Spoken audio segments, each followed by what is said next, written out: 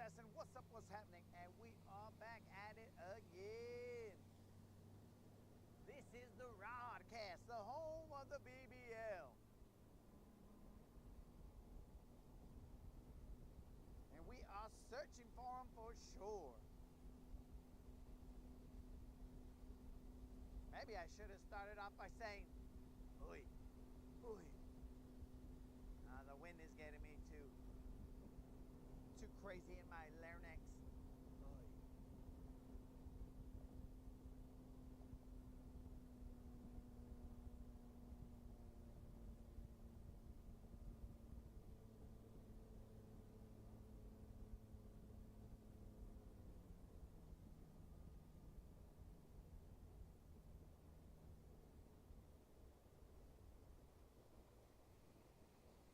We're just gonna stop off here real quick.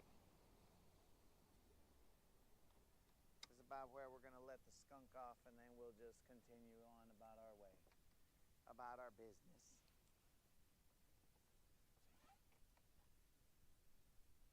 The Rodcast was filmed before live studio commenters.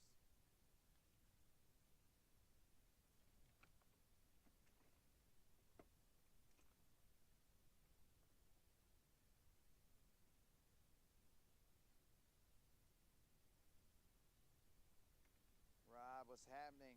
It's hump day.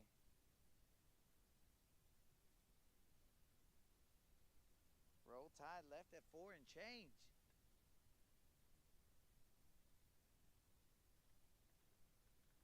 All right, the wind is blowing out of that direction.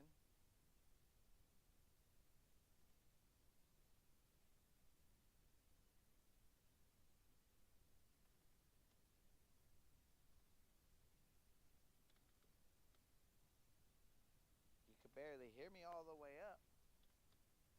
Interesting. Did the mod box get wet?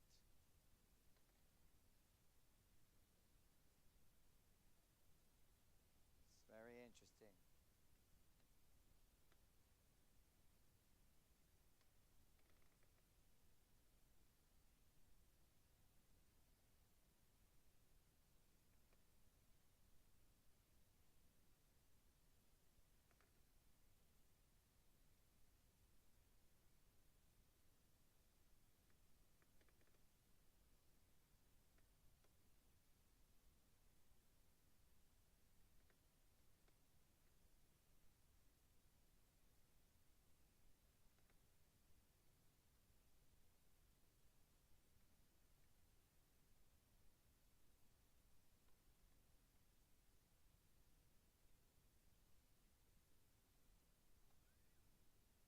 Mic check, mic check, mic check.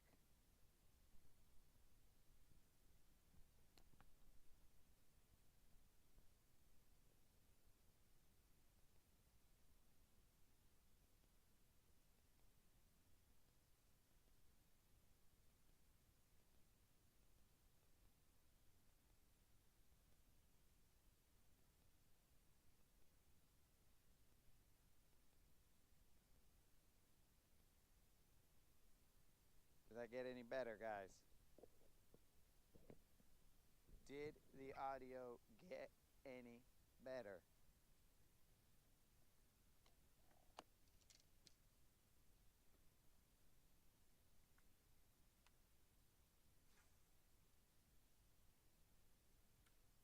Audio any better, guys?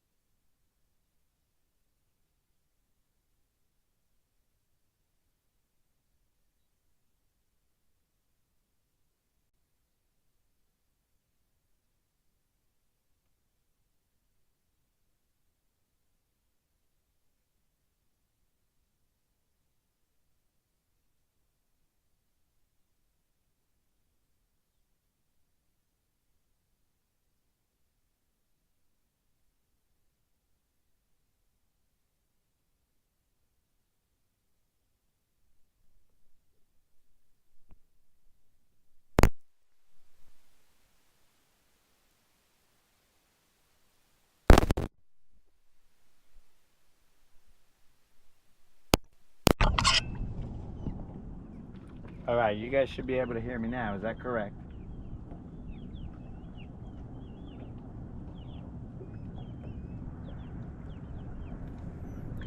Right now we're gonna go with no mic.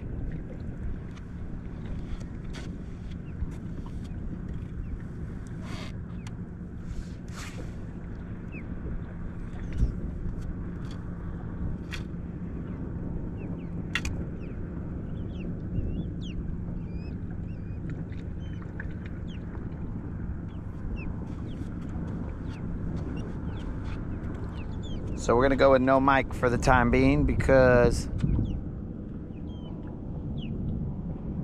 something might have gotten wet yesterday. Let me put all this stuff away so that I'm not wasting battery for no reason. And we'll try it again later.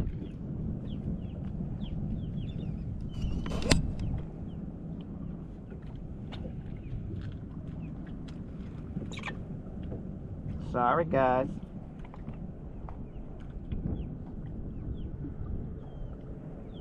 Some things don't like the rain.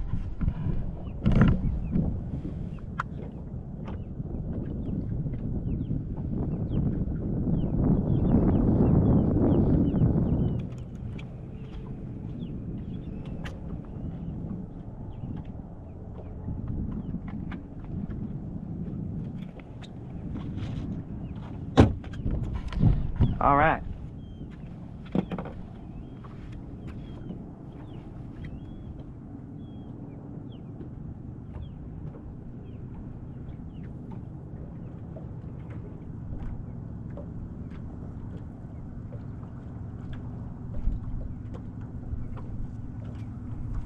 Now let's focus on the fishing.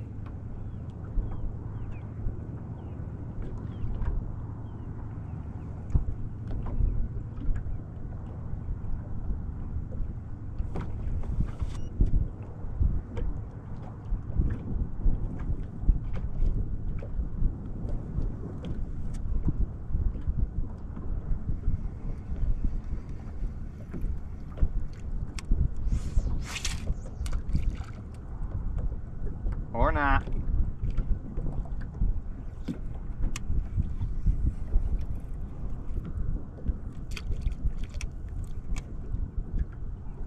So what's up, guys? It is hump day.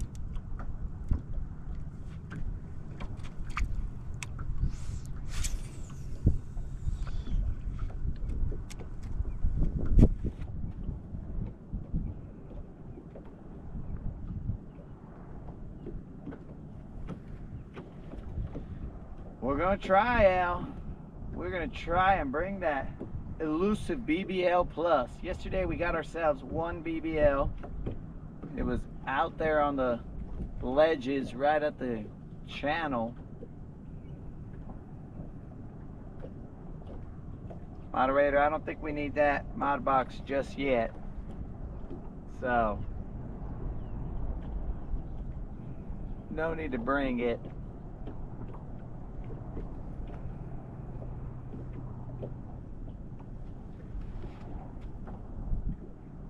Faith and Tackle, what's happening? Al, what's happening? Moderator, what's happening?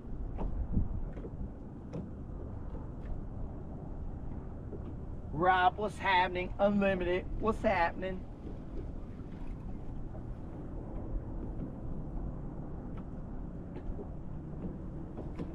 Simply, what's happening?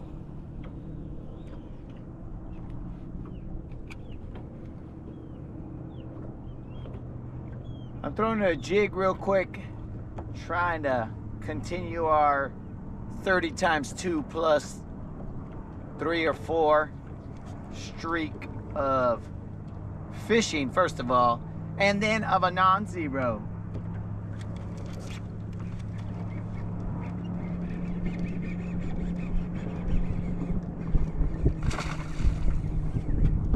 If we can get this one in the boat, the streak will continue. It is not big, so let's just flip them in the boat. This right here is a little Juan. It's just a little Juan, homies, but the streak continues. Thank the good Lord that the streak continues, and we will continue to do our thing.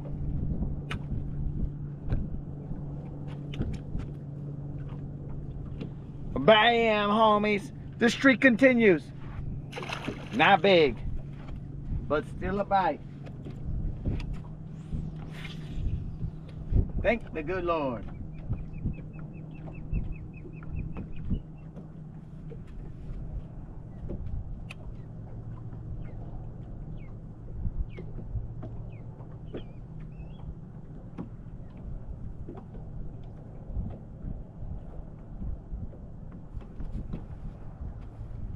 I think Faith in Fishing is saying that all they had were storms.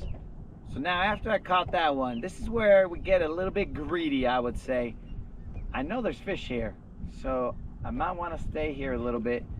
But I also want to go to that ledge area where I caught that other BBL. I don't know if there's any fish there, but that was the last known location where there was a BBL.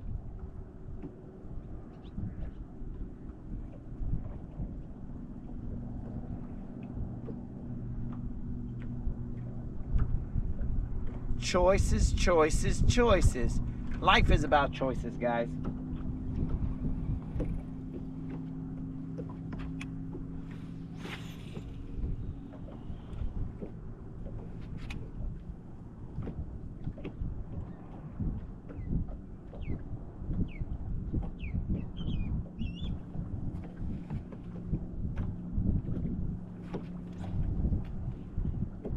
I am definitely getting jiggy with it.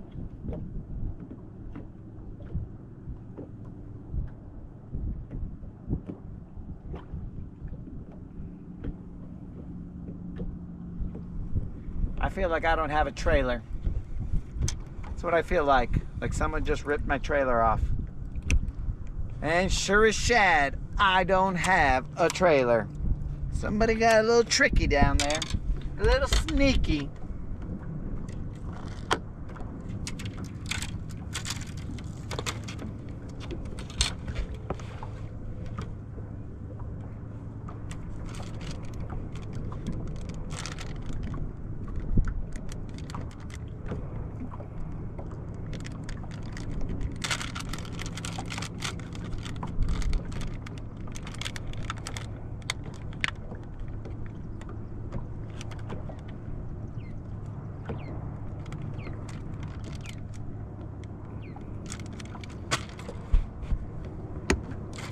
Alright guys, I got the first one that was available to me. I got a Blue Craw trailer on, a Blue Craw jig, but I got the Falcon Lake Craw.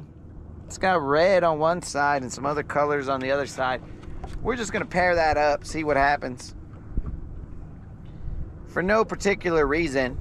It's not like I think this is going to work or anything. I'm just...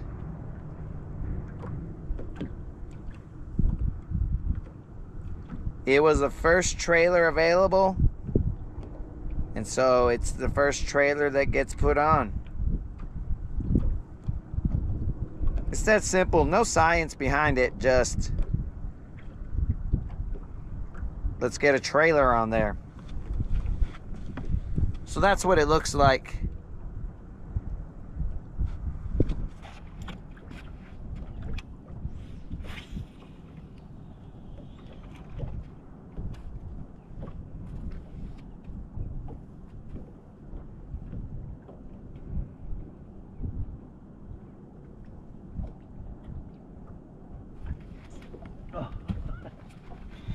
Dudes, there was something nibbling on them.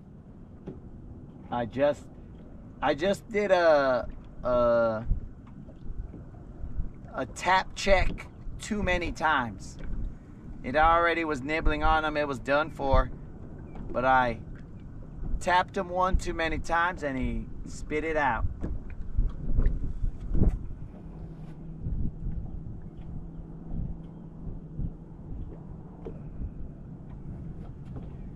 A contrast combo.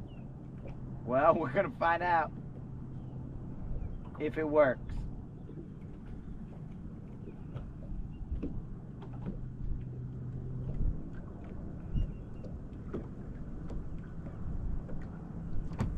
I usually don't like to clash my outfits, you know what I'm saying?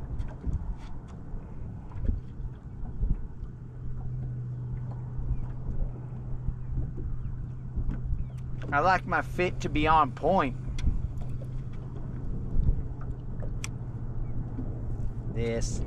This mother, look at this. Nibbled off my claw the first shot. That's kind of rude. At least let my homie get down there and throw some gang signs in peace. But instead, they bit off his claw on the first cast. Those guys must have been Crips down there, because my homie's got a little bit of red on him, throwing that bloods up there, and he was in a Crips neighborhood.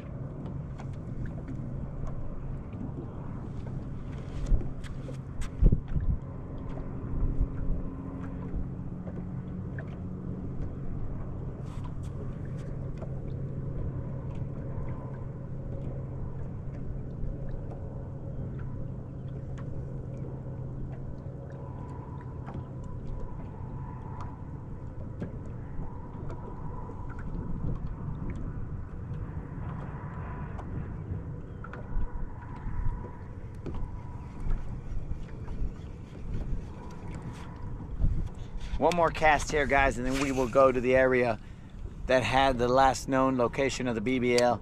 We got to take that chance. We have to take that chance, bros. I am looking to pay out a hundo. I'm not looking to dabble in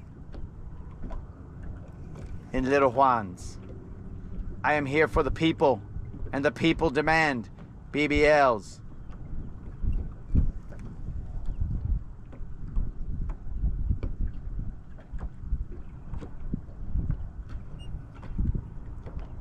It is a rough way to live, but if they demand it, I gotta provide it, or at least attempt to.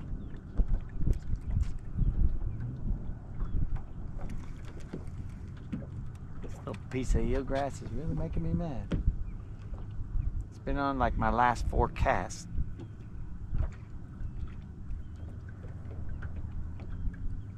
Oh, dudes, you guys should have seen my trailer.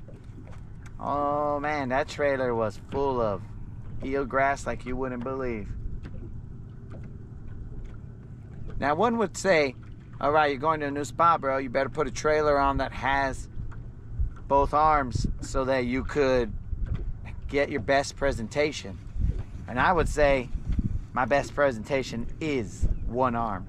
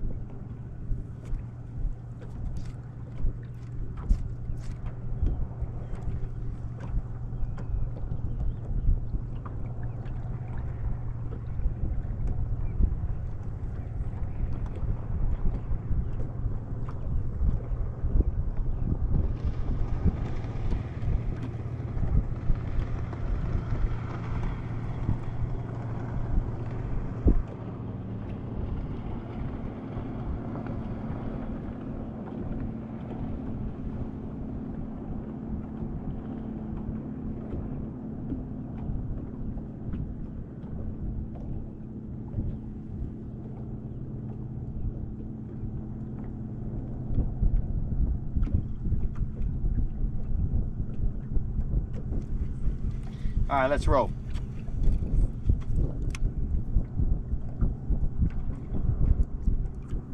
I could play with these guys, but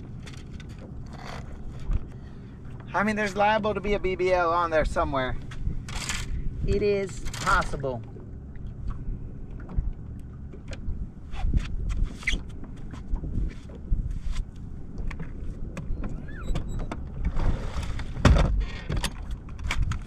It is possible, guys, for there to be a BBL there, but we're gonna move.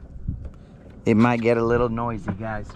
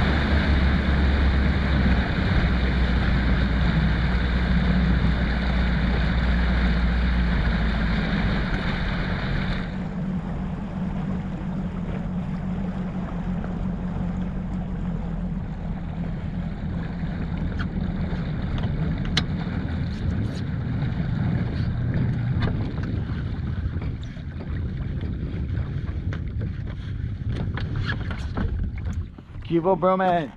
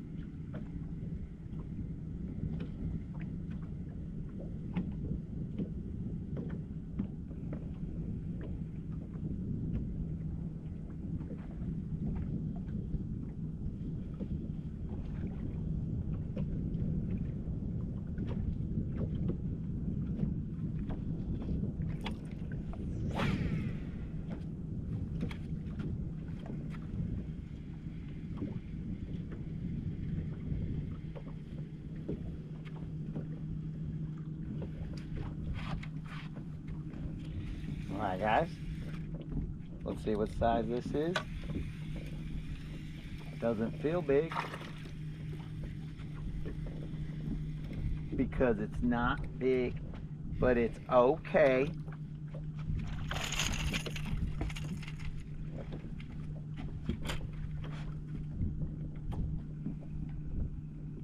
Relax.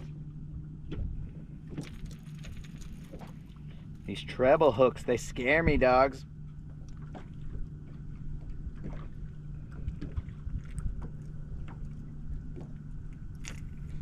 Single hooks or whatever. Trebles are scary.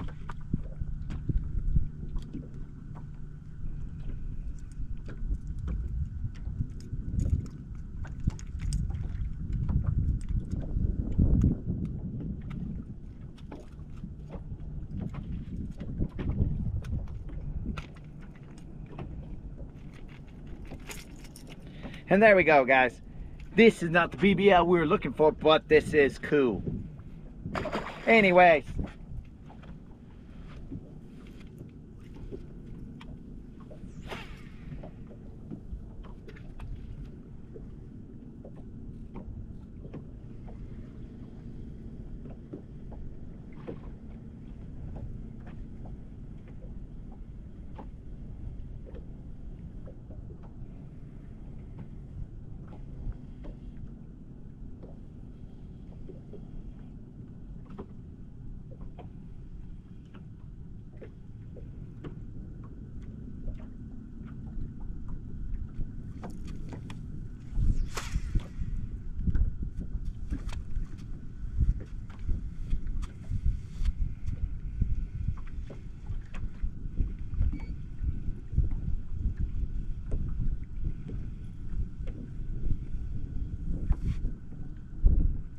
Elle, are you asking if I was throwing a football jig?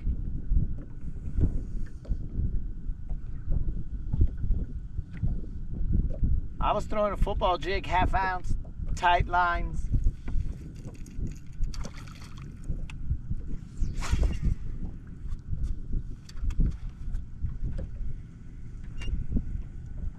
If that's your question, bro.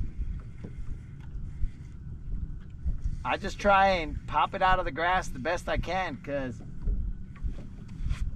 I don't like the other kinds of jigs, because those get stuck in the rock all the time. Even though you've seen my football jigs get stuck in the rock a lot.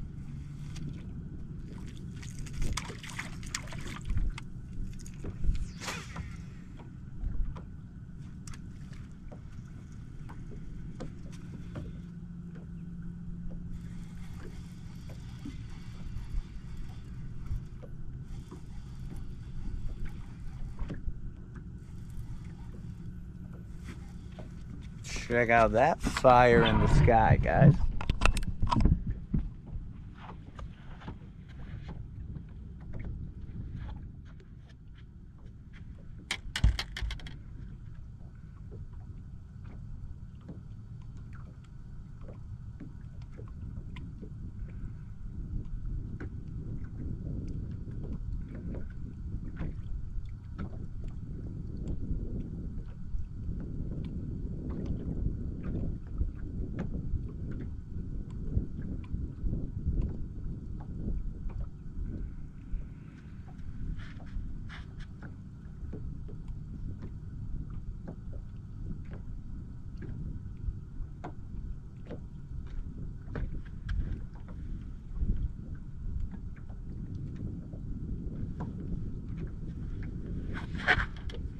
Oh yeah, bro.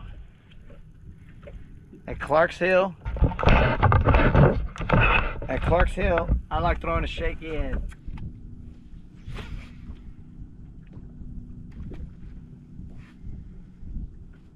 I don't really get them to bite a jig much over there. But maybe I'm in the wrong locations.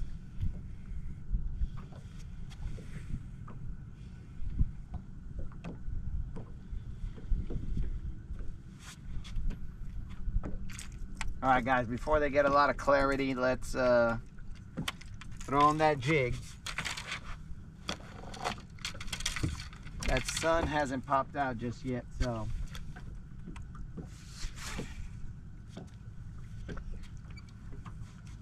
Let's see if we can find that hard bottom. We are in 27 feet.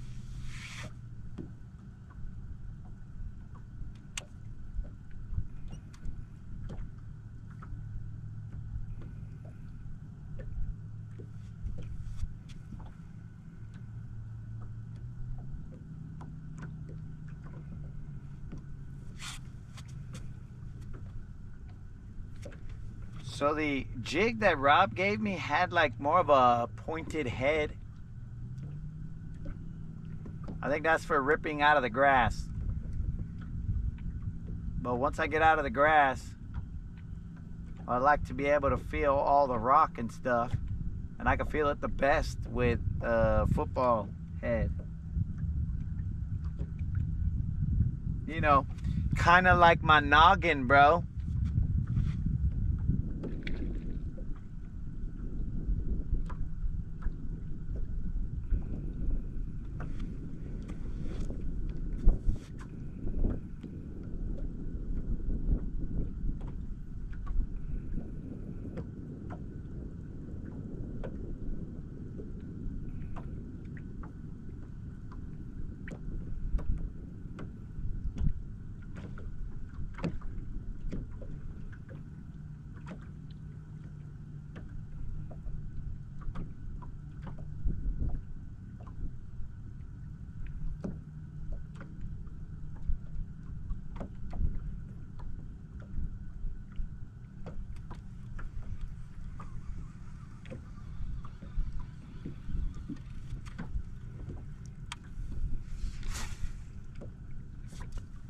Don't get startled if you guys see a bass jump right here, because there's a little ball of bait just hanging out by the boat.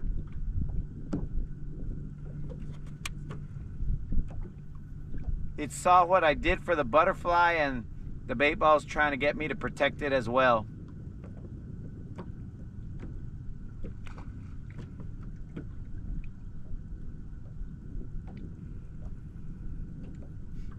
I just need to find that hard bottom.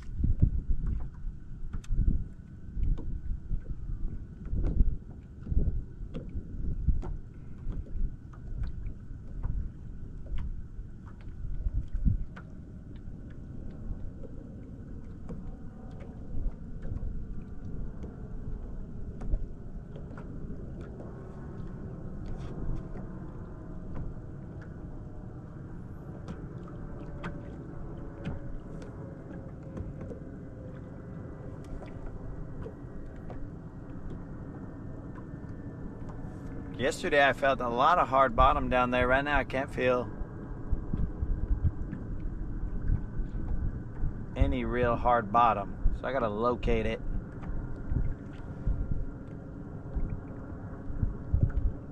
Usually hard bottom doesn't move, but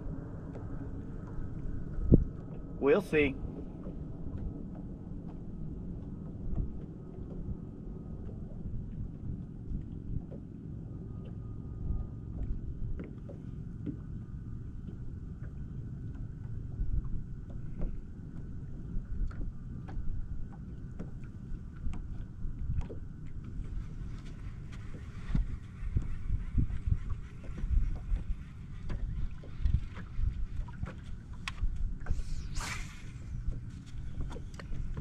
think that craw keeps getting bloodier and bloodier every cast.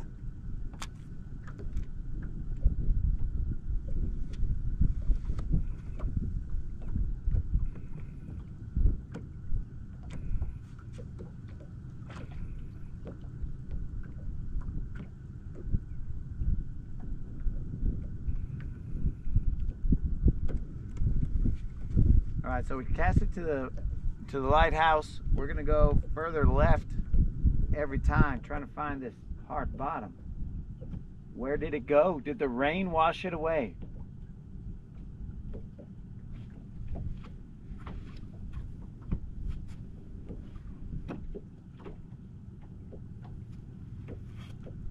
John, I'm throwing a 1/2 ounce football jig, trying to figure out where this hard bottom is and focus on that area. I got some waypoints marked over here, but for some reason when I was throwing over to it, I just feel like I'm not in that rock. But anyways,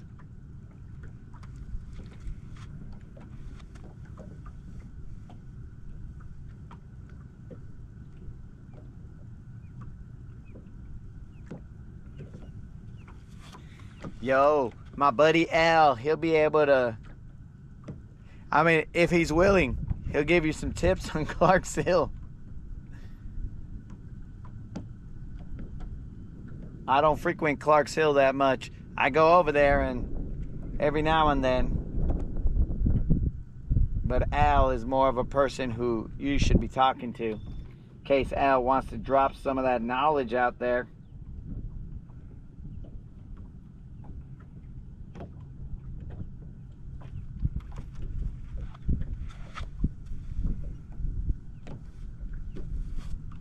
So I have active target, but we never use it. Because apparently I like to waste money.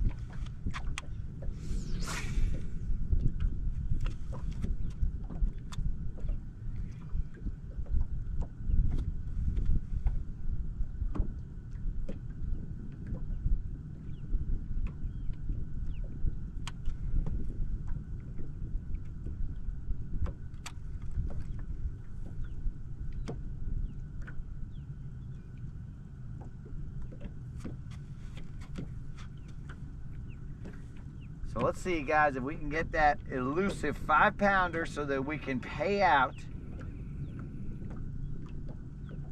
that BBL Plus. And this BBL Plus is for Al, with that type of attitude, bro, I'm assuming you guys have seen that meme, or I mean that reel where the guy is talking about Pokemon cards and he's like, well, if they want to catch them all, they do. So, Al, you got to have that guy's kind of mentality. And get out there and catch them all. So, there you go, John. That's my homie, Al. He has insight into Clark's Hill. A lot more insight into Clark's Hill than I would.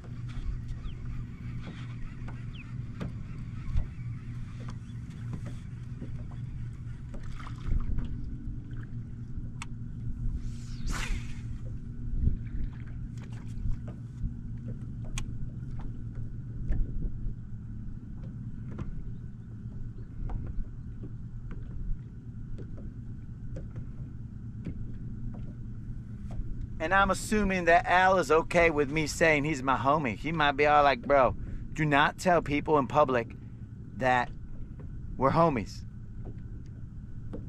Do you know what kind of reputation that would give me? Hanging out with hooligans like you?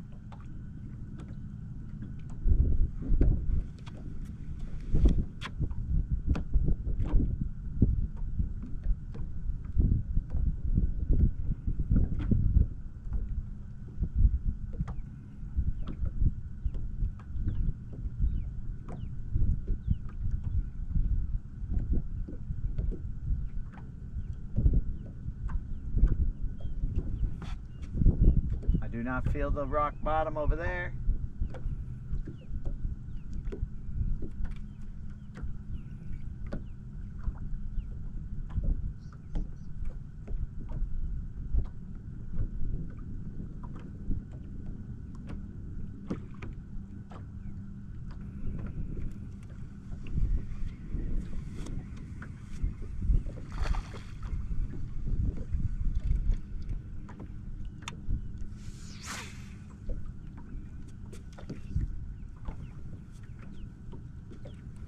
Ah, Al has welcomed me into the family.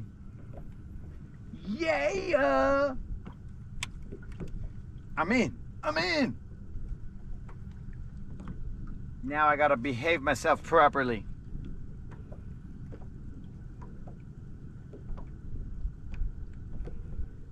That is much appreciated, Al.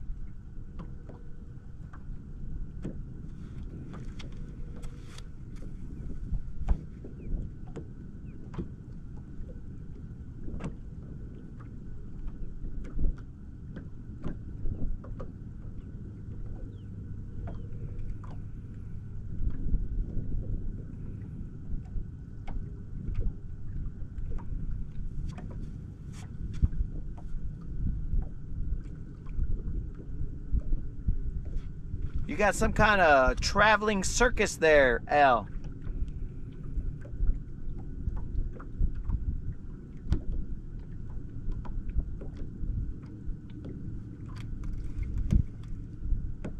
You hang out with the fire breather, the bearded lady, and the other, I can't think of them off the top of my head. What other kind of different circus freaks there were back in the day? I cannot find it, guys.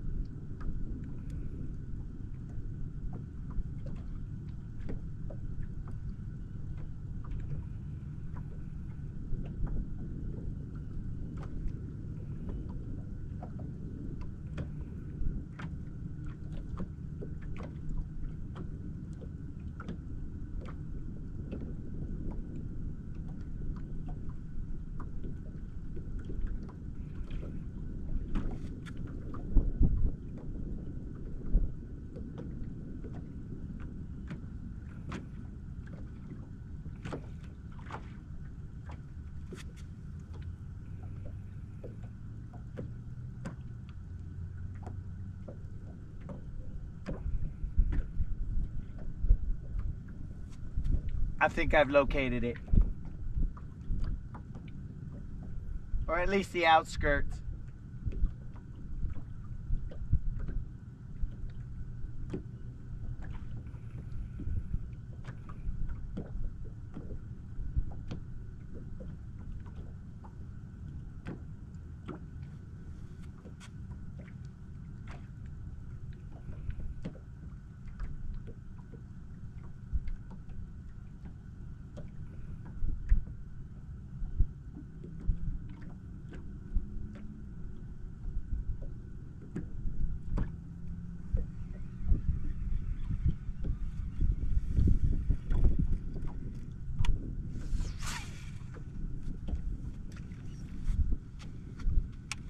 Al is part of the Expendables?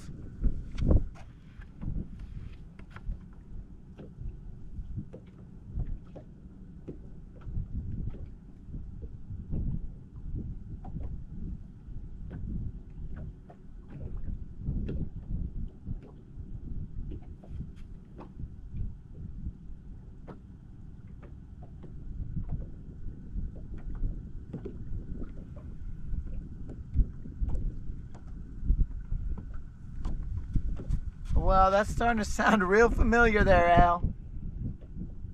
It's kind of like every day that I fish here.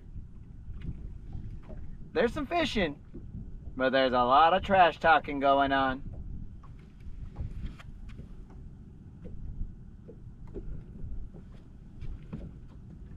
See if I can get this fireball in the sky.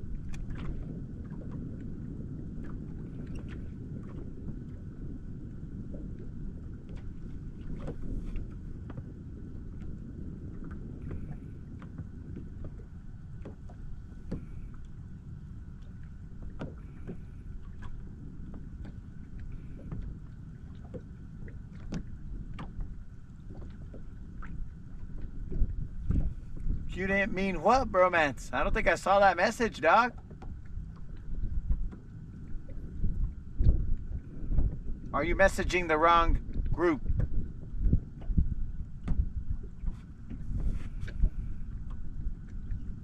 You talking about the trash talking dog? Oh, that's expected, bro. I'm telling you, dude, when you grew up in a Mexican household, dude, it is non-stop trash talking. And you're like, bros, can I have a moment to just be me and see how that turns out? And they're like, no, whatever you're doing is blah, blah, blah, or this, or that. Some of the things I can't say on camera. But, well, all of the things, mostly, I can't say on camera. But you guys could only imagine.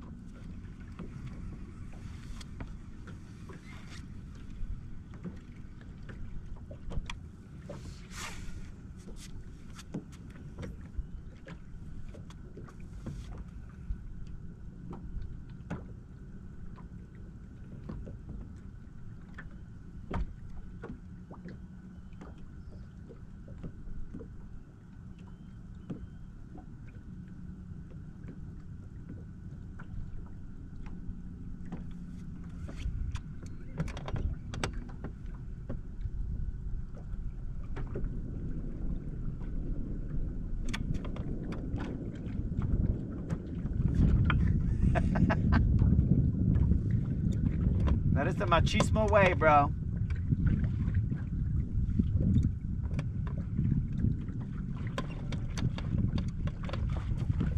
And the beautiful part, bro, is that these guys, they wouldn't trash talk little things, bro. They would go for your soul every chance they got.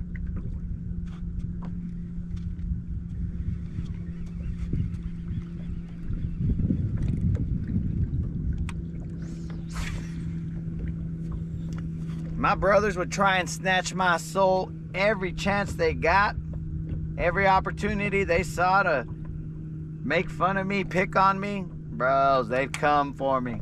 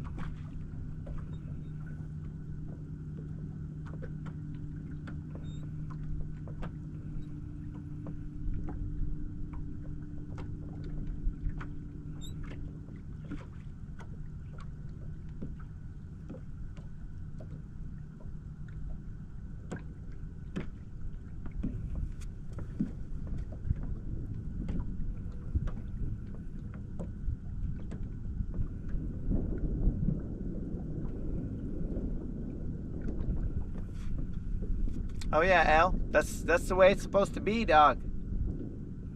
That stuff is hands off. But the rest of it, bro. The rest of it, it's hold on to your butts, because it's about to get a whole bunch of stupid.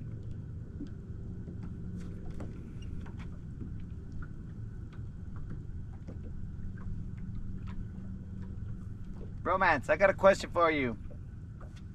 In Canada, do they I'm assuming when they're trash talking to you, they say something like, your apologizing skills are subpar, and I apologize for pointing that out. Is that how they trash talk down there in Canada? Or up there, I should say. Down there is Mexico. Up there is Canada.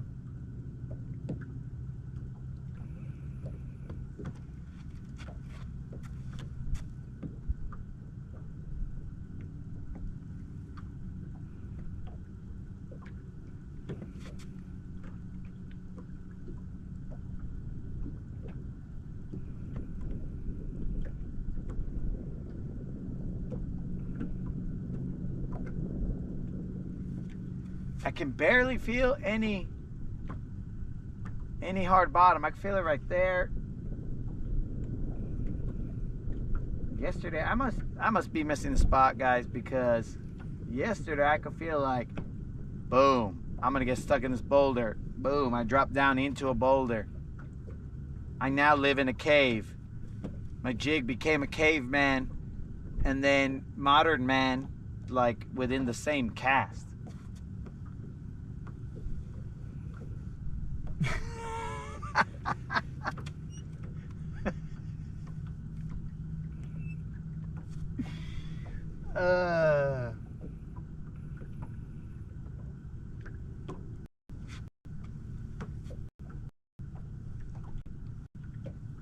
Well, we'll probably still be here. So be safe out there, dog. Yo, Romance, so that insult is a little confusing to me. It's a little confusing to me because are they telling you that you're a feline because of the fact that you're apologizing, or that your apologizing skills are lacking? Which one are they going after?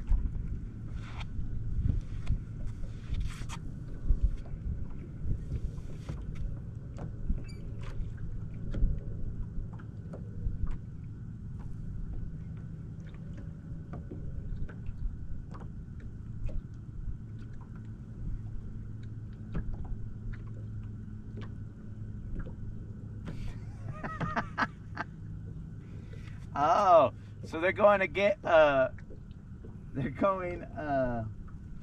talking smack about your ability to apologize rather than the fact that you apologized. I like it. Yo, did Colin pop in already? Because I want to see if you Canadians are a fan of something that I learned. Now, don't ask me how I learned this, why or how. I don't question things. I just go with it. But I learned something about you Canadians.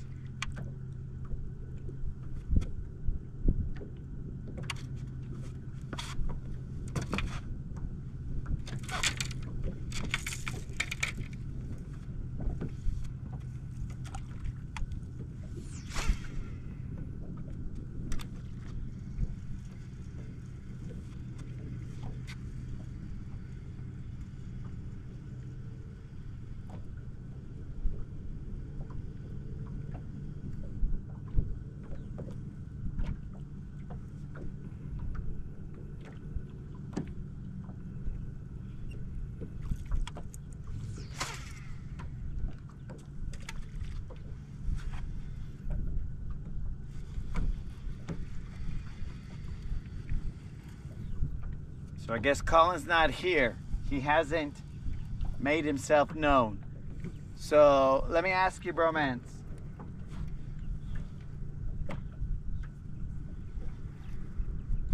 Are you a fan of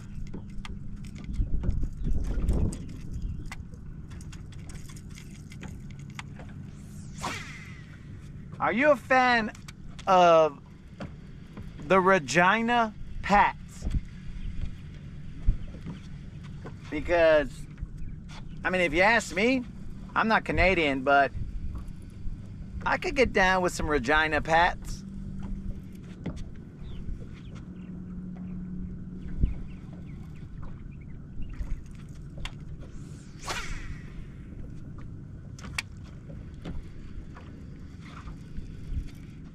And keep in mind, bros, I thought that this was only a joke on The Office, but apparently it is not.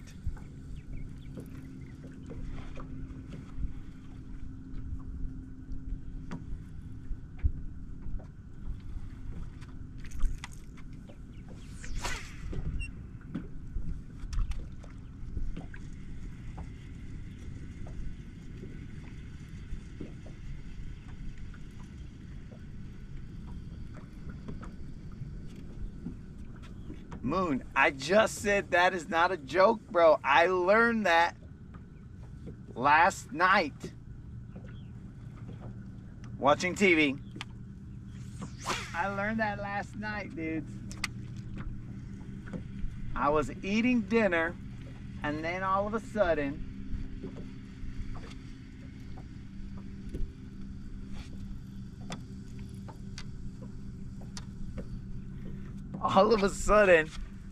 something was coming out about hockey, and then I'm eating and I almost spit out my food because I heard them say, yes, the Memorial Cup, the first Memorial Cup was played with the two teams, some other team, and the Regina Pats. And I was like, the what? The Regina Pats. So that is 100% legit, guys. Regina Pats.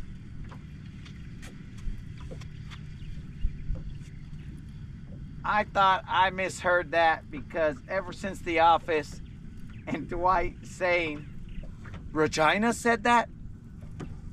Ever since he said that, I think every time I hear the name Regina, I hear Regina as pronounced by Dwight.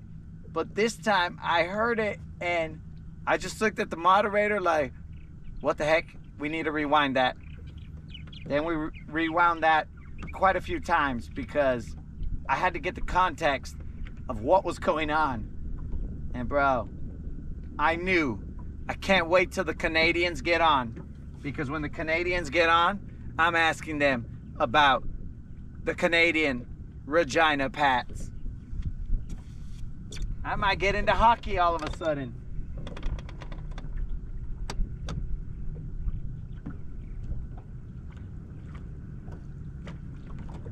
Yo, what up, Amanda? Good morning.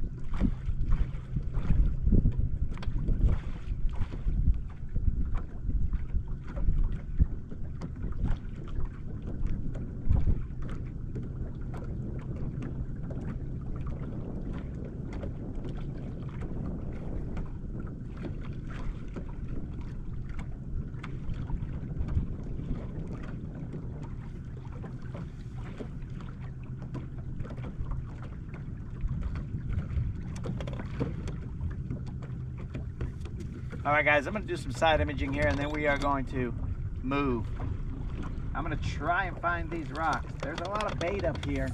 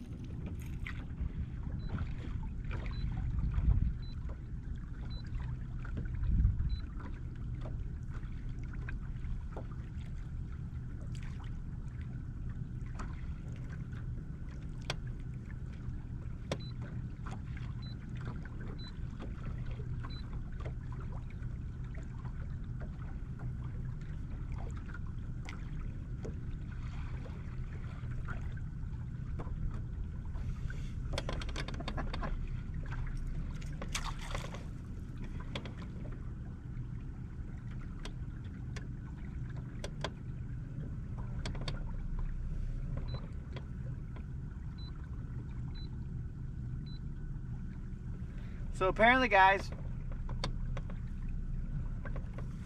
just so that we adequately describe this. So back in the day, there was a hockey game that,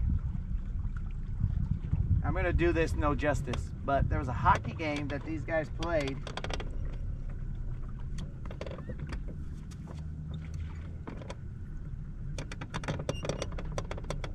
They played it, I don't remember, there might not have been enough players because of the war or something like that, and so they decided to have the, I forgot the name of that cup. Maybe it was a Memorial Cup or something like that. They were talking about how winning the Memorial Cup, I believe that's what it's called, was harder than winning a Stanley Cup.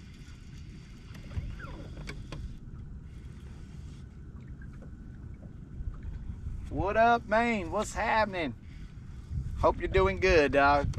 So it was harder to win a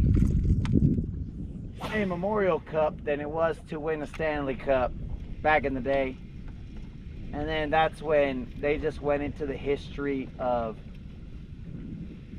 the cup. And then instantly out the gates, bro, Regina Pats. What? And after that, I lost all details of the rest of what they were talking about, because, I mean, come on, guys. How is somebody supposed to focus when they say something like that right off the bat?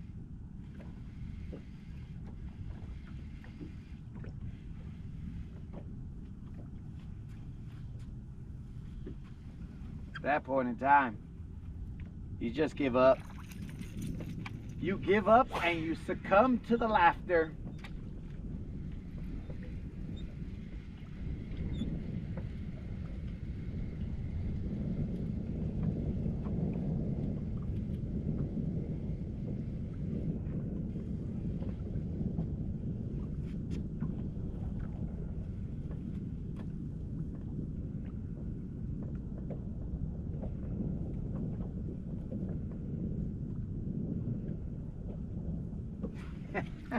Oh, so the Memorial Cup is still going down.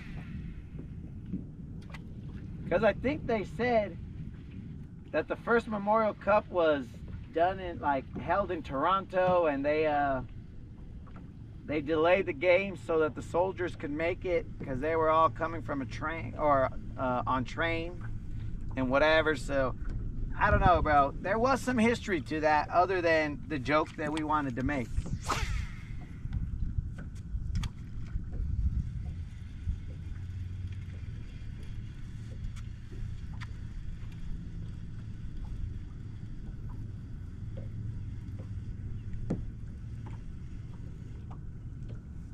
Yo, bromance, did you grow up?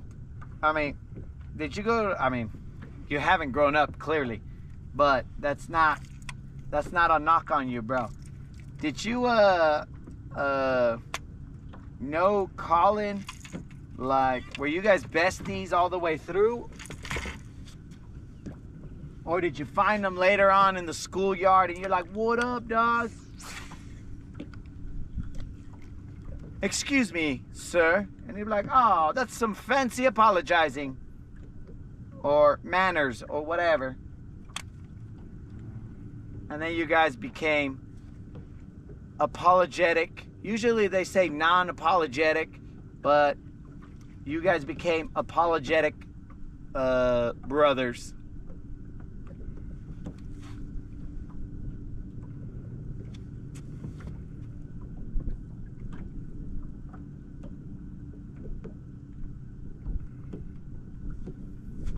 Also, bro, who plays in the Memorial Cup? Is that a pro-am thing? Or is that like the pros get some time off of hockey in order to go play this? How does that work?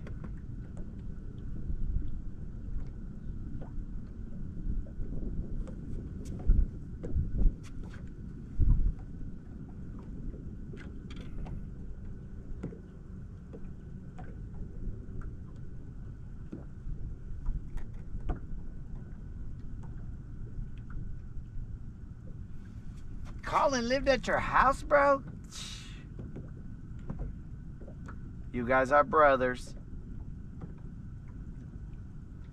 So, if Colin lived at your house on the weekends, did you guys grow up in two homes, bro? Like, were you a child of a separated home that Colin could only show up at your house on the weekends?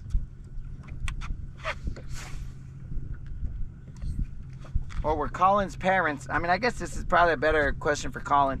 Or were Colin's parents like, oh my God, we can only stand him 5 days a week.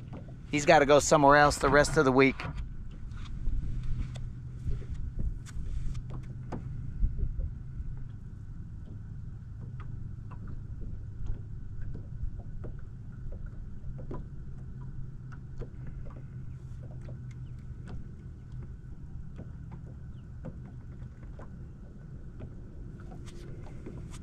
All right, so it's the Canadian leagues, but none of the NHL teams send their players, do they? Or do they? Dude, I've thought of another possibility. Potentially, and I'm not exactly sure. I just assumed that you have high intelligence there, bromance. But potentially, your parents were renting Colin. Be like, yo, can you come spend the night at our house on the weekend so that you can tutor bromance? This is all speculation, dog, because I don't know the entire setup. So you guys might have been the one that was tutoring Colin. I don't know.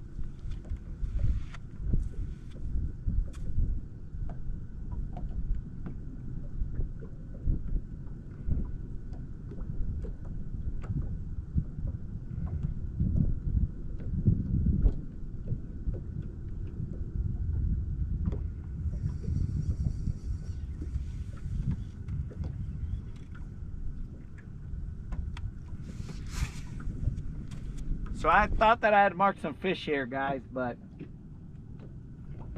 so far, nothing. We got to this spot, first cast, boom, we were good. And now, I don't see anything on the end of my line. Yo, what up, Tim? What's happening?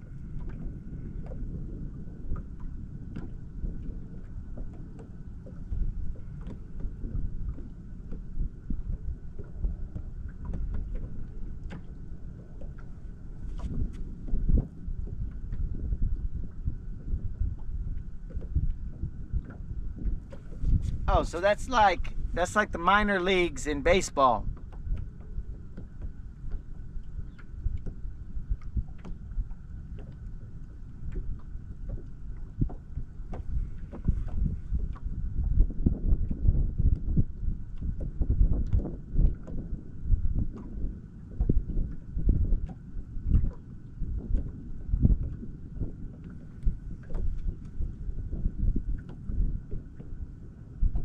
Where are you at, BBLs? I know you're here somewhere on this lake. I'll find you. Oh, I'll find you.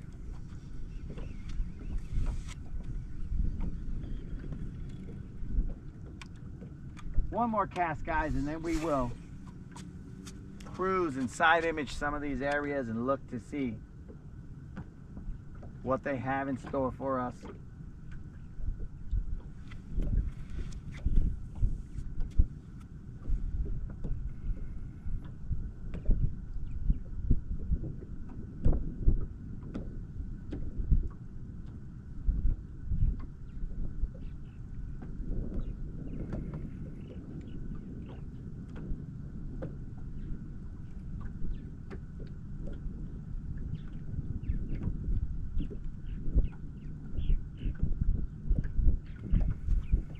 Dudes, did the heat cause us to feel rocks that weren't here? I'm pretty sure you guys saw me catch a BBL here. I may have been delirious, but I kind of feel like I caught a BBL here. Okay, there's some rock right there. Okay, throw to that dock. throw to the dock if you want to feel the rock.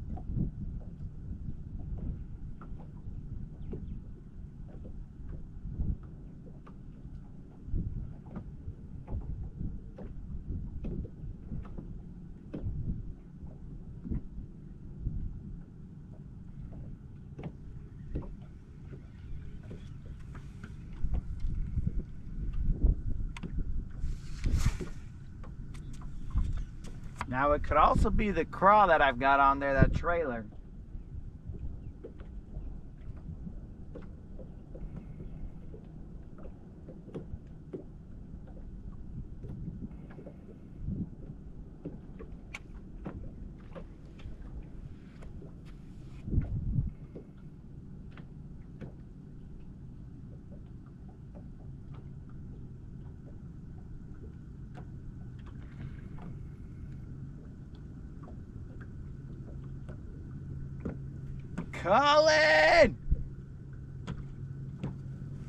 Colin, we just had an entire discussion that we were expecting you to be a part of, but you got proper representation through bromance. But let me ask you a question, Colin. I learned something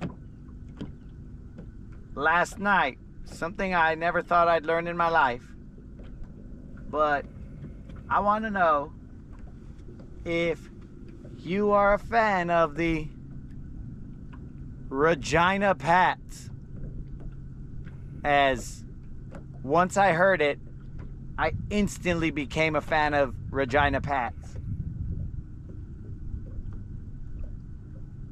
Mainly because of Dwight from The Office.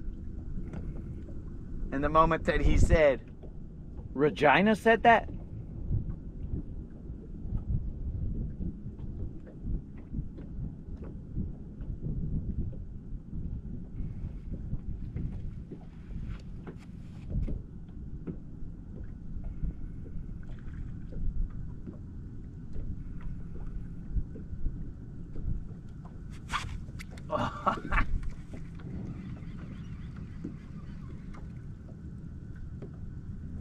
That was a tap, homie.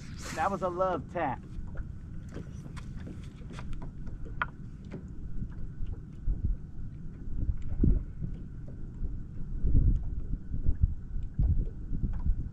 So I think I found the rocks, guys. Let's see how long we give these rocks. But I found them. We are fishing them from a different angle, but I did find them.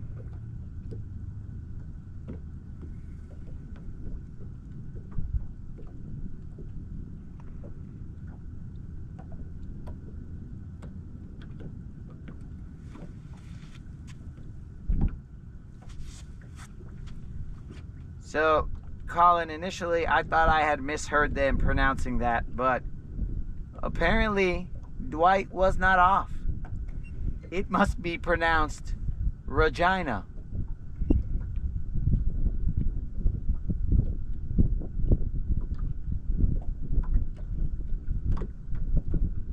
Now every lady that I'm talking to who is named Regina, I'm gonna be like, I'm not exactly sure that's how you pronounce your name. I believe it to be Regina, based on two sources. One, comedic, and the other one, I think it was actual history. One comedic and one Canadian leads me to believe it must be pronounced Regina.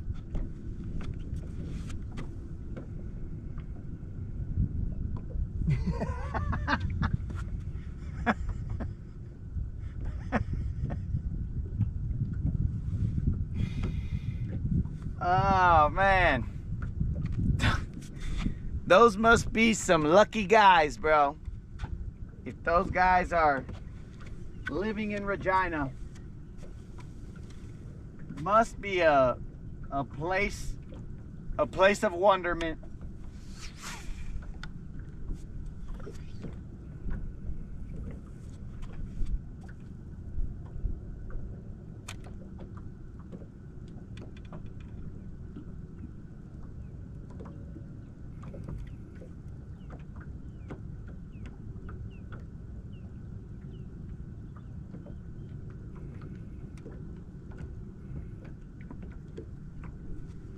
How did I hear about the Regina Pats? I have no idea, Colin. I was watching something on TV. I don't know what it was. Might have been on YouTube or something. Next thing you know, they must have seen my alleged half Canadian side. They were like, "Oh, this guy needs to see something about his history, his hockey history, so he'll know." But that right there, the Regina Pats, oh, instant classic. Instant classic.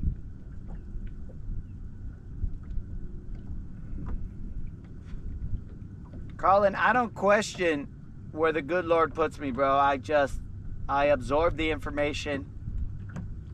I assess the situations, and I do with that information the best I can. The Regina Pats.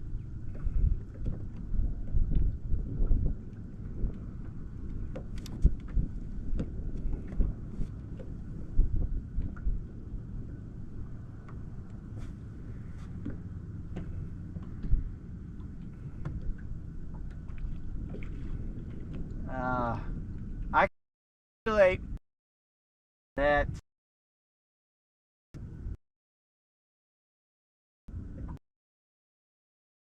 like extremely. I've never been there, sadly, apparently, but they gotta be happy, dude.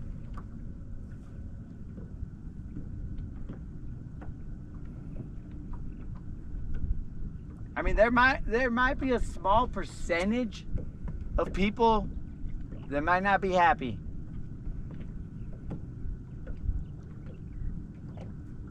Hey guys, I should pull out a frog right now so I can fish this lily pad right here. That lily pad right there, guys, I should throw a frog on it.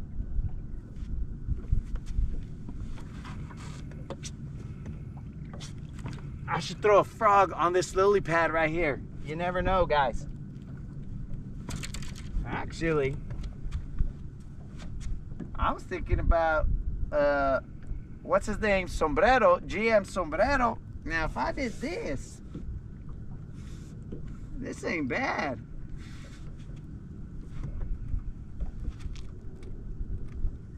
This right here is not bad at all. I mean, it's not a sombrero, but it's close. Oh, no.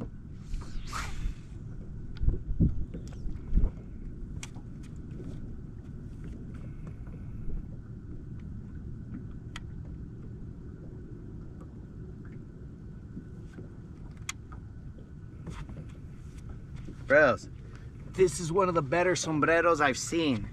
This is nature's sombrero. If I could just get it to sit right. Oh, look at that. Dudes, when I go to the Kentucky Derby, this is what I'm wearing. These girls are gonna eat their hearts out. They're gonna be like, "Oh my God, who made your hat?" And I'll be like, "Mother Nature made my hat, ladies."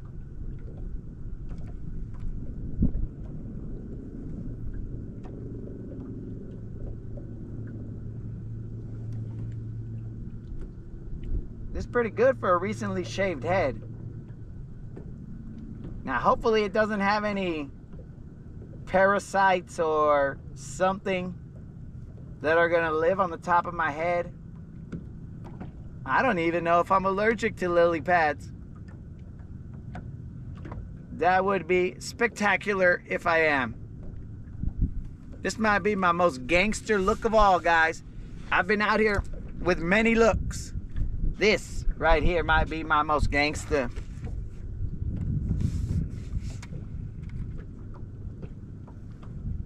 Gangster dog. Yeah.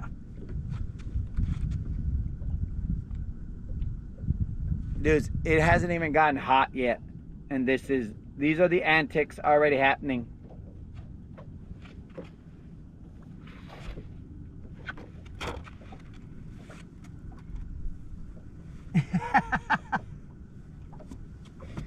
A Malaysian sombrero. Oh, nice. All right, this will be my last cast here with the jig. I'll throw the crankbait a couple times and then we'll bounce.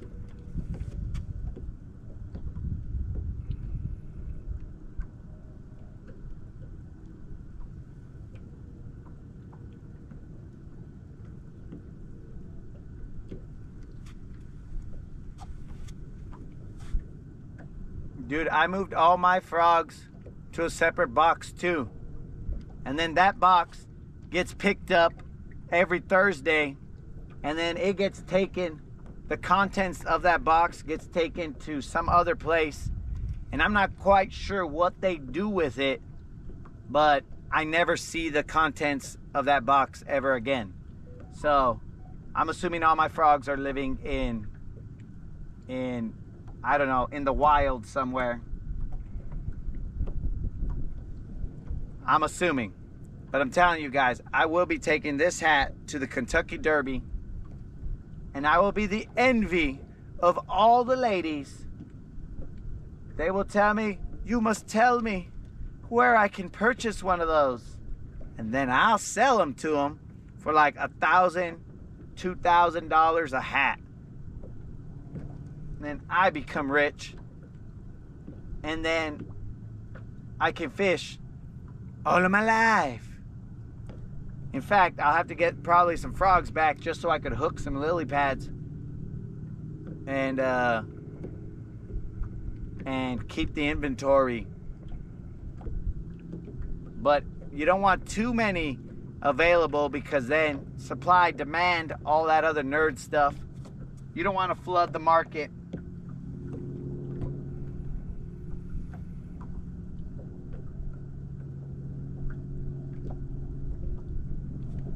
Moderator, are you saying that my head is big?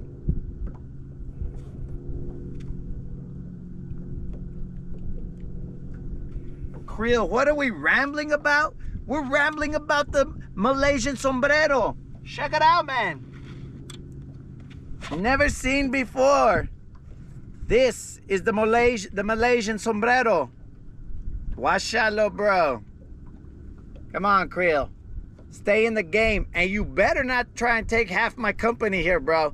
I'm gonna take this to the Kentucky Derby, and all the rich ladies are gonna be envious of me, and they're gonna want one of these hats, bro.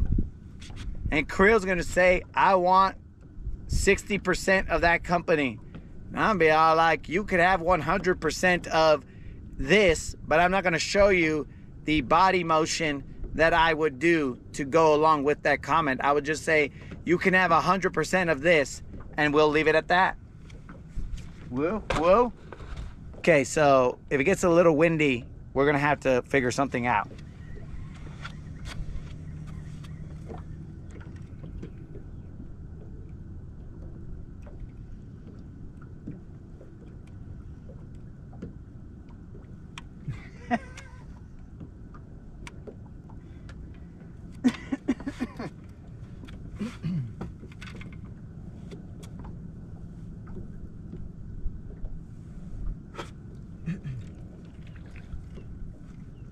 All right, let's get this crankbait going.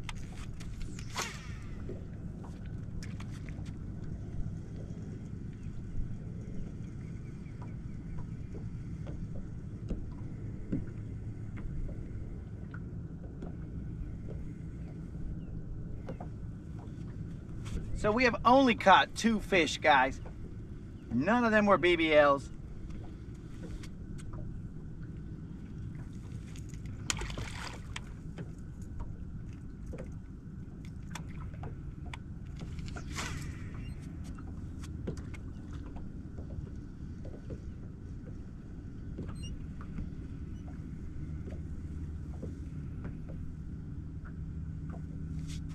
I know you're gonna say, put a little strap, Creel. This is a prototype, bro.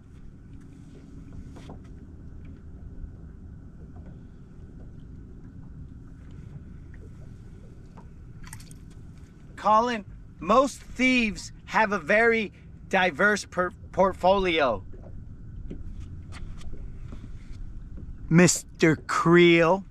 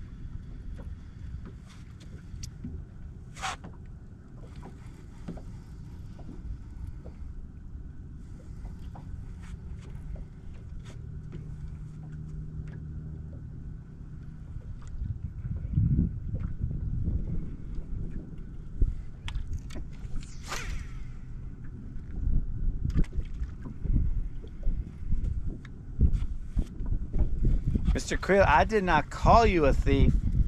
Now, if you read between the lines, and that is a feeling that you got, well then, that is between you and you.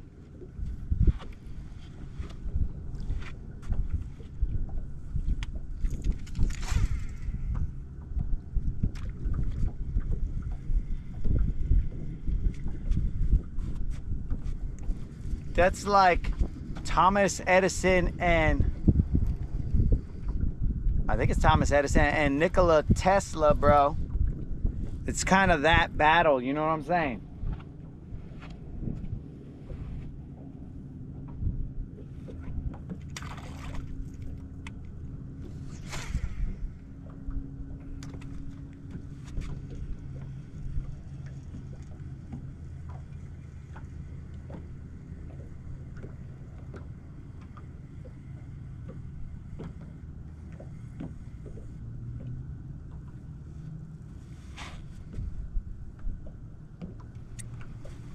All right, guys, let's go catch some fish, keep the people entertained, and then we'll come back to search and destroy missions.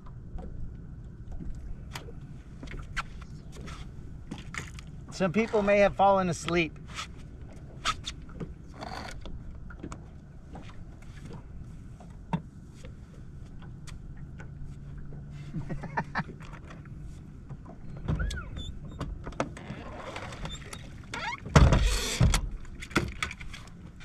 Now, this prototype right here, oh bro, imagine this, standing there waiting to see who's gonna win the race, and you're just there. Come on, come on, come on. I don't know what the name of the horse is. I know of one that's funny, but I'm not gonna say it. Come on, Seabiscuit. Come on, Seabiscuit. Let's go, Seabiscuit. Seabiscuit. Yeah, Seabiscuit. You see? Come on, bros. It all writes itself.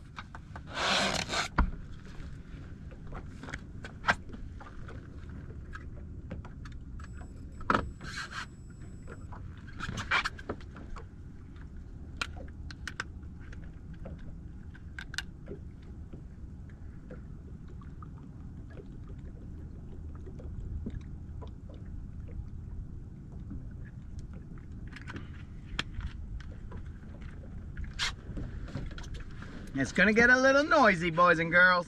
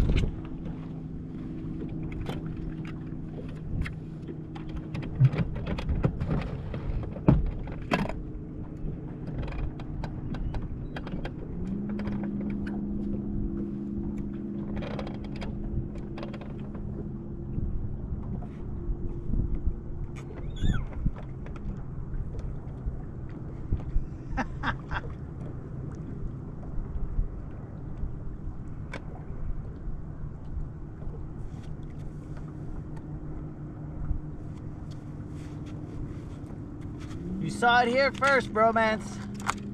Malaysian sombreros. I think technically Colin said Malaysian sombreros, so I think technically he has a right to the naming rights of the company, so thus I would have to cut him in on the company a little bit.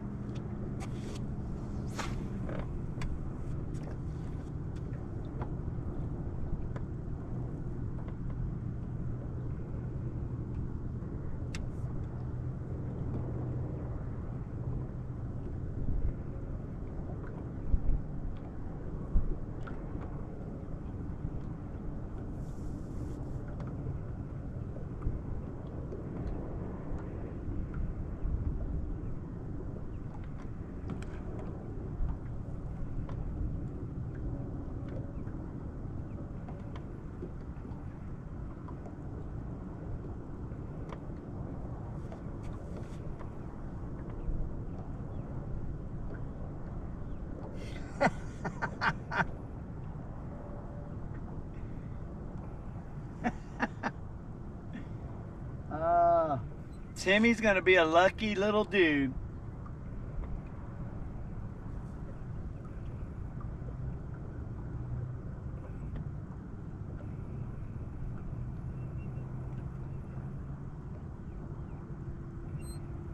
A hydrilla chin strap.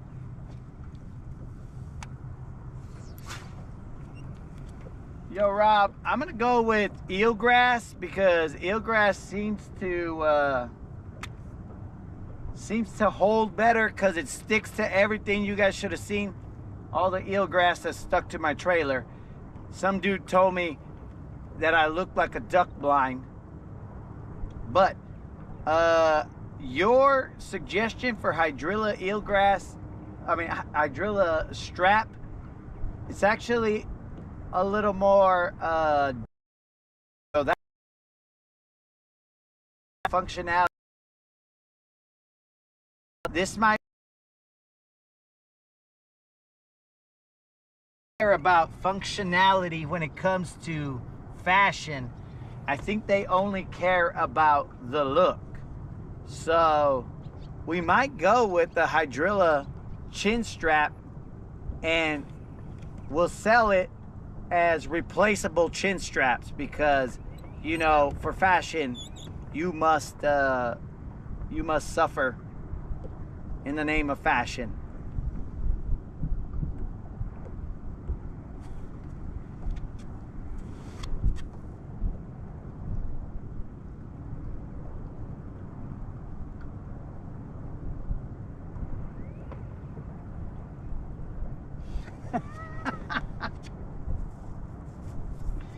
$2027 is all we got?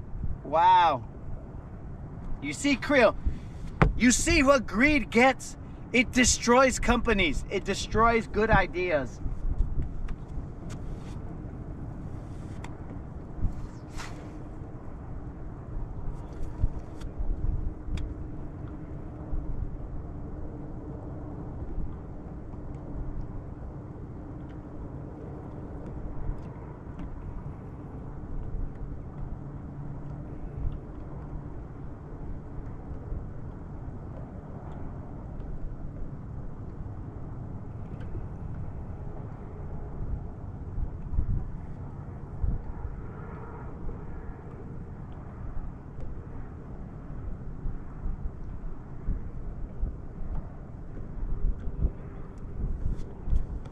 Moderator, you might not want to touch my head for like a couple days just to make sure that whatever was on that lily pad is not contagious.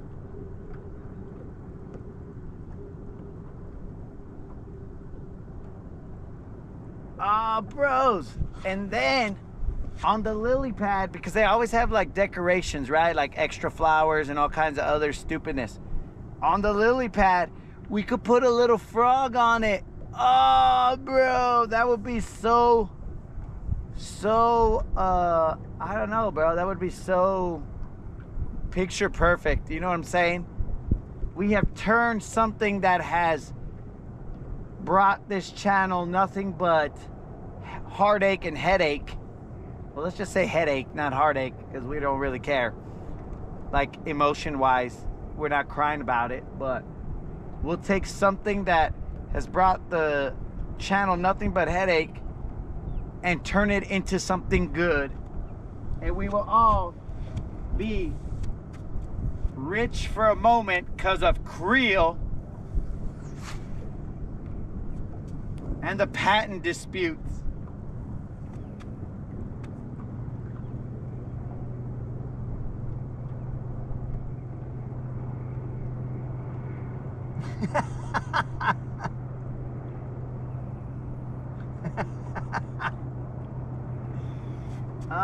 Bromance is already writing the blurbs, bro. Oh, now we got to get Bromance in the cut.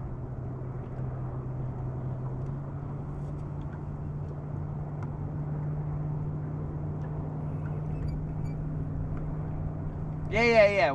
We're gonna have all colors except for a white one. So we'll have all the colors that are possible in life except for a white one, bro.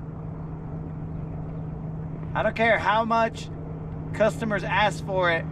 We'll be like, look, we don't make it. There are some knockoff brands that have one of those, but we do not make it.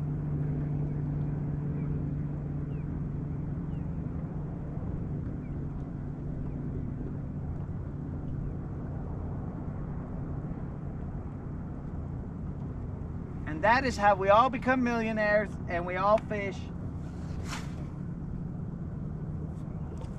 all day, every day.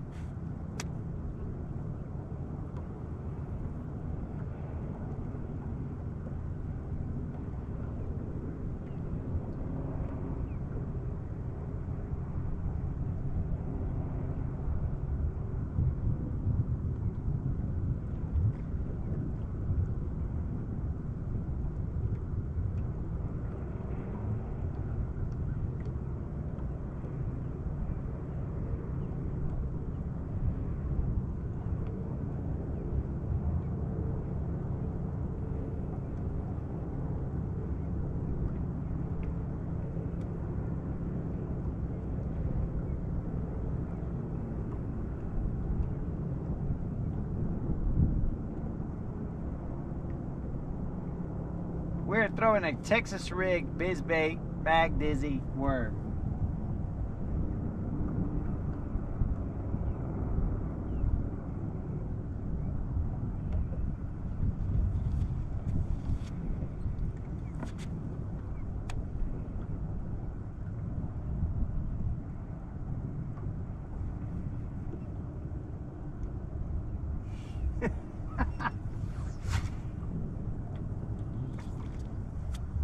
That's right, Bromance. Let them know. American made. Proud to be made in America.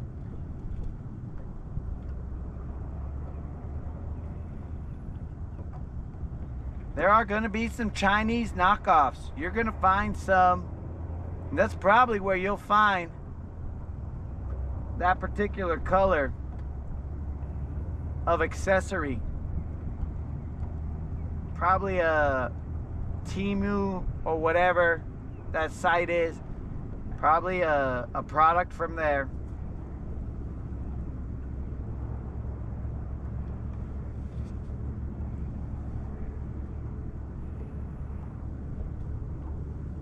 Dang!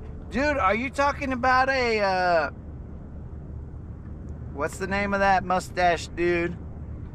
We better get him to record some stuff before, I mean, because he's getting older. He came out in Roadhouse. He also came out in The Ranch. Mustache dude. Not the Mustache Maniac. But, I don't remember his name. One of you guys will know his name. His name is...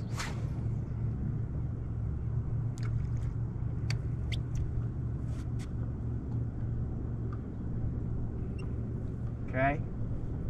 His name is... What's his name, guys?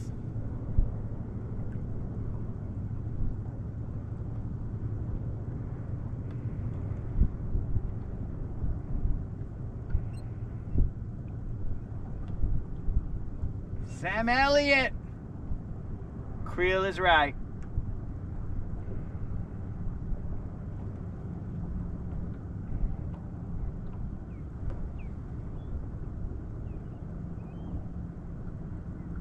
Yeah, that's the guy that will get to do the ads.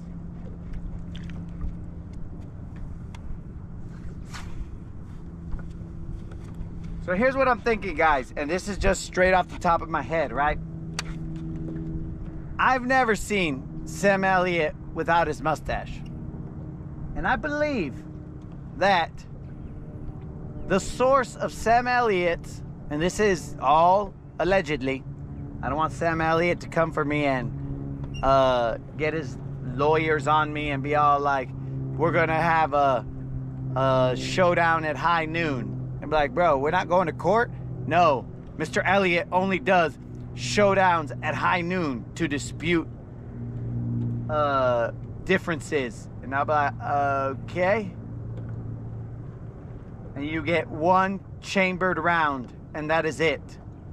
I'm like, all right, sounds serious. But this is an allegation. This is a hypothesis, let's say. So allegedly, I've never seen him without his mustache. So I believe that his mustache, his voice goes through his mustache, and that gives him the depth in his voice. So I think if he were to shave off his mustache, he would have a high-pitched, like, hey guy. Well, I don't even know how to do a high-pitched one without making it too over the edge and making it go into a realm where I am not trying to allege that he is. But maybe he has like a Mickey Mouse type voice, right? But because of his mustache, it goes through there and it's all like, hey guys, but through the mustache it's like, hey guys. And then the little giggle isn't even there because it's filtered out the giggle. That's how manly the mustache is. It filters out everything that isn't manly. So, I mean, he might even be saying things like, I'd like to have a salad. And then it comes out, give me a steak, medium rare. Go easy on the medium. You see what I'm saying? It won't let him. Basically, he's a slave to his mustache. His mustache won't let him be anything other than Sam Elliott. I think that's what it is, bro. And I bet you that when he gets a razor and he tries to shave it, the mustache is right there, blocking every single movement that he makes to try and shave it. And he's like, and then the mustache gets the razor and puts it at his neck, and then he has to fight it. And he's like, all right, fine, I won't shave you. And the mustache is pushing a little bit more and more until he gets a little cut and he starts to bleed a little bit as a warning sign, of course. And he just lets go at that point in time. He's like, oh my God, you almost killed me. But of course it comes out like a man, you almost killed me. But really, Sam Elliott's voice is saying, oh my God, you almost killed me. Oh. That's what I think is going on. But that's all just allegation, speculation, and a hypothesis. So you heard it here first, guys. That is what I think is happening with Sam Elliott's beard or mustache. And that's why I've never seen him without one. It's taken over his entire life.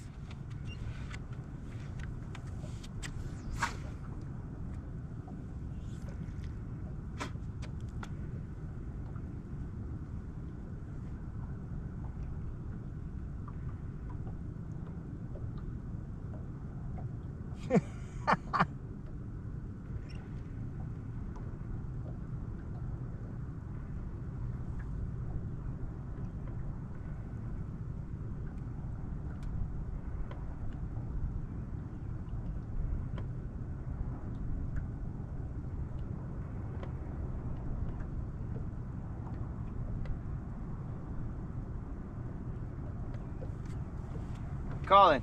We'll still be here probably, more than likely. But dudes, so I think I need to call the stash. And I need to tell him. I'm like, dog, be very careful when dealing with the dark arts of mustaches.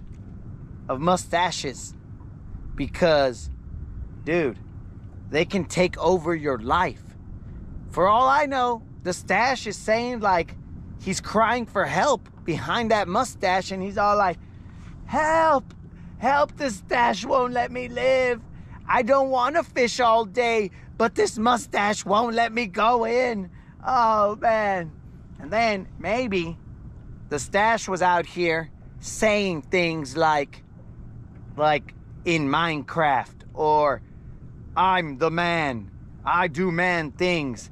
But really, the stash was behind the scenes, and he was all like, I hate Minecraft. But the mustache was all like, you mean in Minecraft. And then when he was like, yo, I leave when I want, how I want, why I want, and how I want, the mustache was all like, well, behind the scenes, behind the mustache, he was all like, I gotta go, guys. This is very important. You don't understand. Oh my God. I'm gonna fight this mustache all the way till the end of time. So maybe next time he comes over, guys, while he's asleep, I shave that mustache off, and then we see if he's been freed from his curse. You see that, guys? We're putting it all together. Pobre stash, he's a slave to his mustache.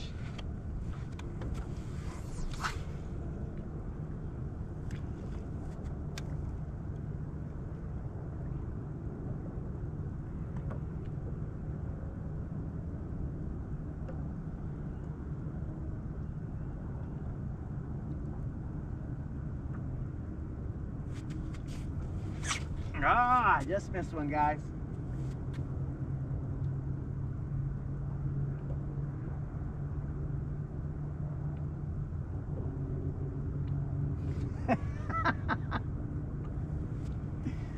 Oh, bro. The barber goes, and then he goes home to his wife, and his wife is all like, oh my God. Like, yeah, that's right. That's right, honey. I have the Sam Elliott voice for a limited time. Dang it, dang it, dang it, I missed one.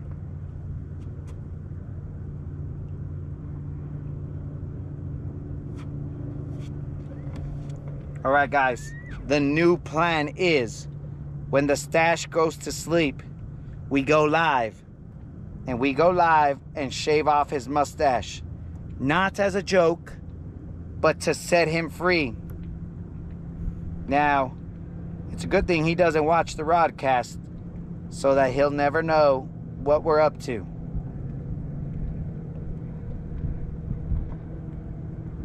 We're trying to free him, and that is all.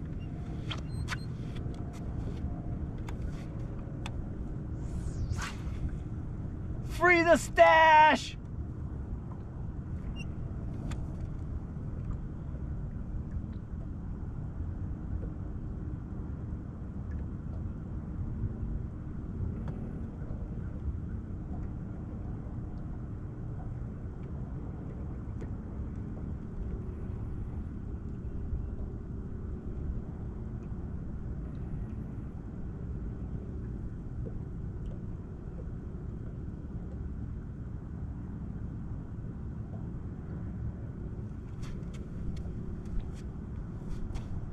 Everything will be fine.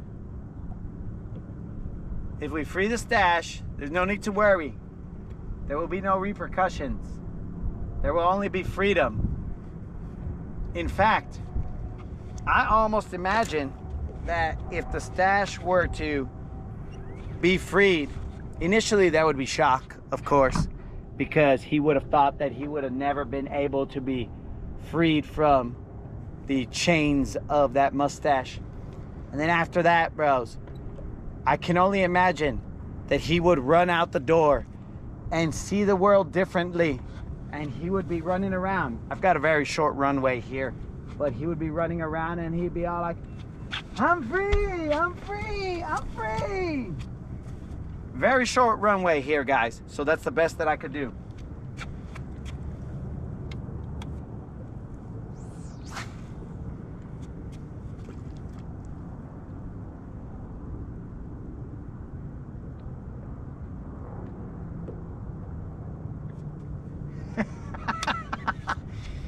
Bass fishing came for a 360, but instead he got a frolic.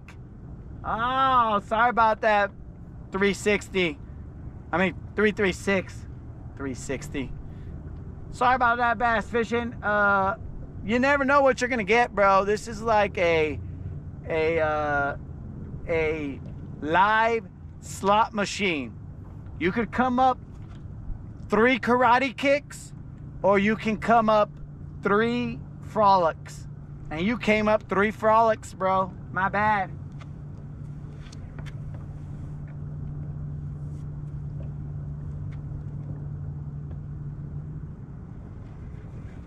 I can't do it today, bro. I would have to go and drive to the stashes area. Then I would have to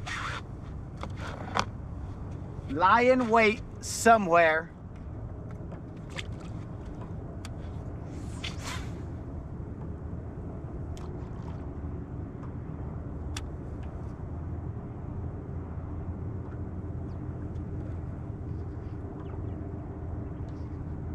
And then it would take a long time, dog. So I shall wait, because I also have to sharpen my blades. You can't go after a possessed stash without the right weaponry. I gotta pull out my straight edge. I gotta sharpen it.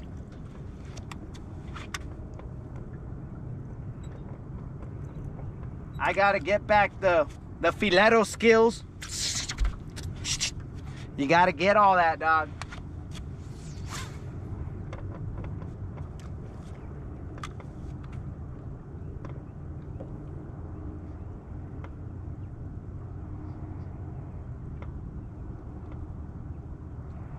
All right, guys, it's time to cover up. It's about to get hot. It is hot. Probably because I'm out here frolicking around.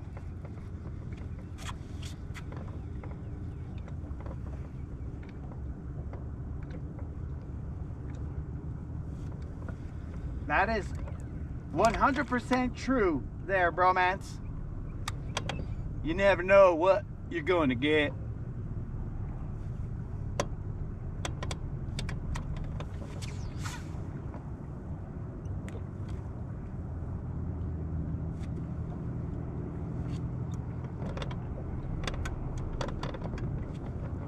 Actually, let's work this other side.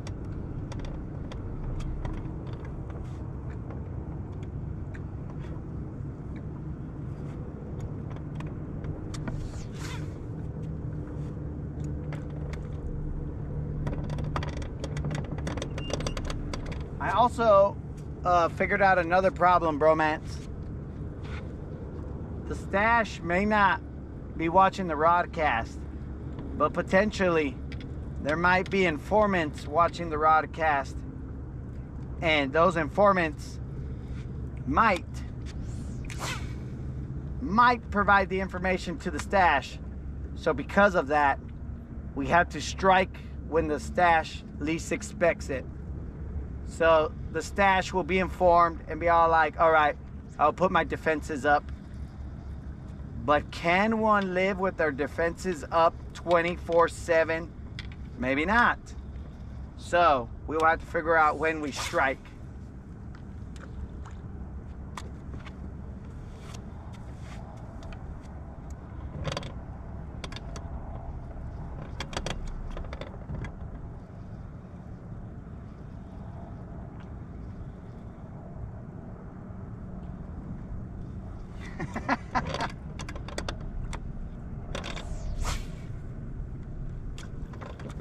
All right, guys, so I feel my cast drastically changing, And it's not because I lost strength, but it's because I believe that one of my brakes re-engaged.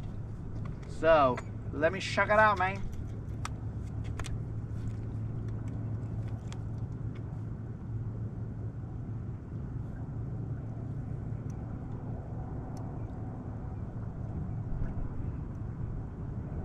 In fact, quite a few of my brakes re-engaged.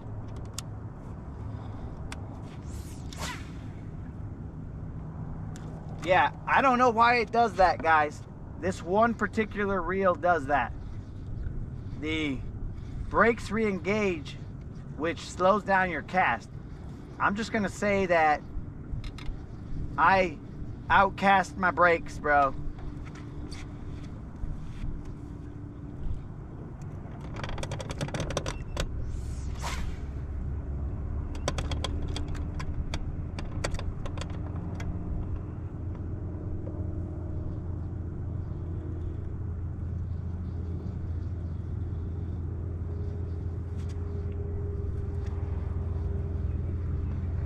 So that's gonna be,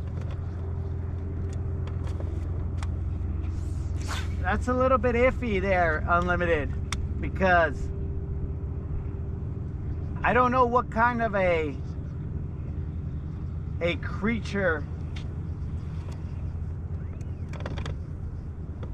I don't know what kind of a spirit we're dealing with here, you know what I'm saying? Because there are some entities that are just looking for another body in order for them to survive, right?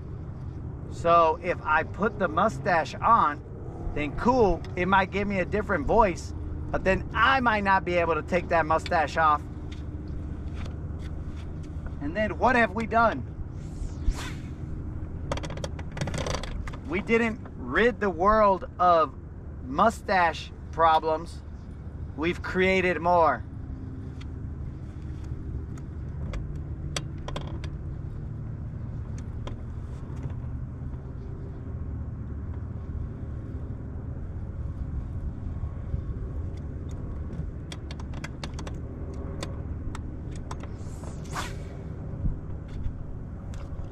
Moderator, I don't tinker with anything.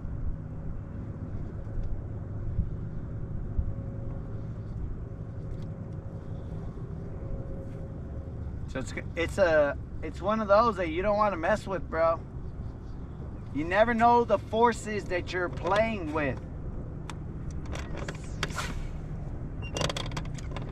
It's up there with like nuclear science, bro. People are all like, yo, let's use this for limitless energy. Next thing you know, they unleashed limitless carnage. So that's the fine balance right there, bro.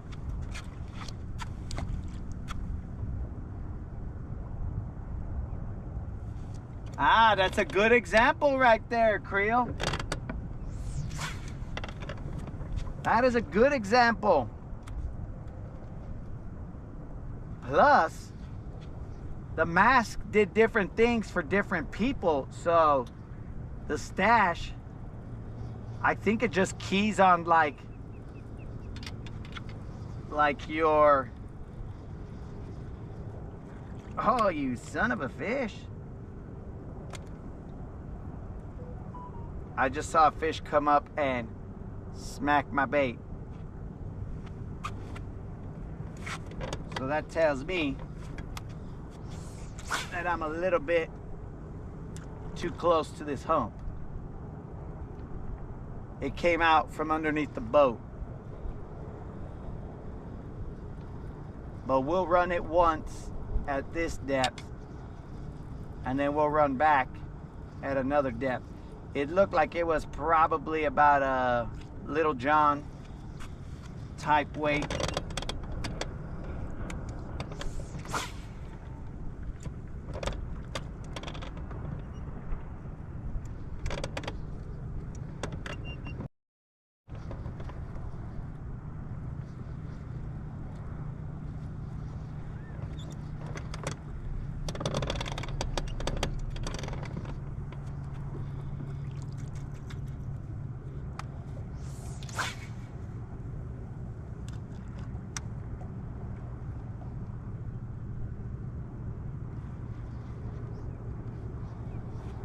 These are dangerous forces we're playing with, guys.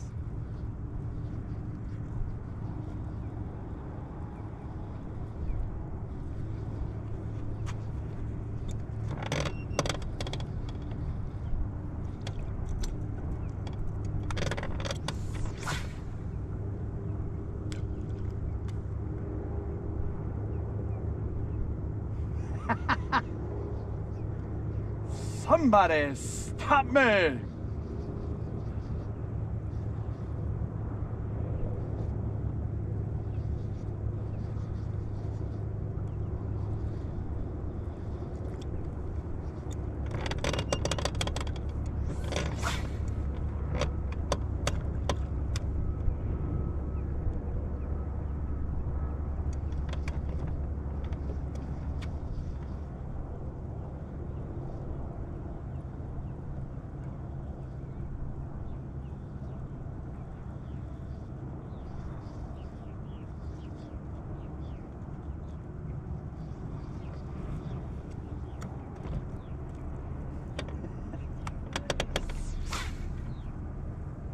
Unlimited, I'll tell you how to get a gorilla stash without dying. It's called a tranquilizer, bro. Shoot them with a couple tranquilizers, and then bam, you're good.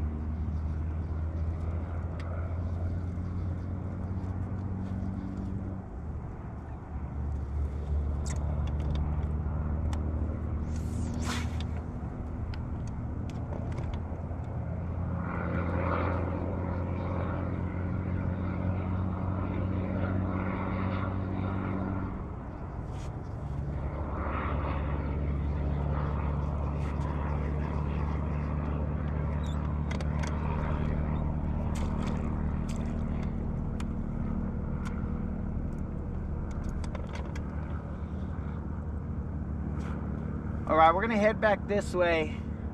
Now here's a question.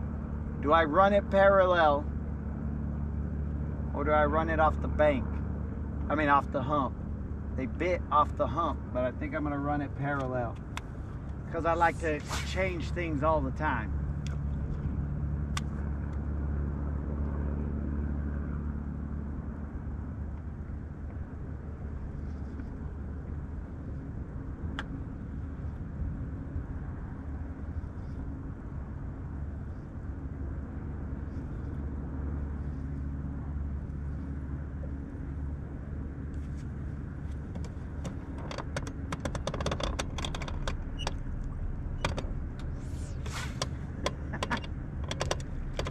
Unlimited says he already looks like Planet of the Apes.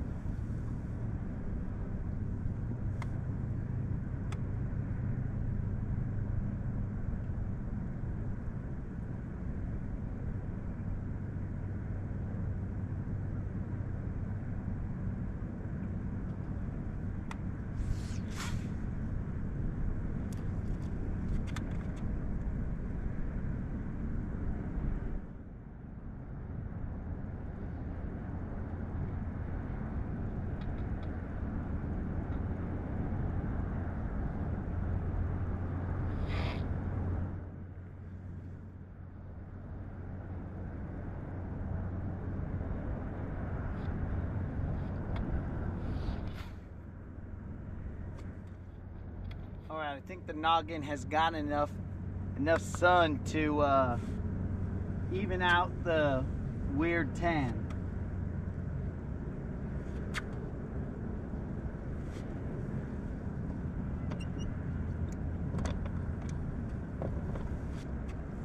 What up, Mr. Outdoors? What's happening?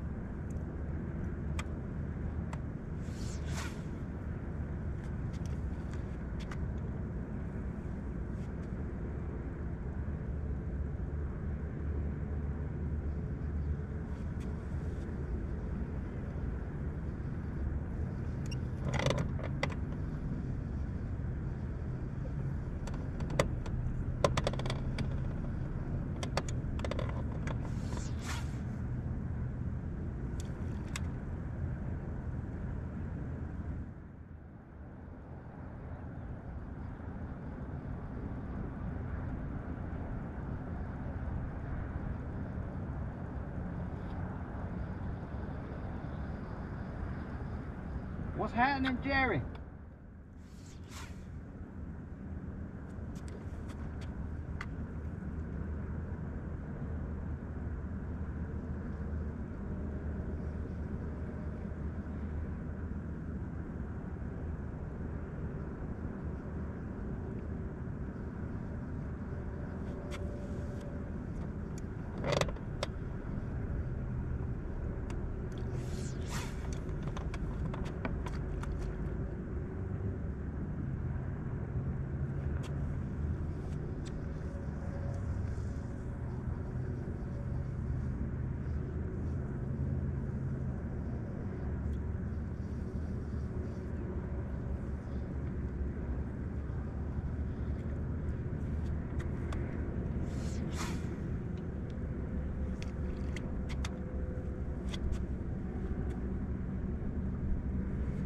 Old school representing, what's up?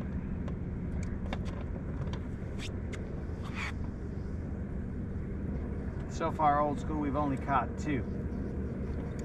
Neither was big, and we had one rip a claw off. But anyways,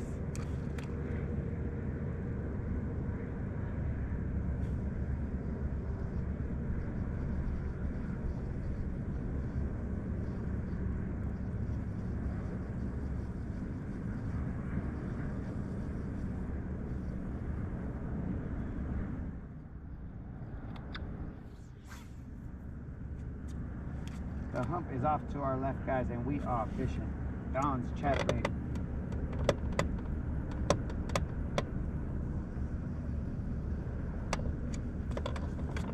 Don's chatterbait is usually good for picking off 1 or 2, but the one that it almost picked off, I'm in.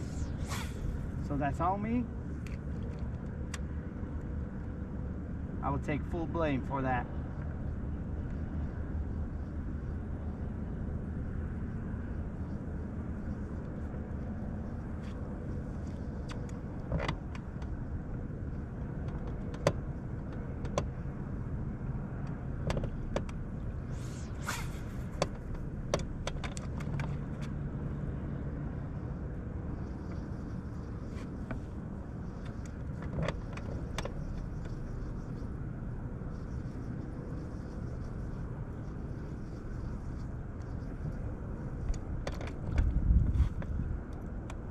Eelgrass on here.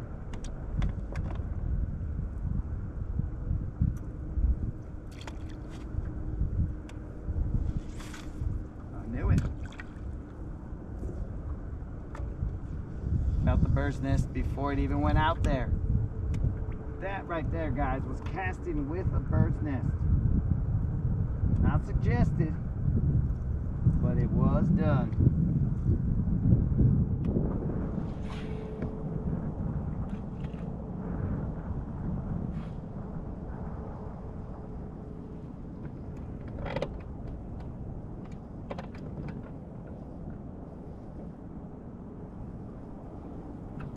We'll fish this for a little bit, guys, and then we are going to go cruise and side image some areas.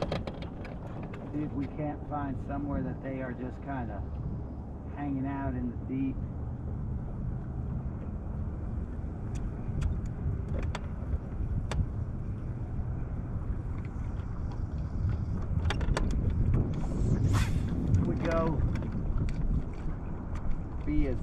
zero or a hero, one or the other.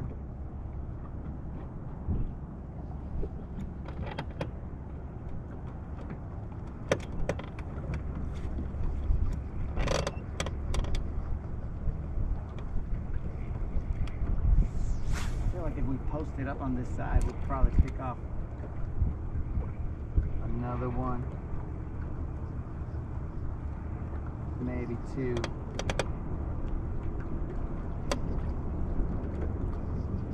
Oh yeah, guys, today, my ionic battery comes in. I've been waiting on that food for a little bit. It will be showing up today. It'll be showing up today.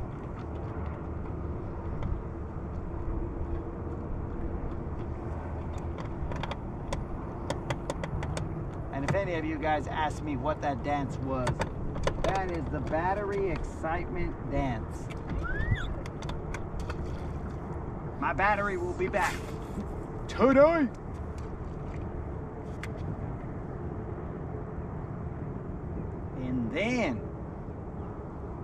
And then we will cruise. We will be mostly whole. I mean, that's about as whole as you can get. We got our fish finder back, we got our battery back,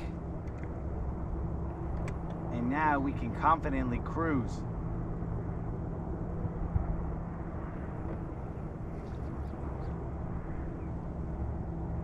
It's grass. Let's not get crazy, it's just grass.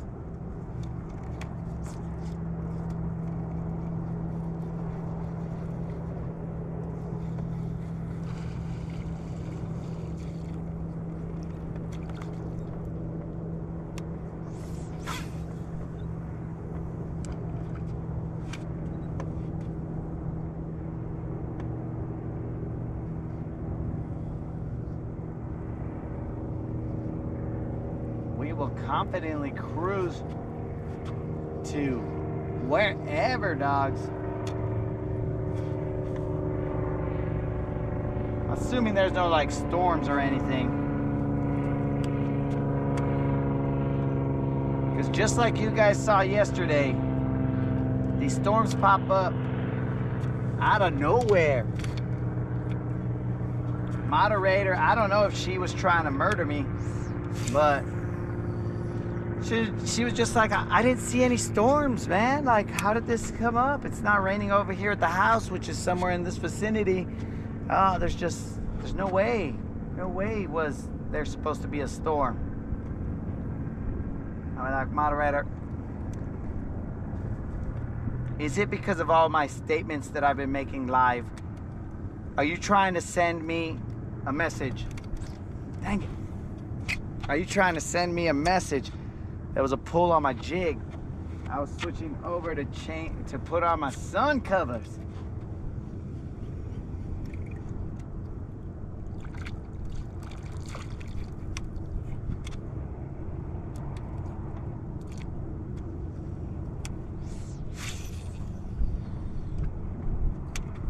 So I think she's trying to send me a message, guys.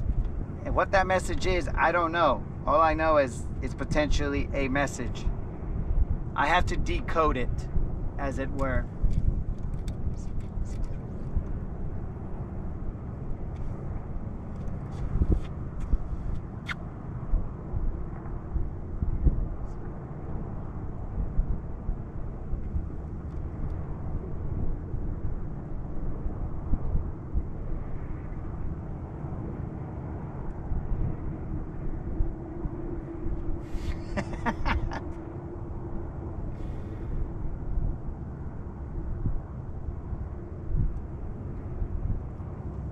Well, Unlimited, I don't know what to tell you.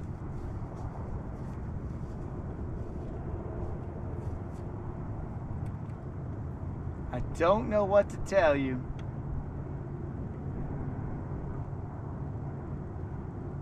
Other than my phone is hanging in there, but They don't make them like they used to, dog.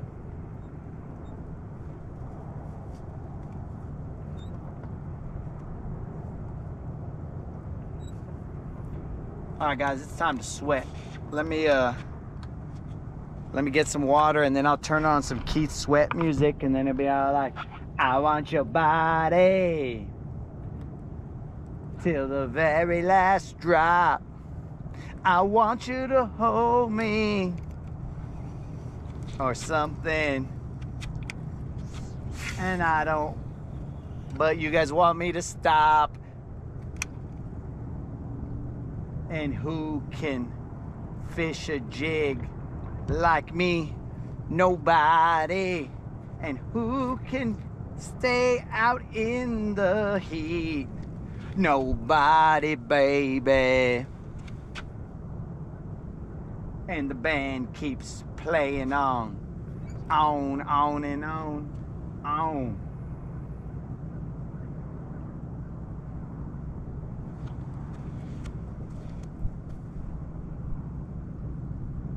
Yo, what up, Gary? You showed up just in time for whatever that was.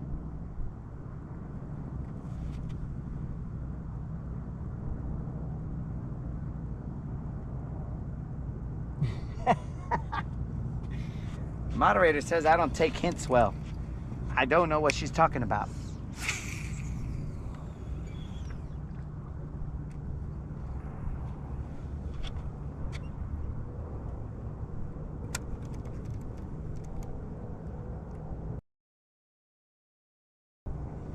Let me get some water before I...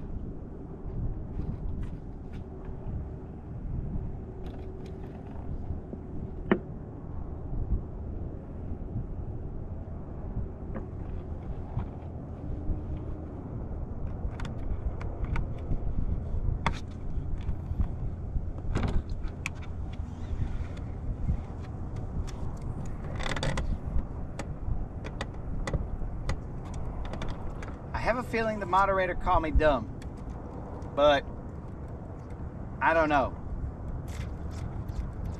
Would she ever call me dumb? Maybe.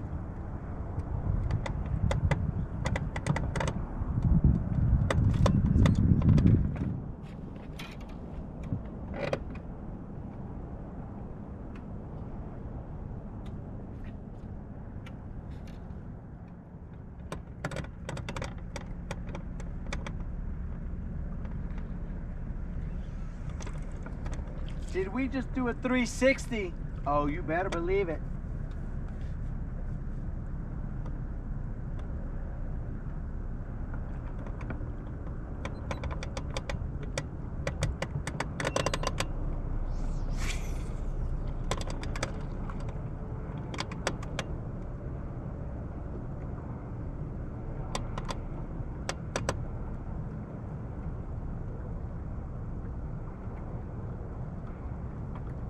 Creel, I know what you're capable of, bro.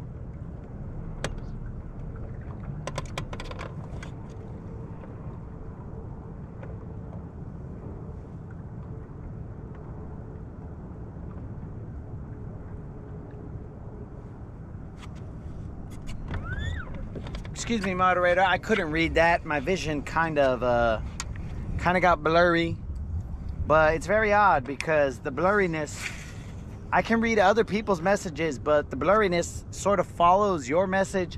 I don't know what exactly is going on, moderator, but my eyeballs, they're just behaving a little weird today. So it's probably because I shaved or something. Who knows? All I know is that I can't really make out all of your message, just portions of it. Like, let me see what I can make out here.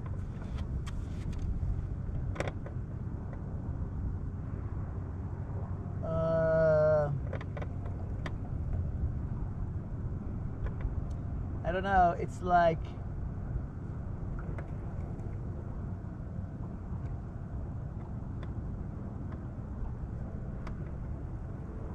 I think what I read is, I feel your reason stands.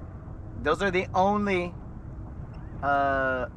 things that I can make out. I don't know why I can only see those words, but thank you for agreeing with me, moderator, that you feel that my reason stands. So I appreciate that. I mean, that's mighty big of you to admit that in front of everybody on the live.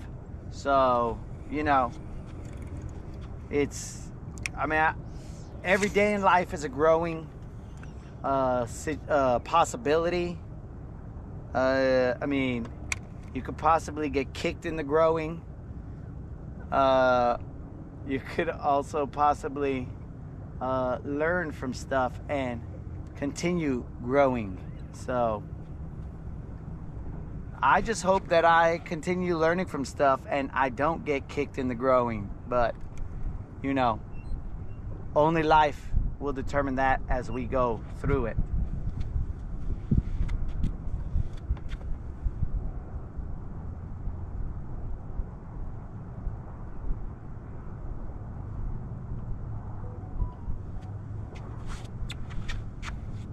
Creel, was that a cry for help, dog? Are you feeling dumb? Look, Creel, I would never call you dumb. I mean, we just all have talents that are different than others. You know what I'm saying?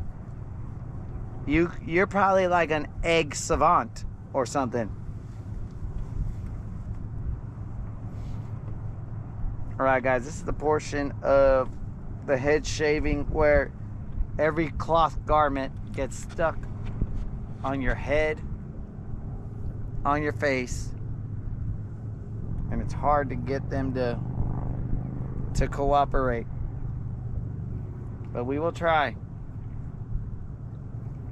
So yes, Creel, I believe you to be an egg savant.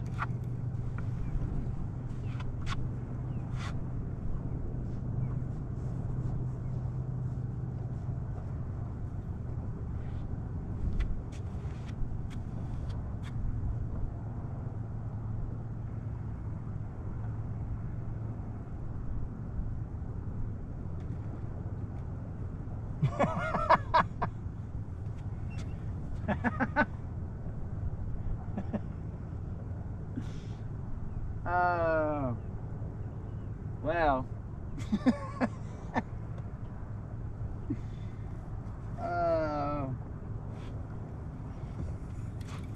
All right, guys, we're gonna have to end this live early because I'm gonna have to go set up an appointment with the ear doctor. I think it's the ear, nose, and throat doctor, but I have to make an appointment for the moderator because clearly she's losing her hearing. And I don't want her to miss out on all the stupidities that I have in store for her throughout her life. So, son of a gun, I should have just slammed him when I had a chance. So because of that, we'll end this live and I will set up this appointment. Hopefully they have an immediate appointment and I don't have to wait because, bro, there's a lot of awesome stuff. I'll just text her. Never mind, guys. I will text her because I know she loves to read. So I just won't say anything out loud. I will make sure she gets it all in text.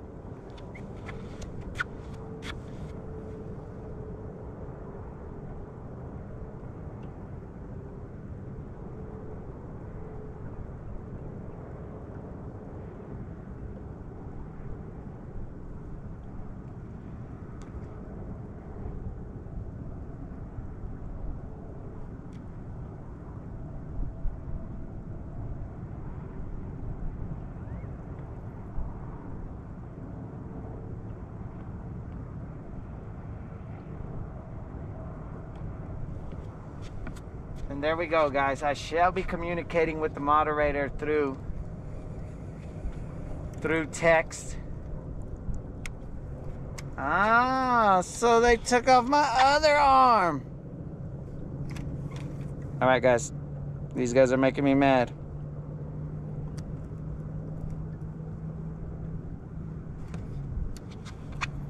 That floor, whatever, is not, it's an abomination.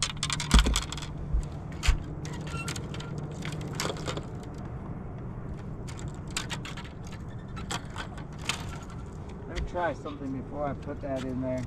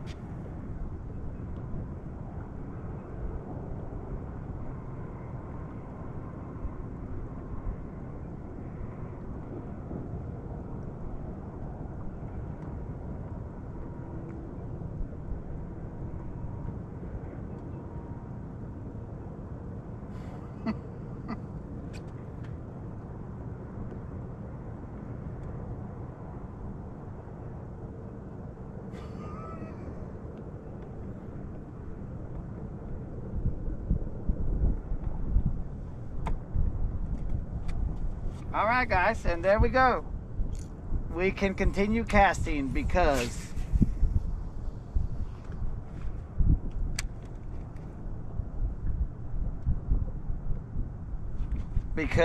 you know,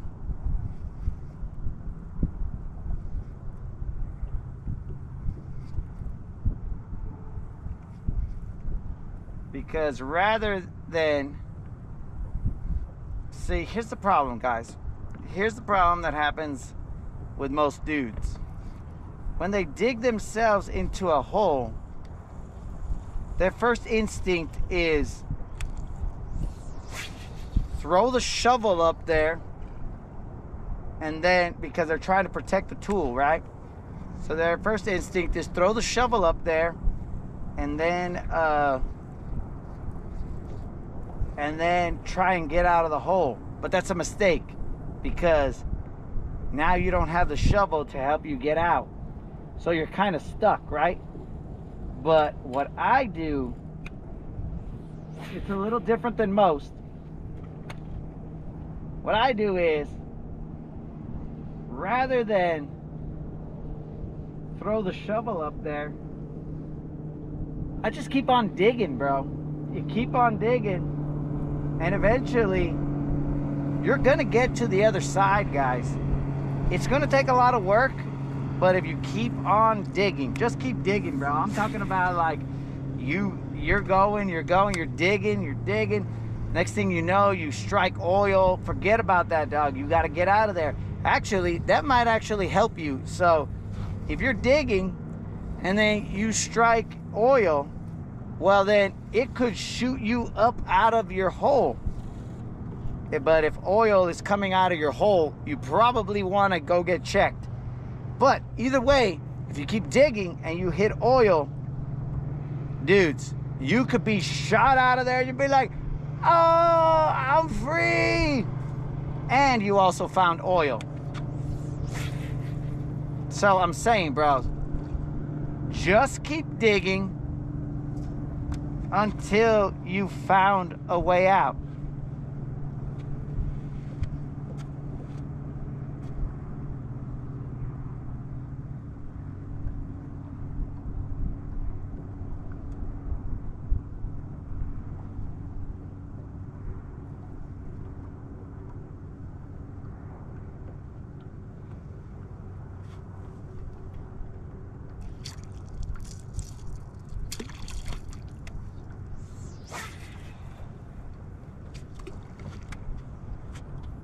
Stash, was this you?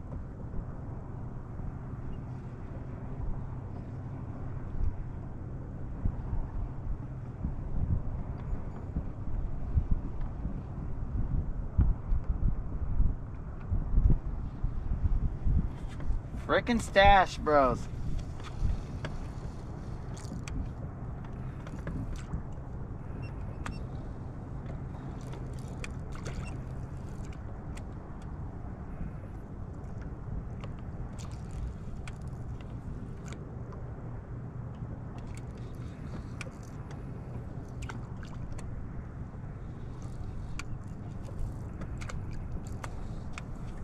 Hold on, guys. I'm trying to fix Stash's problem. Frickin' Stash, I swear, bro. Can't take him anywhere.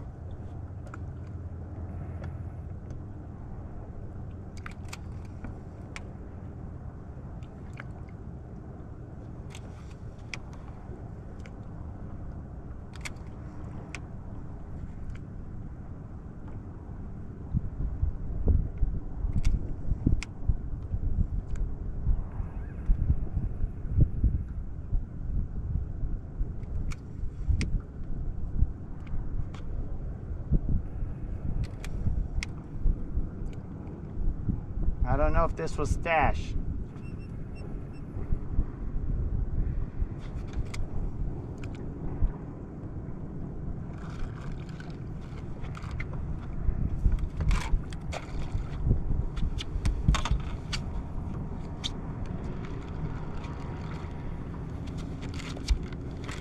I don't know if this was Stash, but some signs point to yes. Flaming hot. He loves that flaming hot. Cheetos, flaming hot.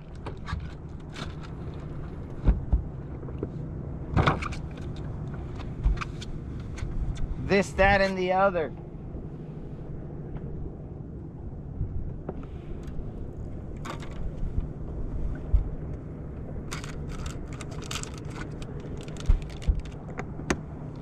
All right, guys, so we're going back to color coordinating.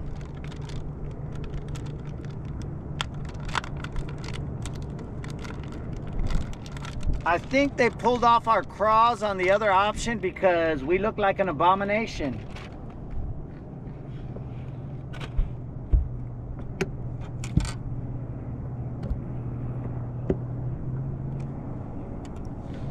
They didn't really want to eat us. They wanted to declaw us because we look like an abomination.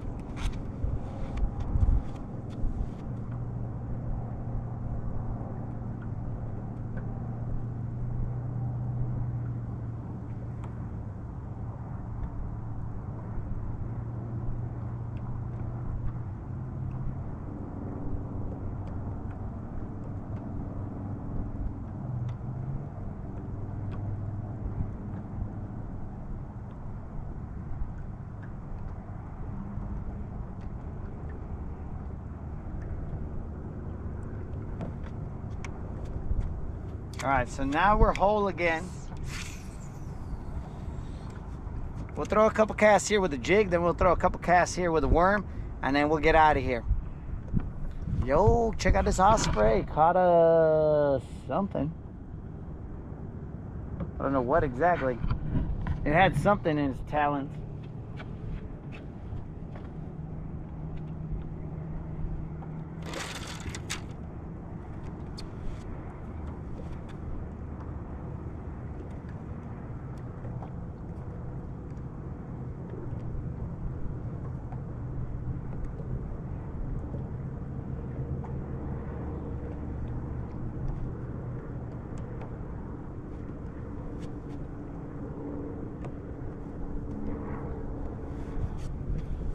It was flaming hot Doritos. They did have a hint of lime.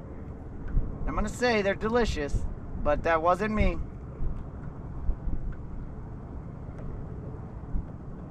Pretty sure it might have been the stash, but I'm almost certain that he was eating hot Cheetos.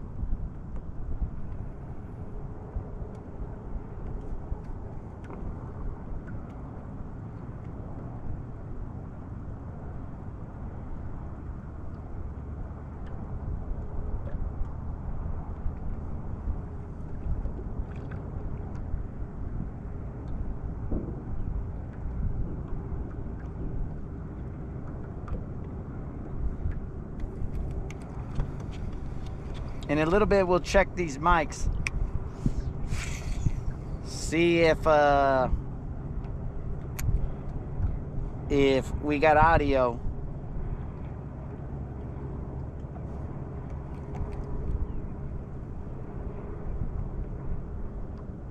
I know the mic and the receiver didn't get wet, but the mod box potentially got wet in all that chaos.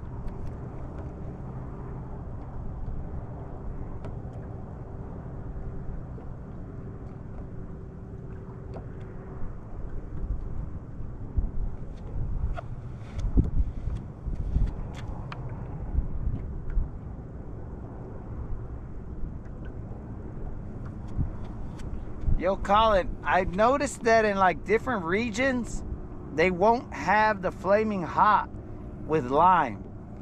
So I think it has to do with how many Mexicans are in that region. If you got a lot of Mexicans, they're gonna put hot Cheetos with lime, hot Cheetos or Doritos with lime. Hot Doritos with lime, I mean. So if you don't got a lot of Mexicans, bro, you're not gonna see it. In fact, cruise around, let's say, the not so great parts of town and see if you see any Chola looking chicks walking around with a bag of Cheetos, hot Cheetos. If you see them, more than likely they got hot Cheetos with lime, but maybe they don't.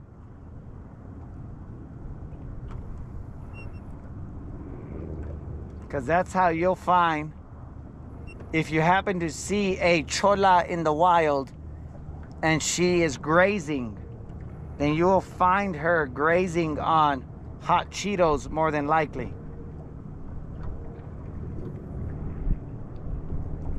They are sometimes known to be mobile grazers. They'll walk around and they're gonna do this number, bro. They're gonna have their bag of hot Cheetos. I'm assuming that this Chola is right-hand dominant. She will have her bag of hot Cheetos and she will take her fingers, these two fingers right here, bro, the thumb and the is this the index finger? I believe it's the index finger. The thumb and the index finger. And she'll be there, but like, she'll put her hands into her hot Cheetos and go like, oh no, oh, he's not good for you, no way. And she'll just keep eating the hot Cheetos, and you'll just hear crunch, crunch, crunch between her words. So that right there is what you need to look for. Those are the signs. You need to look for grazing cholas, and more than likely they're going to have the hot Cheetos in their hand. They might even, look bro, here's next level grazing. They might even point at something. They will utilize the Cheeto to point something out. They will put their hands in the bag, grab a long Cheeto, and before they eat it, they're gonna be like, no, that vato right there, look at him. And then they'll eat the Cheeto. But these are all variations, bro. I cannot guarantee you that any of this is gonna happen. I'm just saying, look out for these signs. If you find a grazing chola, she will more than likely be grazing on hot Cheetos.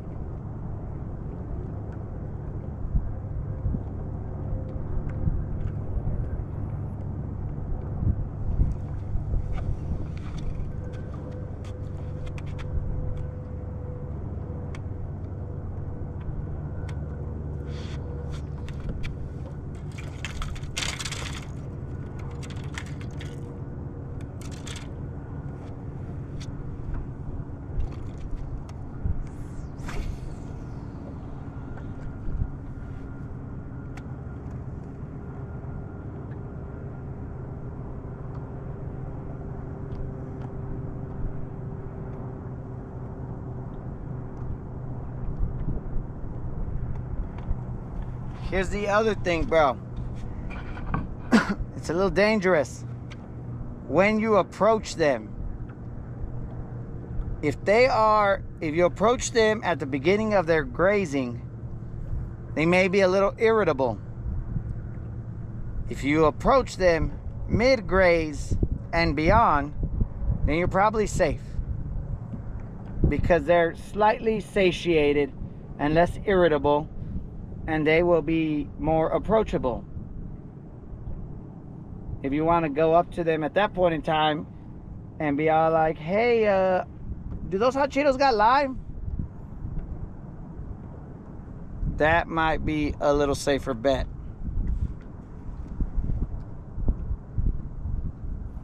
But who knows? It's a gamble, dog.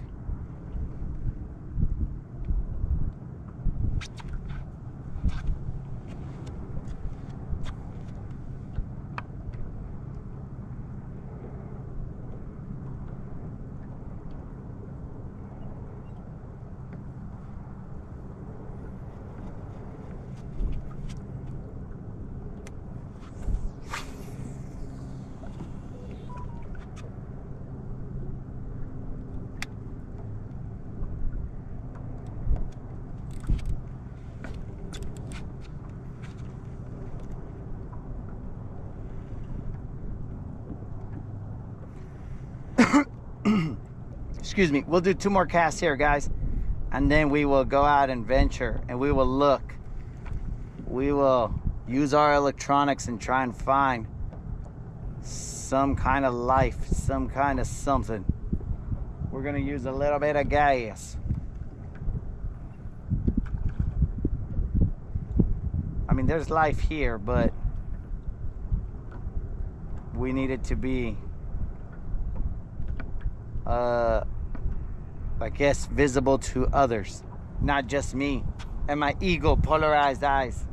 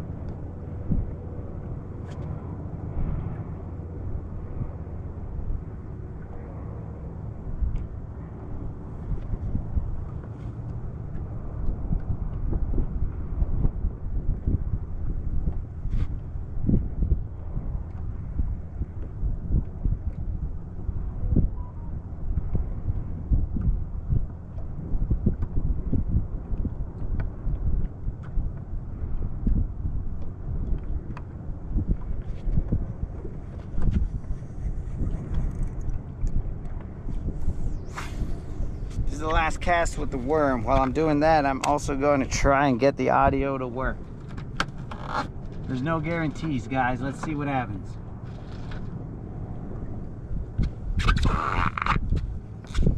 We will have to turn the camera around to see what we're dealing with.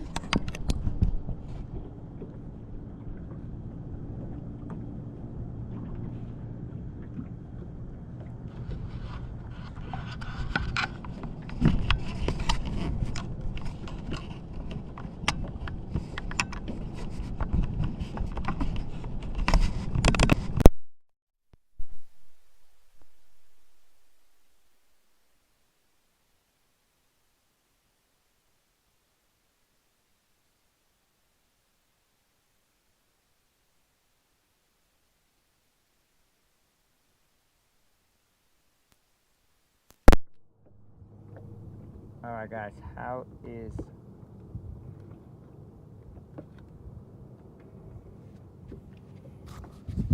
is that on the audio? How is that on the audio? I'll check it myself. All right, guys,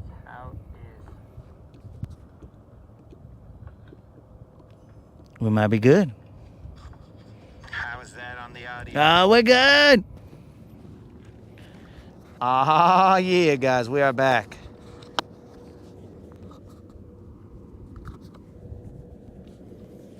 Our audio is legit. Now we can not have to walk back and forth.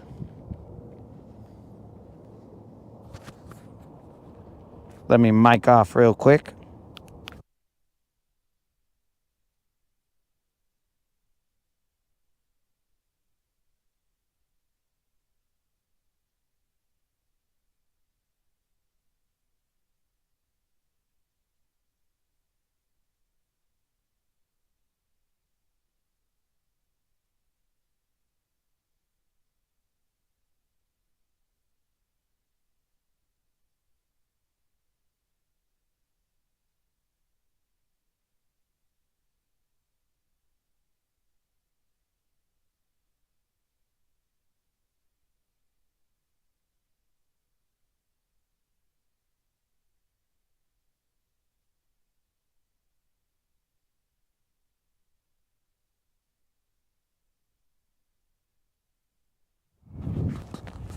All right, so we are back. That was my last cast with the worm. We are going to bounce. We are going to cruise, and it is game on. We got audio right. We got everything right. Now let's go get some fish. Let's get that right, because that's what we all came for, was to catch some fish. Now we have caught 2 fish today. They weren't big fish, and they weren't bluefish.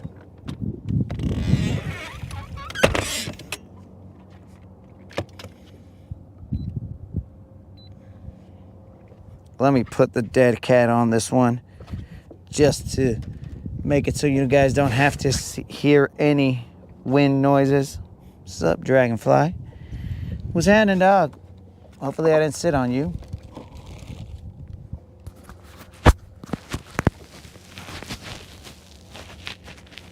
Dead cat is on. We will plug or unplug and plug back in the GoPro. Dudes, we are back. Let's get it, homies.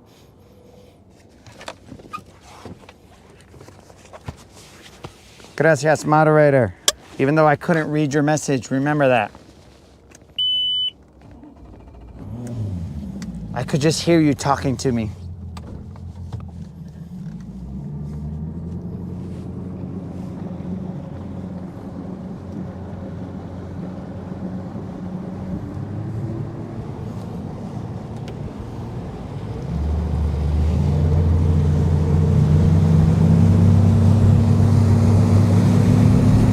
All right, guys, remember about that 3K subscriber giveaway. All you got to do is be a subscriber and put a comment in the 3K subscriber giveaway video, and you will be entered to win a $50 Bass Pro Shop or Tackle Warehouse gift card. That's right.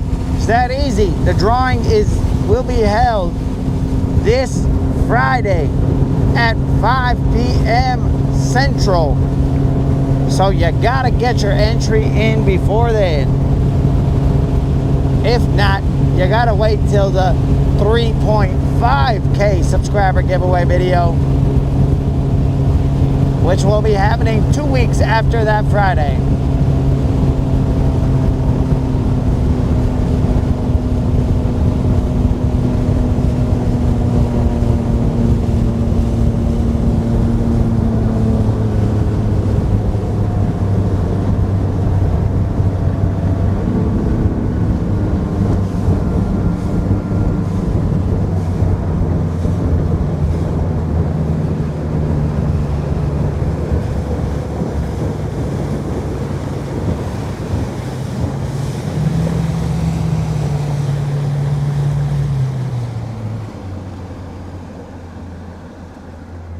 We will side image this real quick.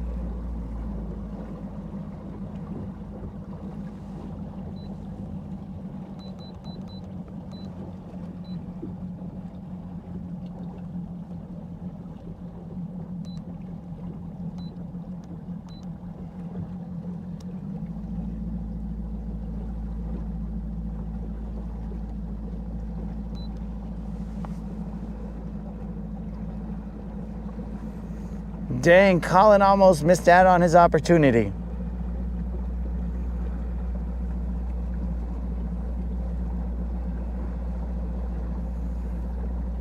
It would have been sad to see an OG not get in the mix.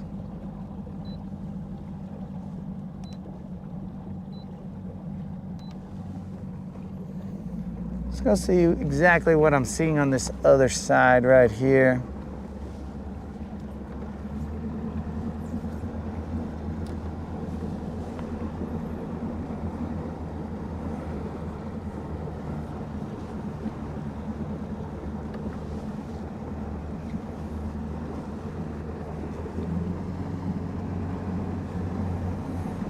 I understand almost forgetting, Colin. It is like a blur. They've been happening every 2 weeks, so you might be all like, nah, I think I already entered that one, maybe. It gets very confusing.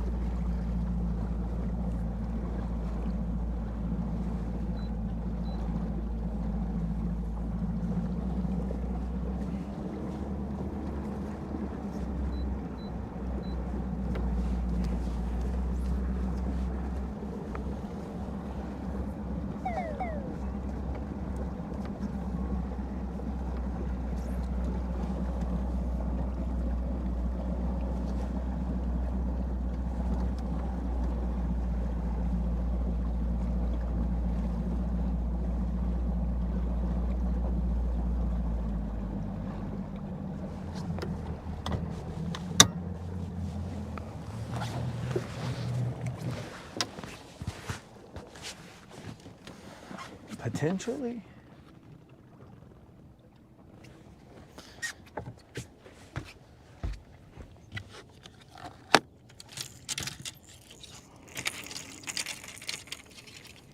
Dudes, come on, rods. You gotta cooperate, dogs. I need a cast, fool. All right, well, I lost my line of sight there.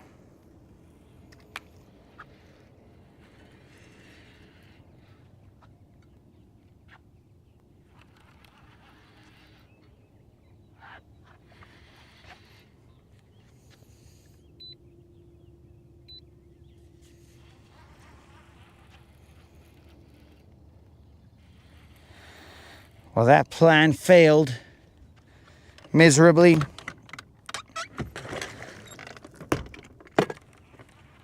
I was planning to use my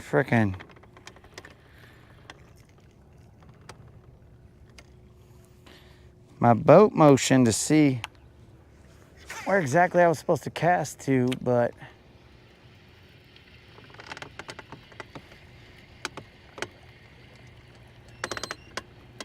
and I basically cruised right past these fools,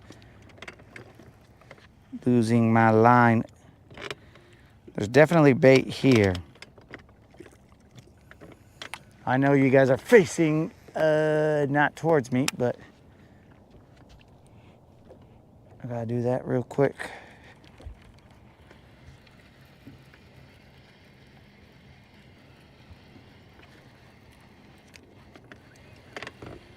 I'm trying to get in line with this.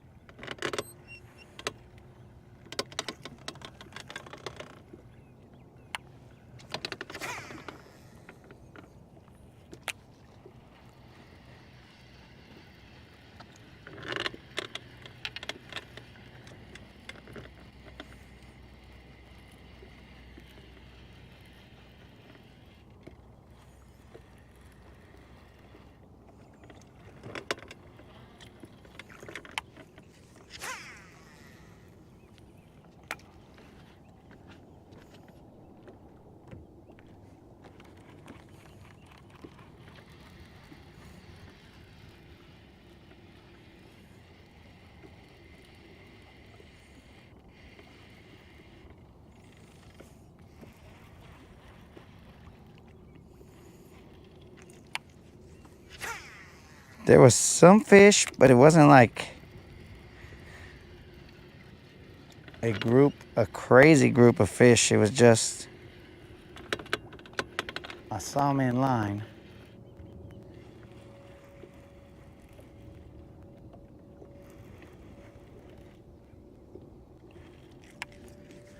And there was bait around there.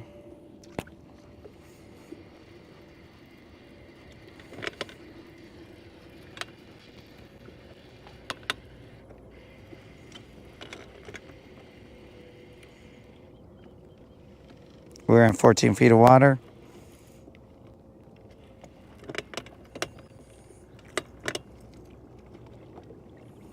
Waypoint shows nothing. So we're gonna get the phone, and then we're gonna go over this area over here.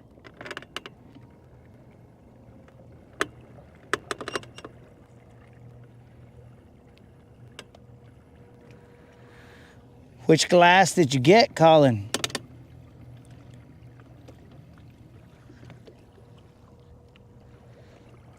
Did you get the legend?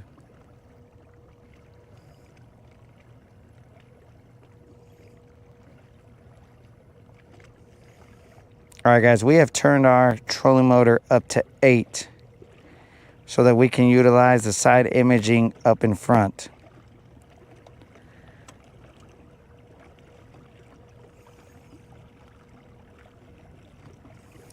If you are tuning in and you are seeing me look at my fish finder, it is not for active target purposes. It is for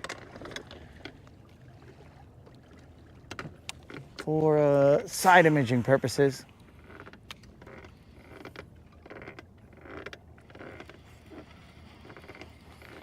But again, we are neither for nor against that technology.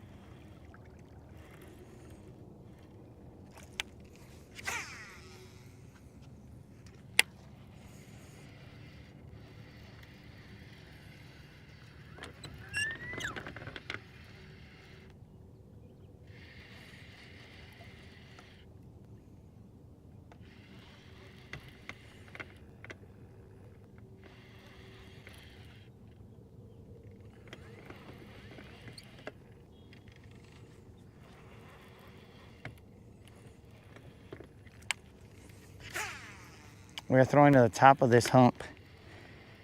We're in 12 feet of water.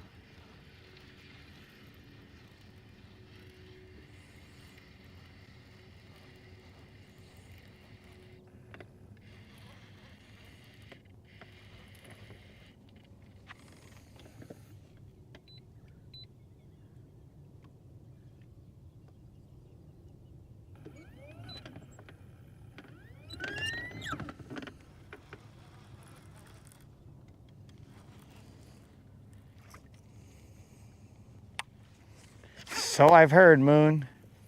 So I have heard.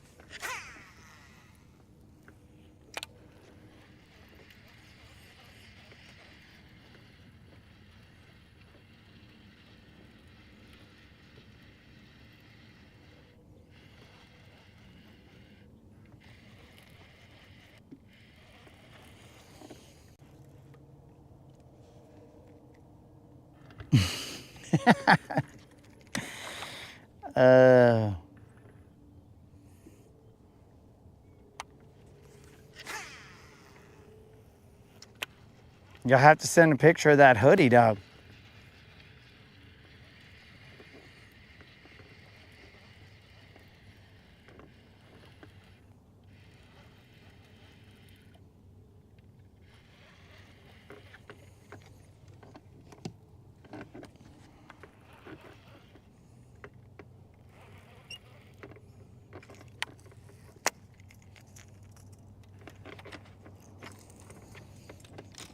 Deep diving crank, no go.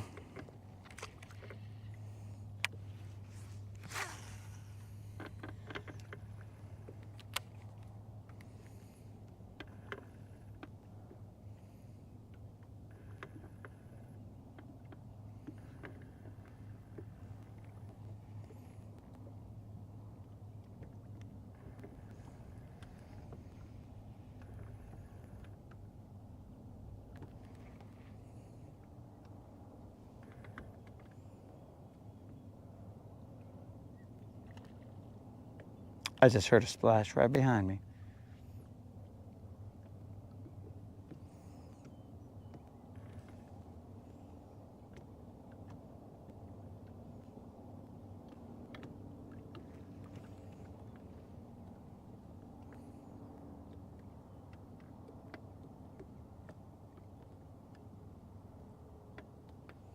Trying to line up my cast here.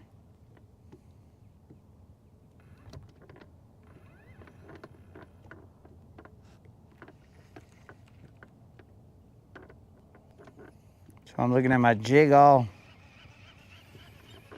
sideways.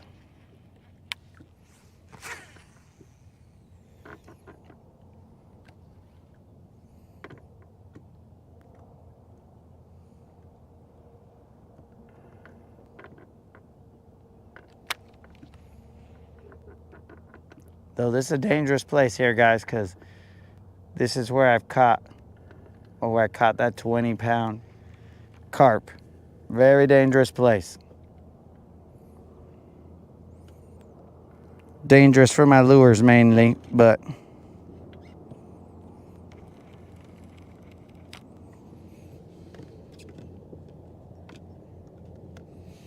it might be dangerous for a net.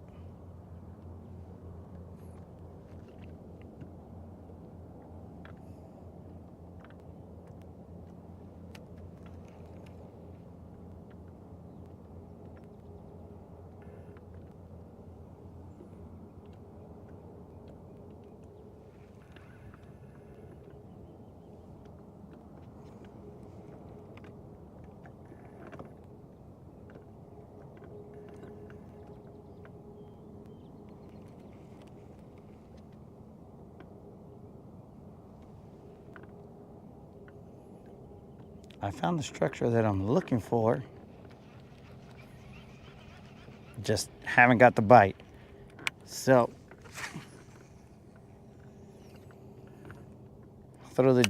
I'll throw this jig for a little bit, and then I'll throw the deep diving crank in that area, because the jig it does feel like that's hard bottom.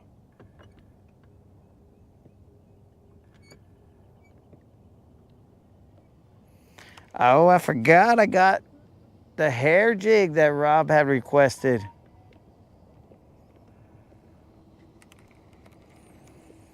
It exists. I found it.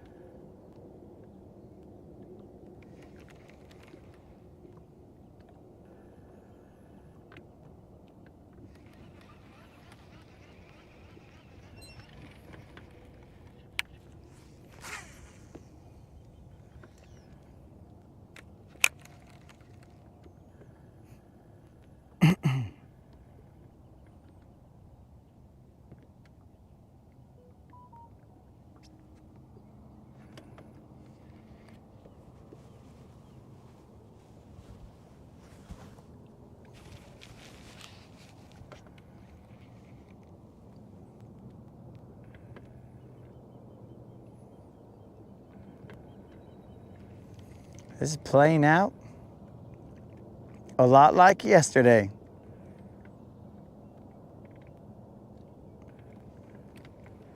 We poked around, and we had to go to a spot that we had never fished previously, and that's where we caught a couple fish.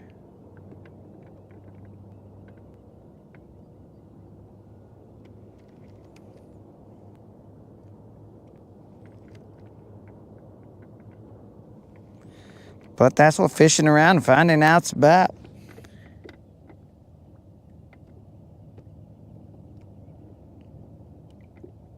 Let's see. Send a pic of the hoodie.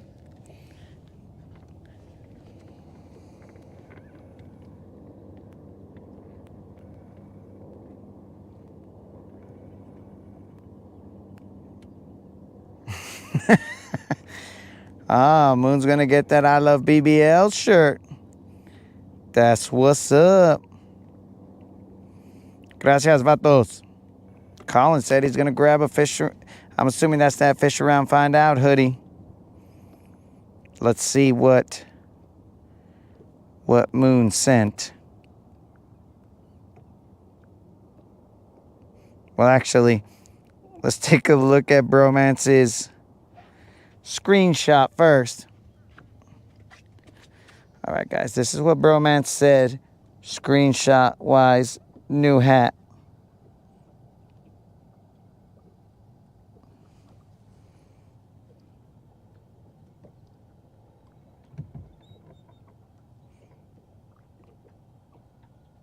Ah. Oh, we got a friggin' photobomb here, bro.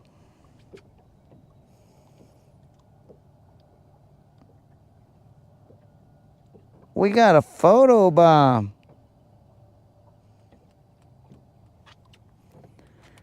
That is who Moon is walking day.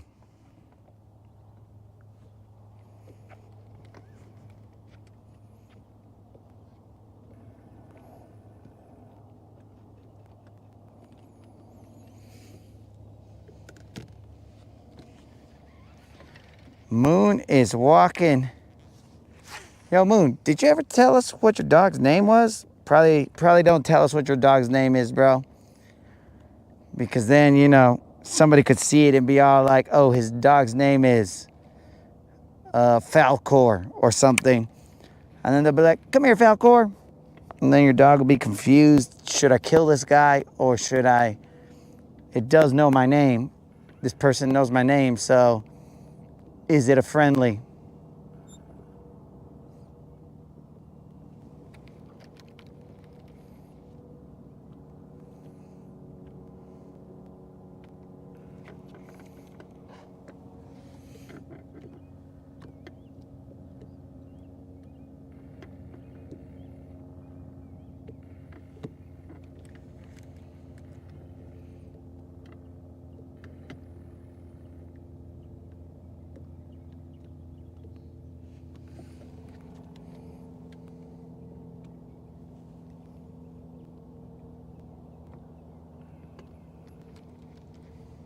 All right, we're moving, guys. We're on the move. Creel is here. We're out of here.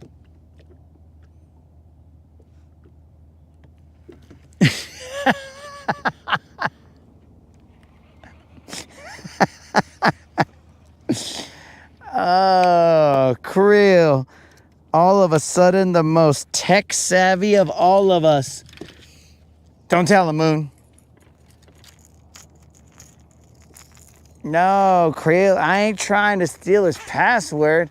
I'm trying to steal his password reset. They'll be like, what's your favorite pet's name? And it's blah, blah, blah. See, bro, I ain't trying to steal. I'm trying to change his password. That's all.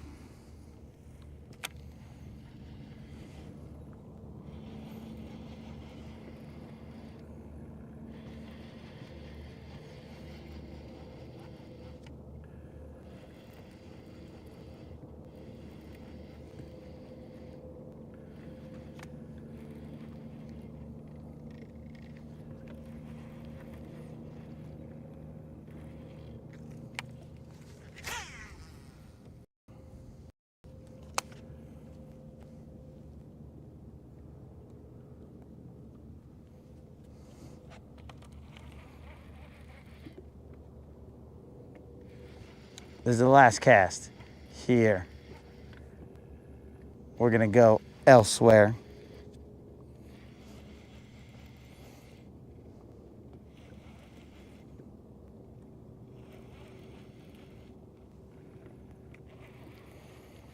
Uh-oh, my watch says low battery. Ay.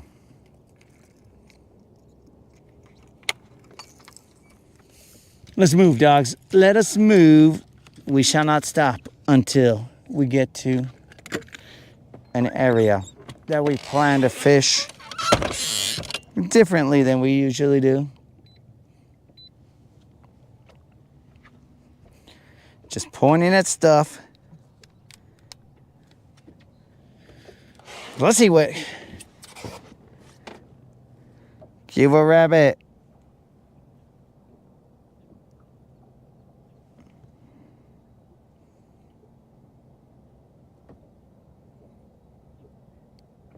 Snazook, what's up? Uh-oh.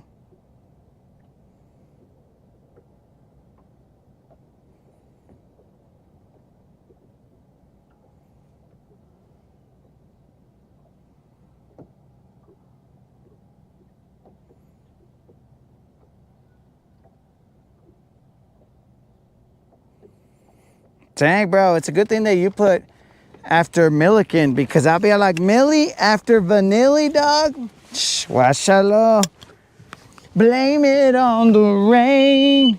Yeah. Millie Vanilli.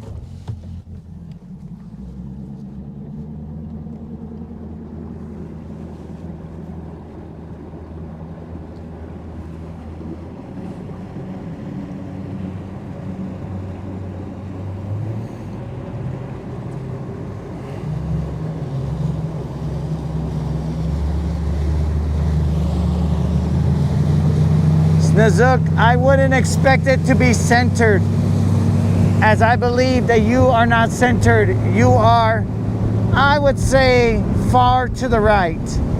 But that's neither here nor there, and I'm not trying to get you started. I'm just trying to, you know, make light of your statement.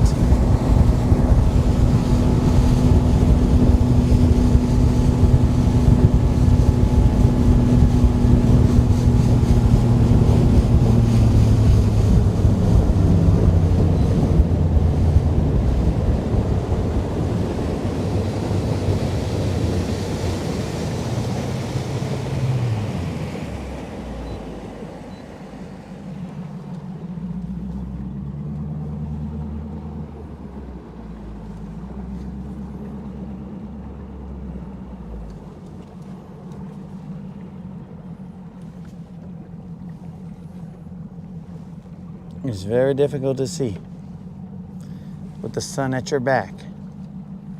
I didn't know that was one of the things that we needed to be concerned with.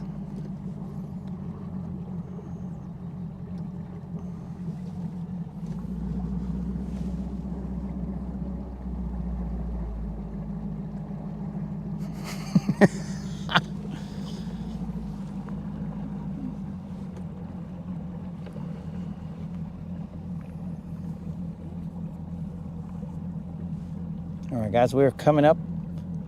It's 16 feet right now. I'm coming up. Blah, blah, blah, blah, blah, blah.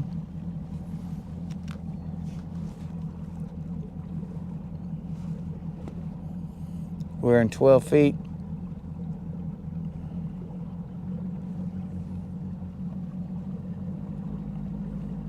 I mean, I'm looking for freaking signs of multiple life forms.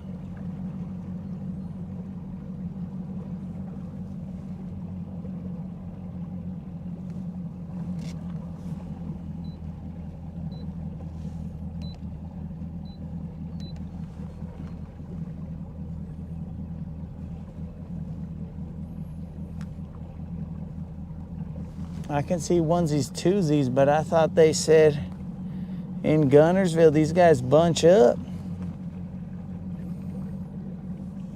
I haven't really seen it. I mean, I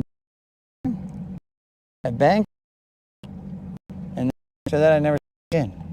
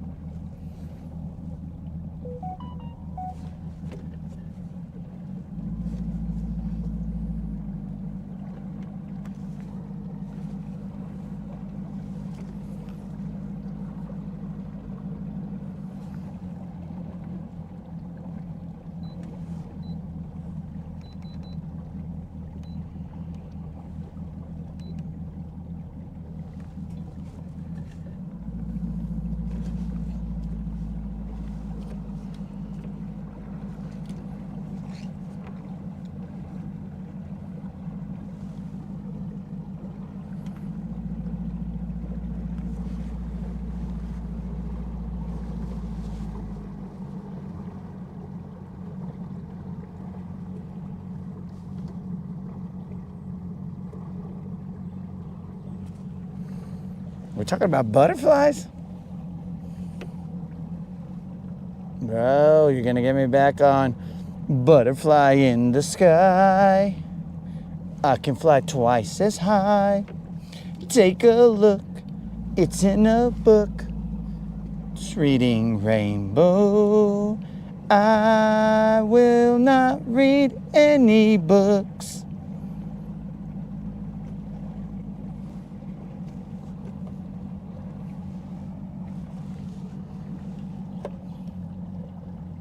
Kids, if you are listening, please read books. All children in the world must read books. But if there are no children listening, adults, if you haven't read books by now, that's on you.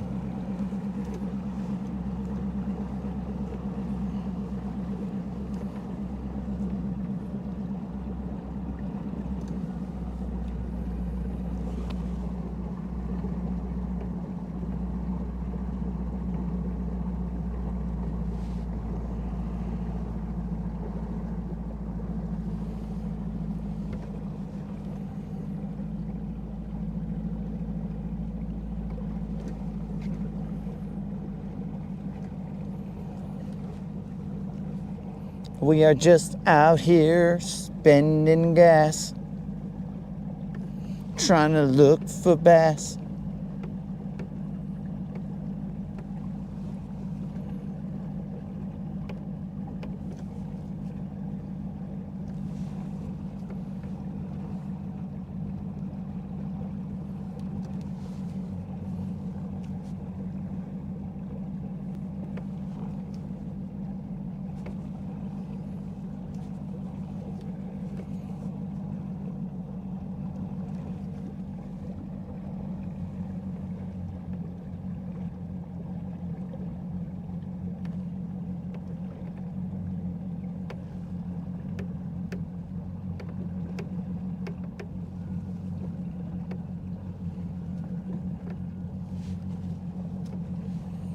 Trying to make this make sense, guys, because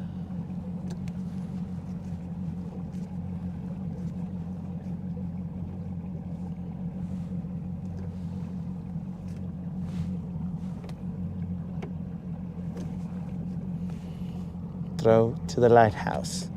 Throw to the lighthouse.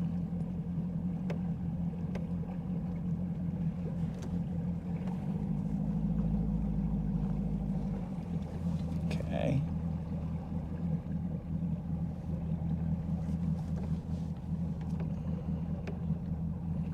We are in 22 feet of water right here. Seems like there's fish over there.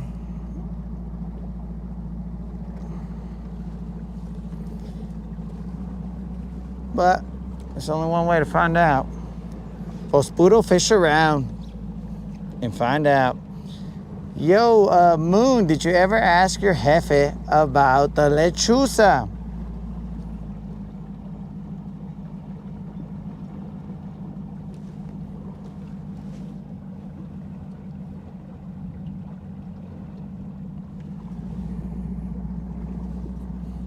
Yo, what up, Tata?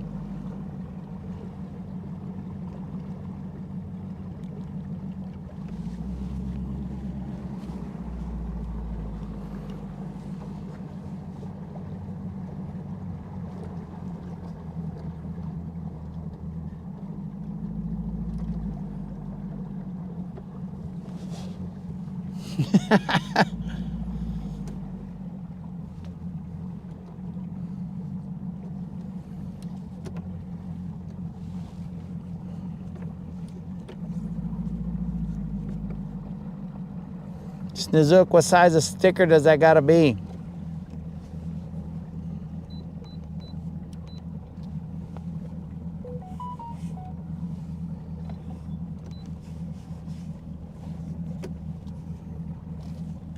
We might be able to make that happen.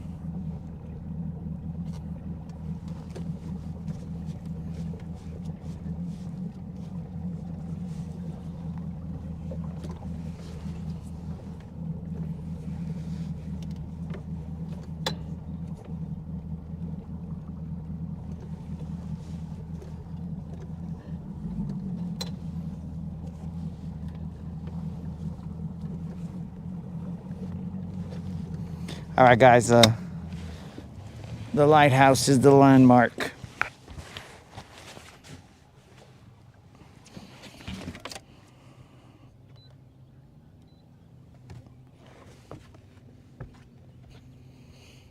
The lighthouse is the landmark.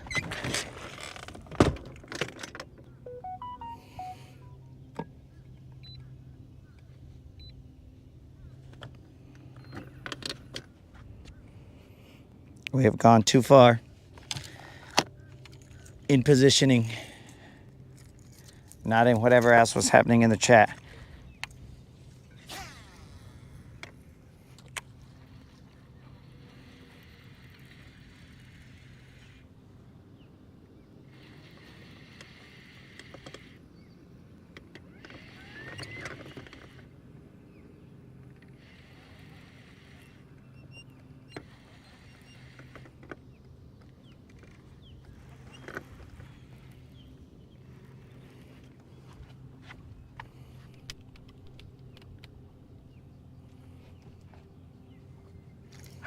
The lighthouse is the landmark.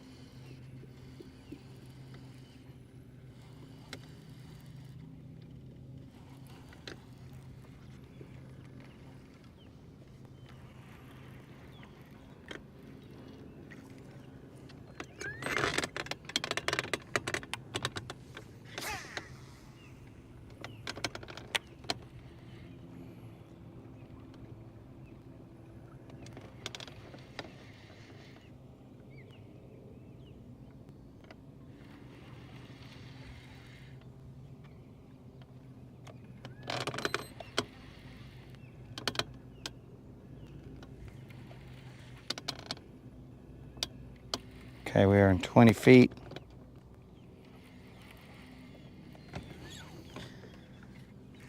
Let's see what we can pull out of here, guys. There is a drop that comes down.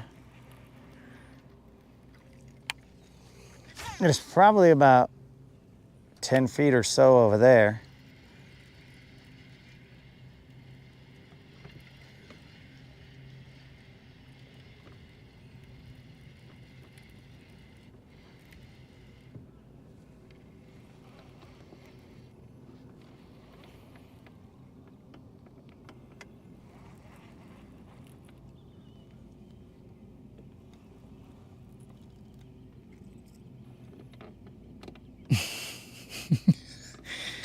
What?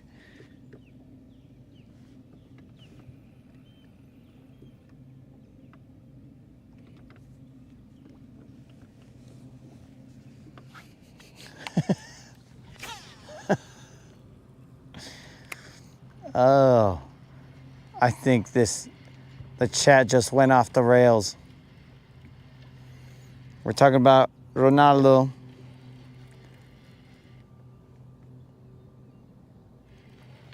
And keeping the gloves up. I must have missed something, but we're too deep already. We're 20 feet deep.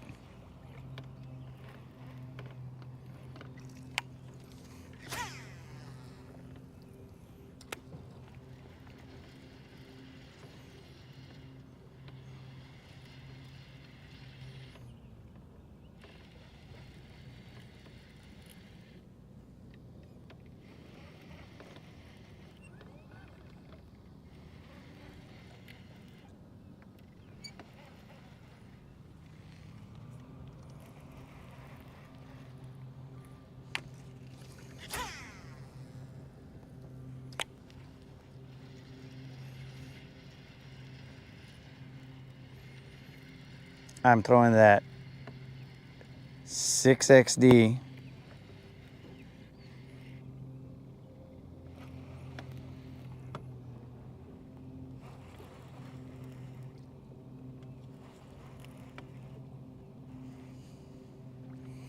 There's some times, Creel, when, I guess I'm a terrible conductor. Is that what you call a train guy? See, the train conductor, the train engineer, who knows? But I guess I'm a terrible conductor. We'll go with that. Because when we got fish, bro, the train goes back on the rails. But when we haven't seen a fish in a while, the train is like skidding off into the desert or wherever, bro. But for some reason, it never loses power. It just keeps going. Whether it's on the rails or not, it doesn't care. It just keeps going and going and going. And you're just like, what the heck? How did we even get there? And nobody really knows. Nobody questions it. They just go with it. Which is somewhat concerning.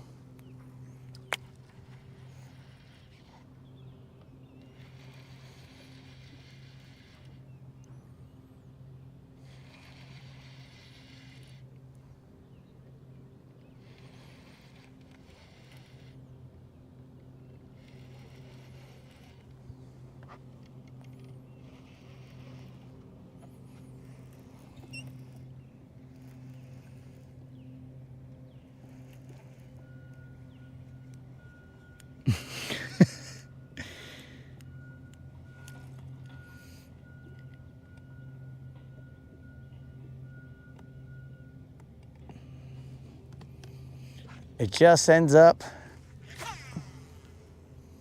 I try and stay with the chat, dog, but sometimes the chat is, if you're not focused on it, it's just, I jump in and I'm like, what the heck are we talking about now? I thought I only left you guys alone for a little bit. But a little bit is enough for insanity.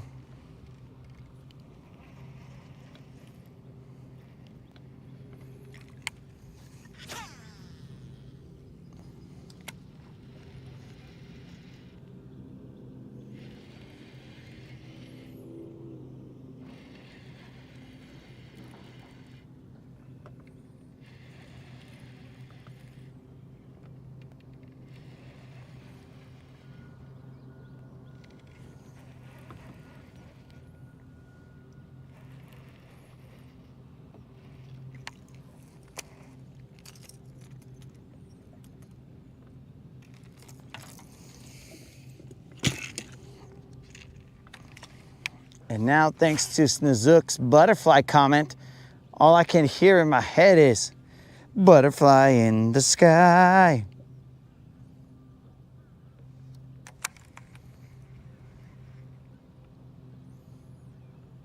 Actually, I should post something right now while we're here.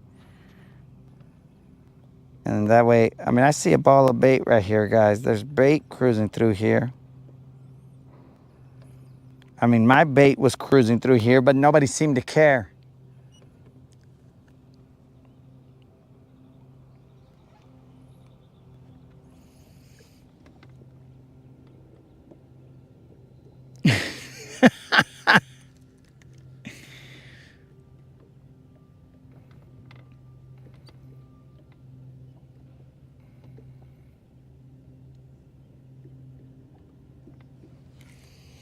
Oh, the moderator is requesting butterfly kisses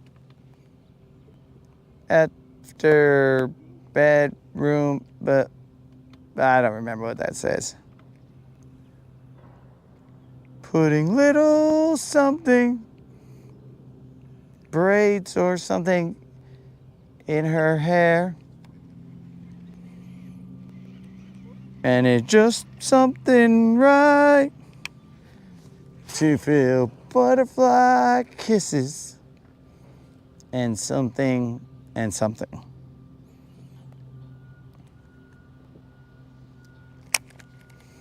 That is my best rendition of butterfly kisses. Half the words missing. And, well, let's say more than half the words missing. And the only focus is on the phrase butterfly kisses.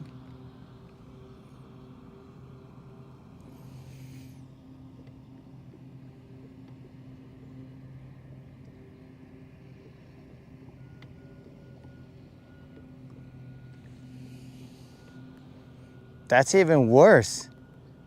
Is that, come, my lady, come, my lady, you're my sugar pie, something, baby. Is that the song?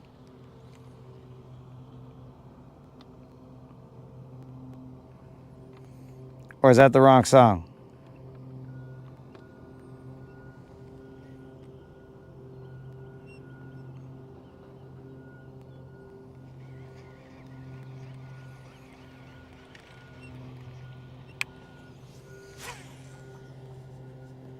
The lighthouse is the mark.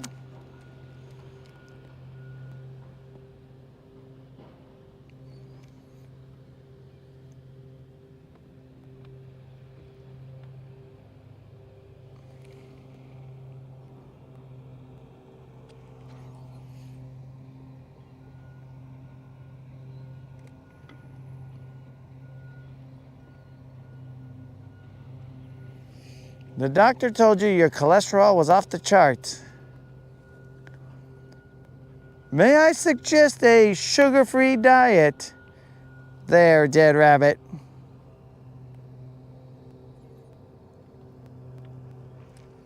Because at one point in time, the doctor told me, hey, bro, I got some things that don't look right here. I was like, cool. Your problem, not mine, dog. Hold my Reese's. And next thing you know, when I went back, the doctor was like, ay, wey, washalo. And I was like, thank you. Thank you very much.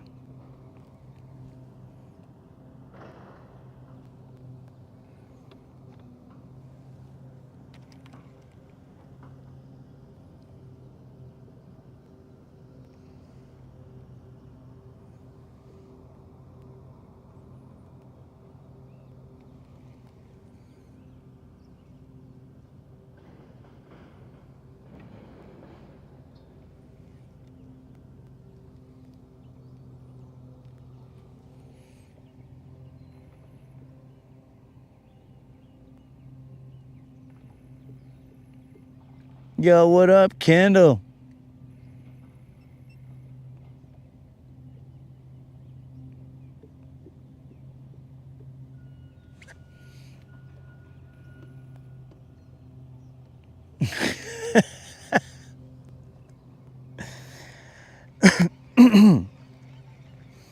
Those are the kind of songs, Unlimited, that you listen to with your headphones on.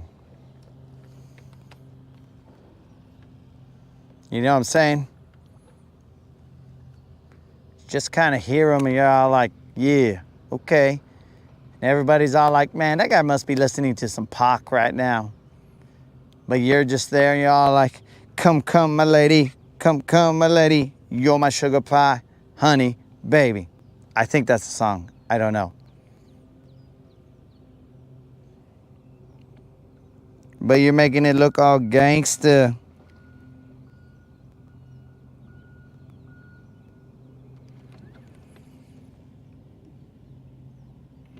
Your wife makes you do what, bro?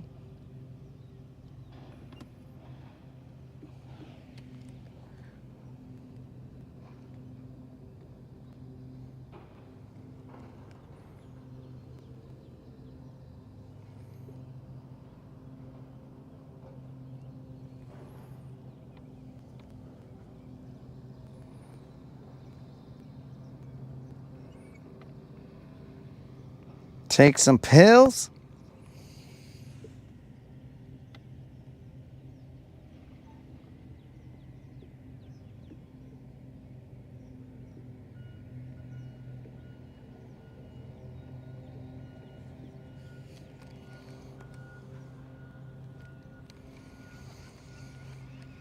Well, they might be able to hide that they're listening to it, but I cannot hide that I am singing it or as they say, butchering it.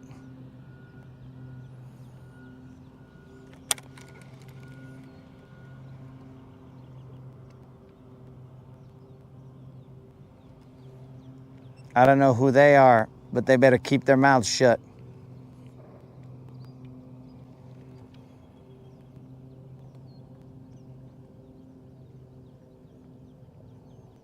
This is not American Idol.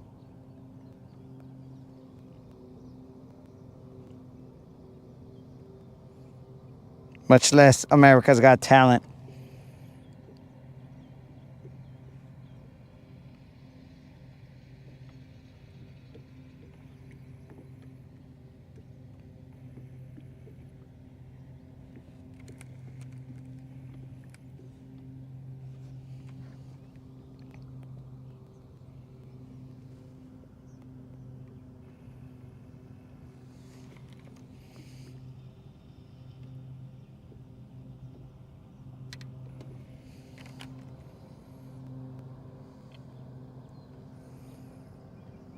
It wouldn't be the first time, bros, that people got the wrong idea.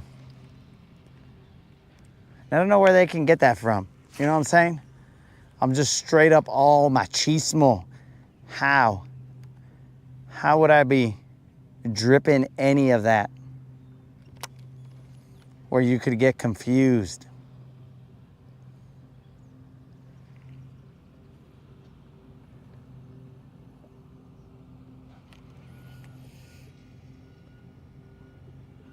It is. It is, Creel. You guys should take clips of this show and send them into America's Funniest Videos. And then, I mean, technically you guys can keep the money. Except for Creel. I'm expecting 60-40, 60 my way. Everybody else, go right ahead. Creel's waiting to score bank on the one where I fall in the water. But that ain't happening, Creel.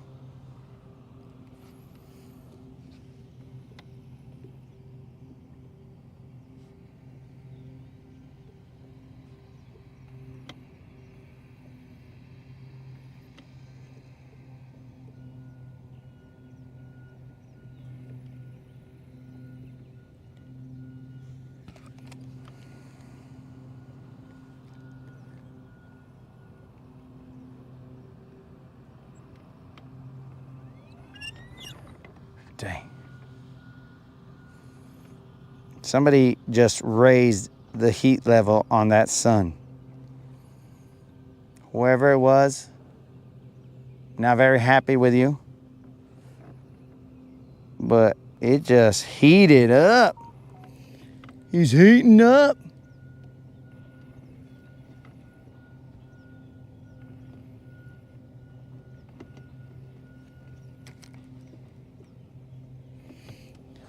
He's a manly man. What is a American patriot talking about?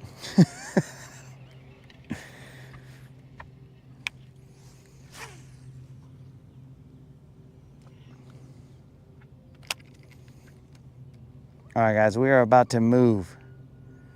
We're gonna cycle through these spots a lot faster. If these fools don't bite, then we just bounce.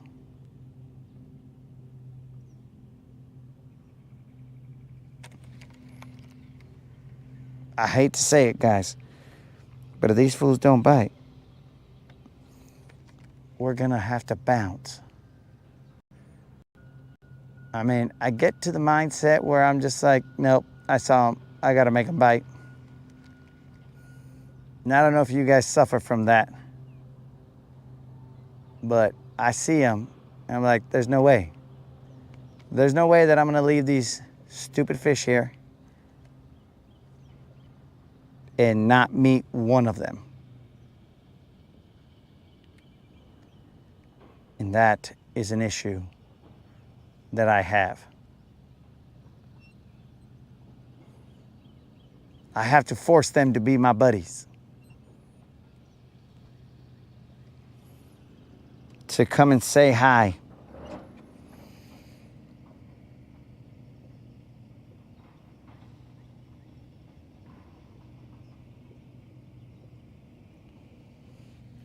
Where does Snook go?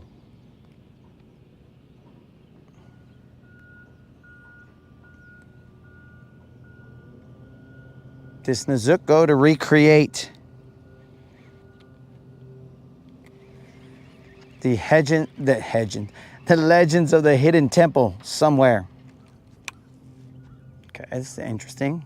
There's some grass down there. Legends of the hidden temple.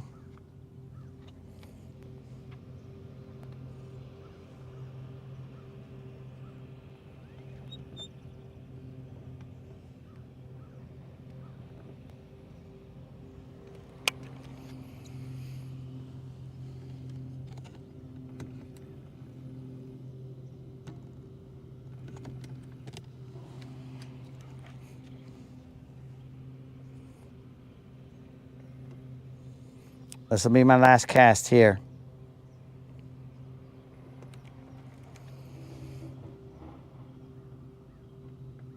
Oh, that's what you guys were talking about, some sauce.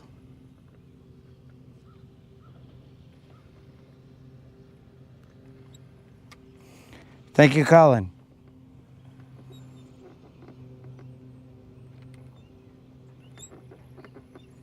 He's saucing it up. Dudes, I don't understand why these fish are being little bees. Now on my Windy app, it said one fish. Like it'll tell you what it thinks the fishing prospects are. And then it shows like an icon of multiple fish, one fish. It shows bones, fish bones, if it thinks that it's not a good fishing day. But right now it showed like every hour was a one. And this is just an icon. It's not indicating how many fish you're gonna catch.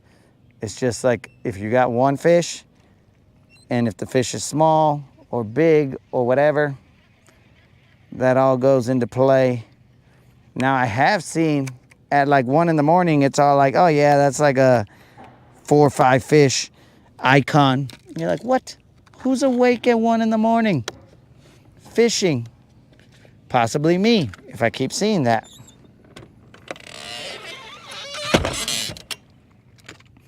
Also on the next stop, I'm gonna have to start doing push-ups to make sure I don't get any fishing carpal tunnel. You know what I'm saying? Oh, son of a fish. Plug. Give that guy. Remember, dudes, we will get our battery back today. And then after install, well, I guess we have no excuses and we're gonna have to go to different parts of the lake. Mwah.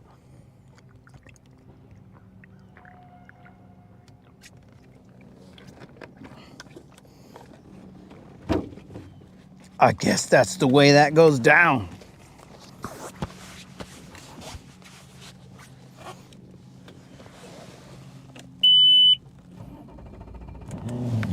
Butterfly in the sky.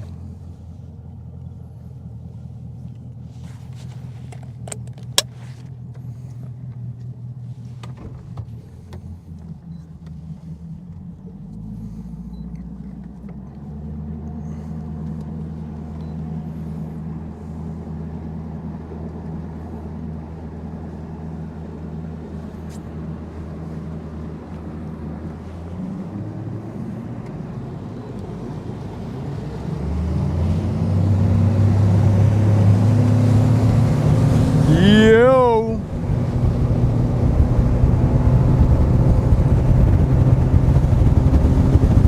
Let's go cash a check.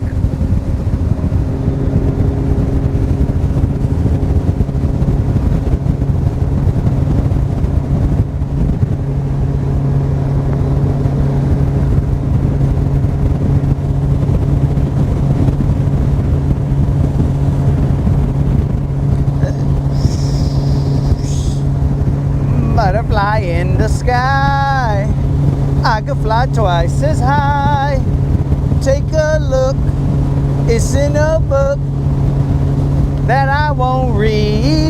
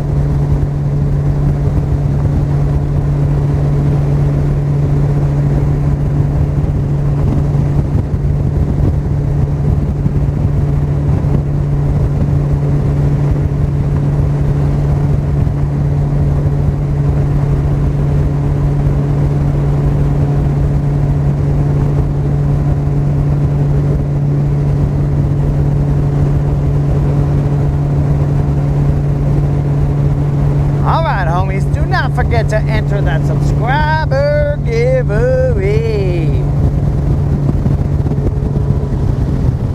You know, I think I can fish this right here and pull off a spotted bass or two.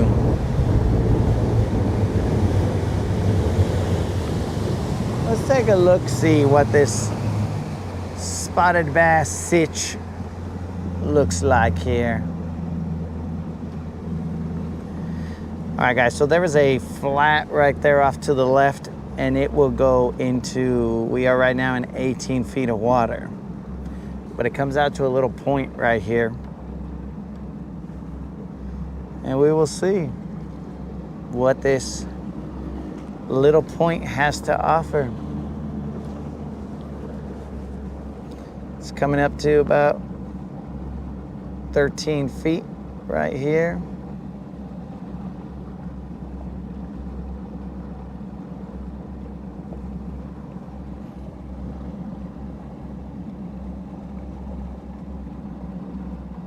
There's grass off to my left.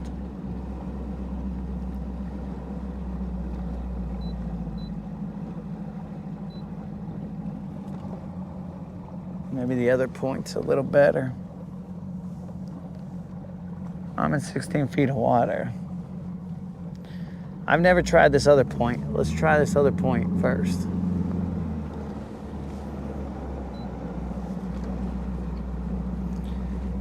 This other point is less tapering and more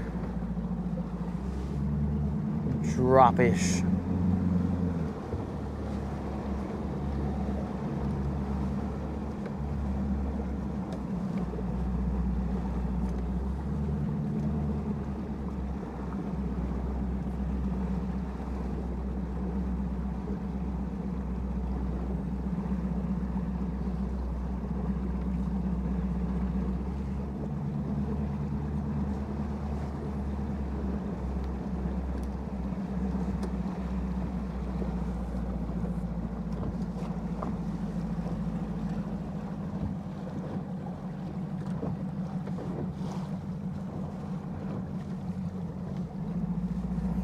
All right, we are in 16 feet of water.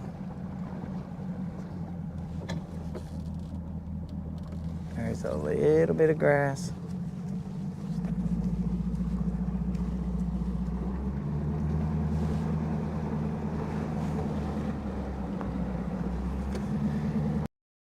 We'll come back to that.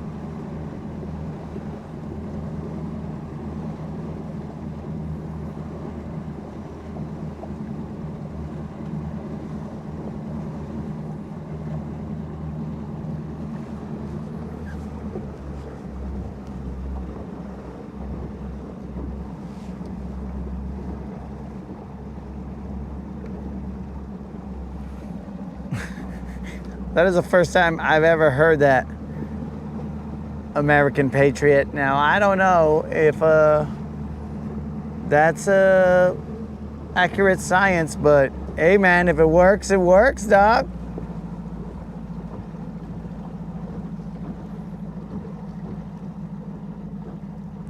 I'm gonna need somebody to tell me if they see cows and if they're standing up. Because I'm assuming that right now that the cows are sitting down or laying down. That would be my assumption.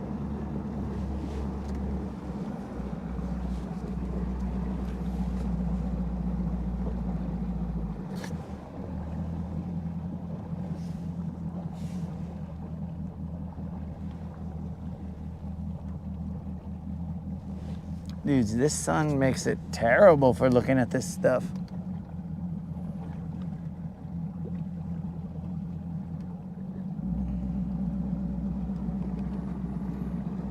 I don't understand how I'm always side scanning with the sun to my back. Mental note, side scan an area with the sun in front of you. You see, guys, we're learning a little bit.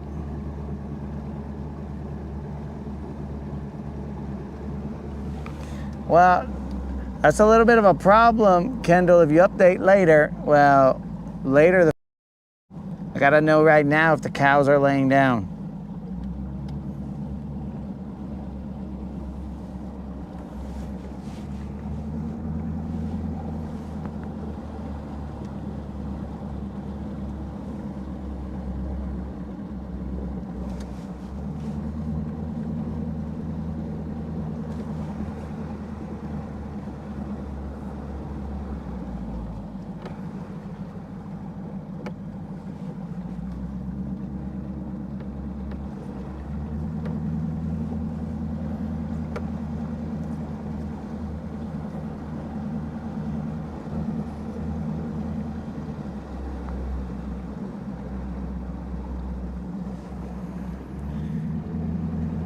Well, whether there's a lot of fish here or not, there's definitely, in that area at least, a lot of eelgrass. So we'll just continue to scan.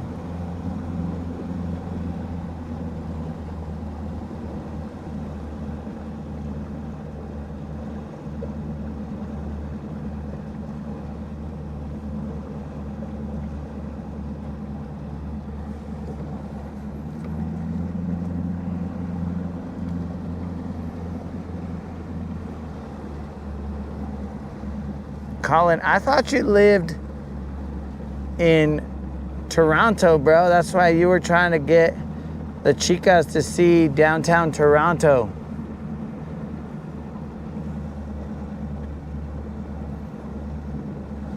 in Minecraft, allegedly.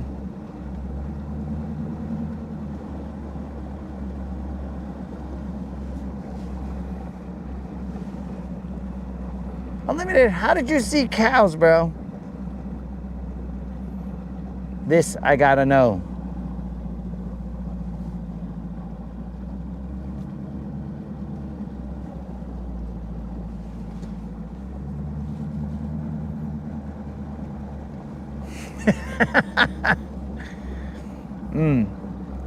Shall we utilize chickens in this science? That's a variable that we didn't think about, guys. Can chickens tell how the fishing conditions are going to be?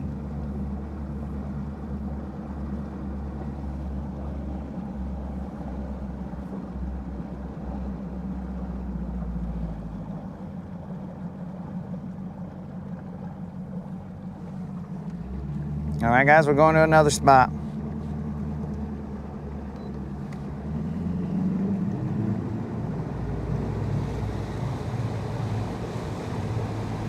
Actually, let me look one more time right here.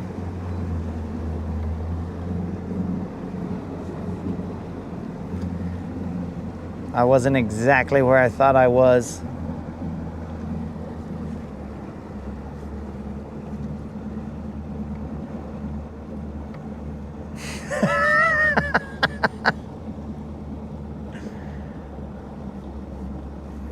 Well, in that case, we should pack it up, guys.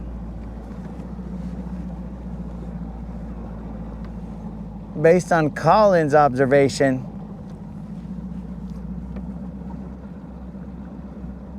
this fishing day may not be successful.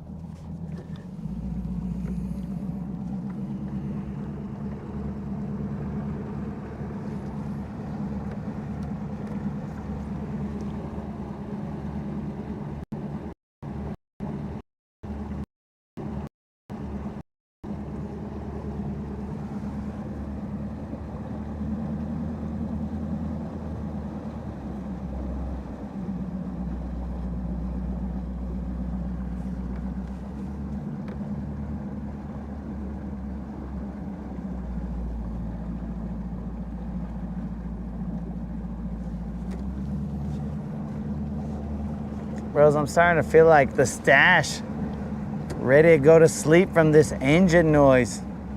It's just humming me to sleep.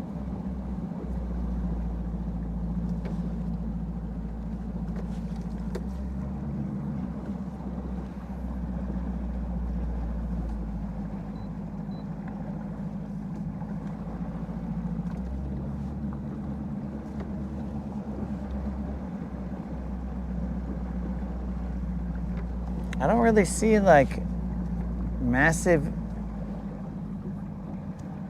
troves of fish or anything like that, dudes. It's just...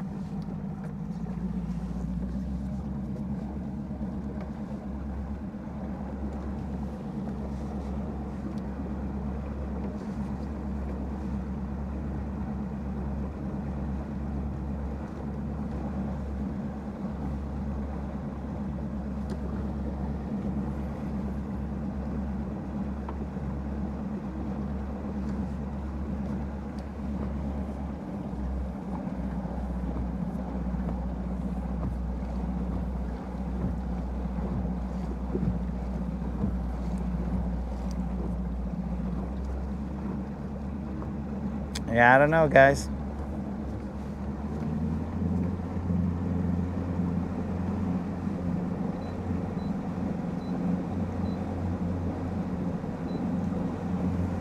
Let's go take a look at this section right here real quick, and then we will figure something out. I see bait balls.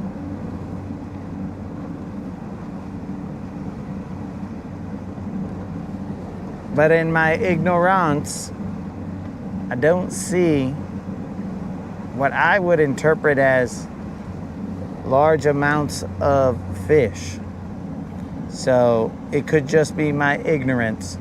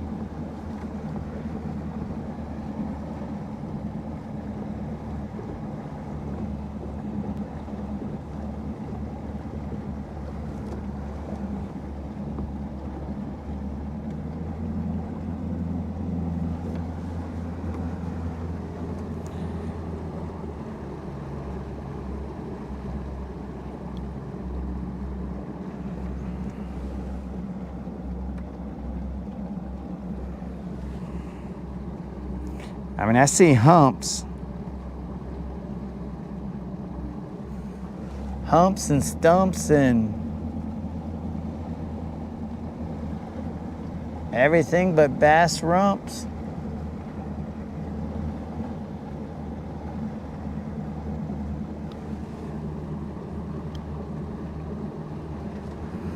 I'll do one more pass, guys. I know this is frustratingly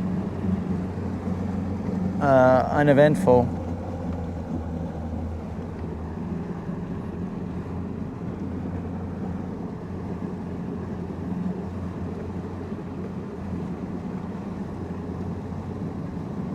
I'm with you guys.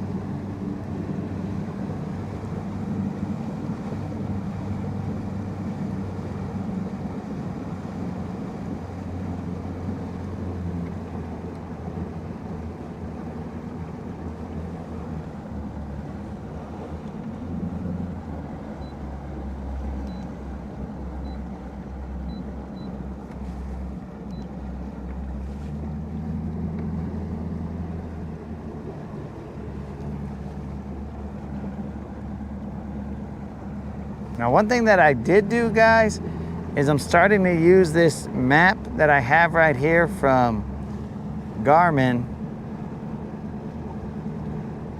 And then I've put the side imaging full screen.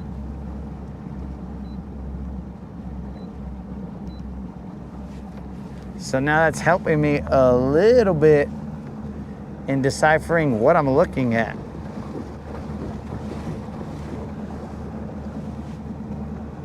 Because now it's full screen, but we will check it out.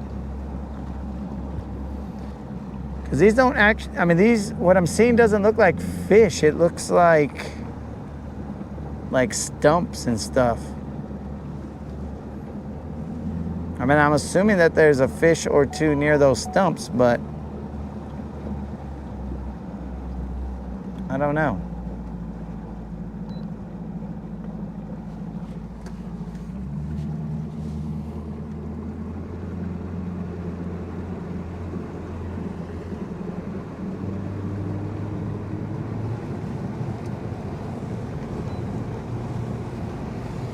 All right, let's pick a spot.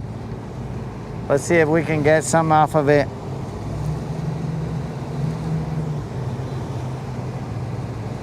We've cruised long enough.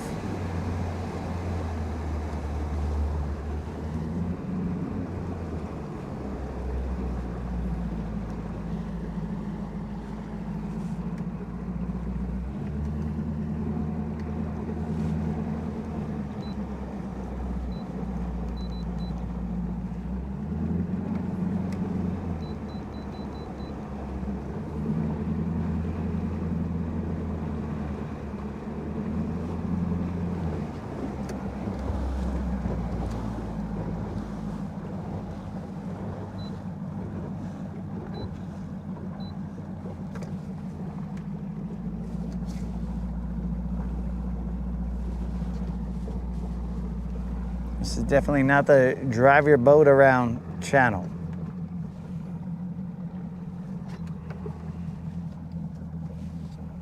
All right, so it looks like right there at the edge of the dam.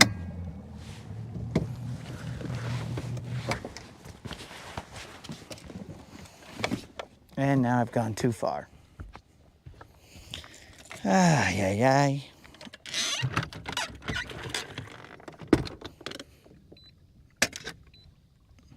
I mean, it's not really going to cause too much of a problem to the fish, but it'll cause a problem.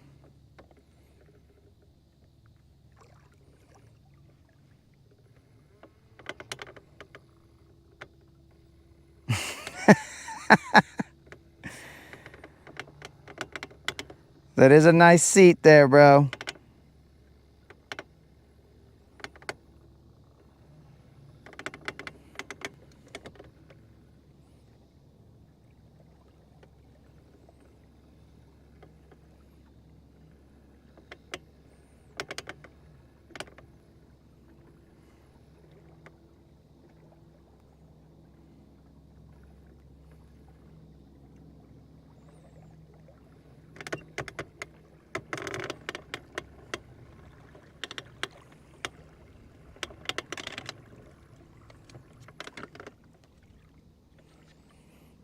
I didn't even know that it turned into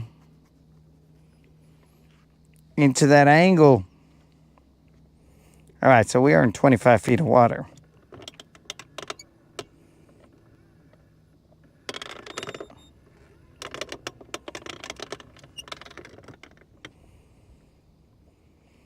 "25 feet of water. But let's check it out, man. Let's fish around, find out." Okay, but I won't keep it a secret from you guys, so I will turn the camera facing forward. I don't know why it turned in that direction.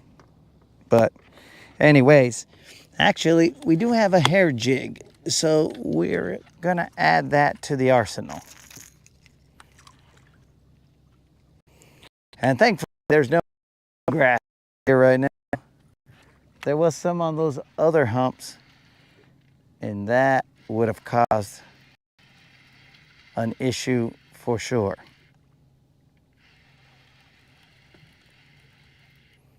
I mean, it would have just meant that we would have had to choose our lures differently, but like this deep diving crank would have been out the question.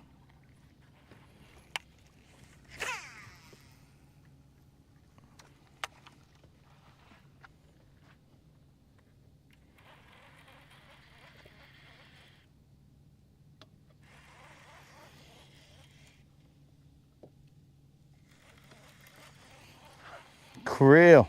Peace out, dog. I'm assuming that's krill.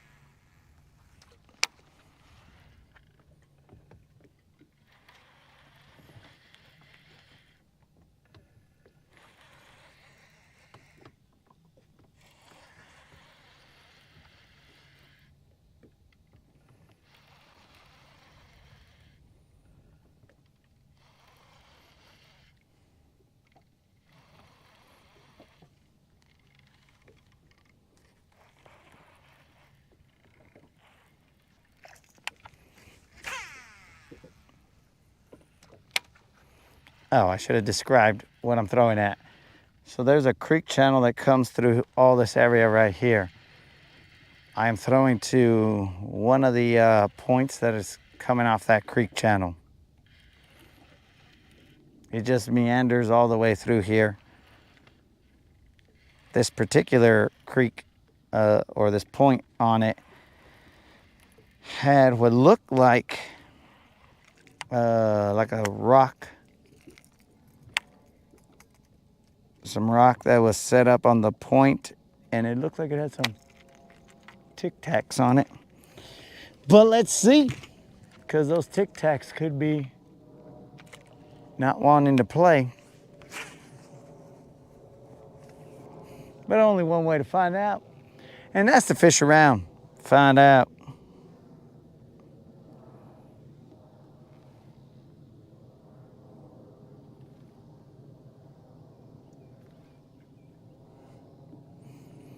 It should only be in about 10, well, no, let's go about 13 feet. And then it'll drop down into 20 some.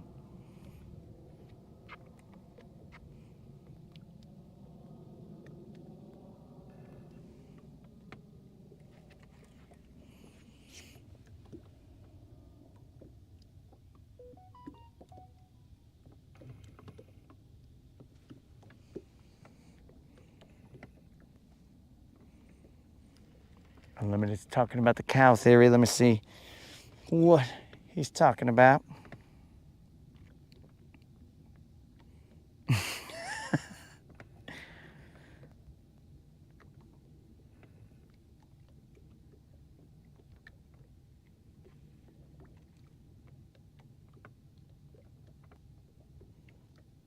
I feel the rock.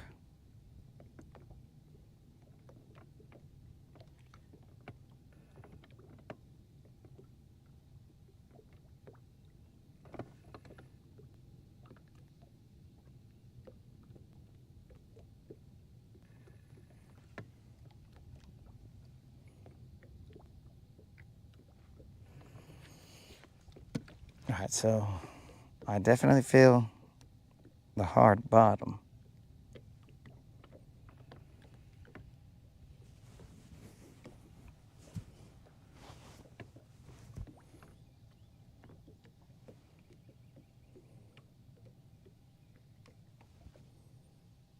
Now I just need to feel the bite.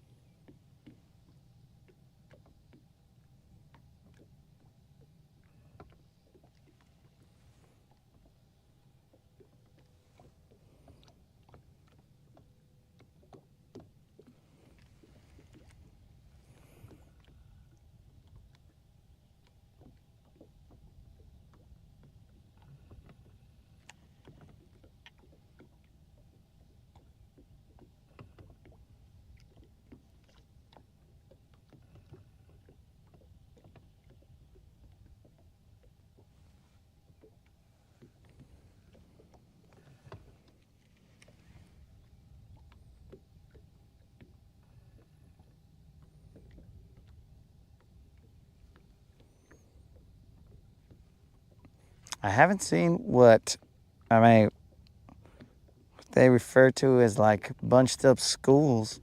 I haven't seen anything like that in all my venturing.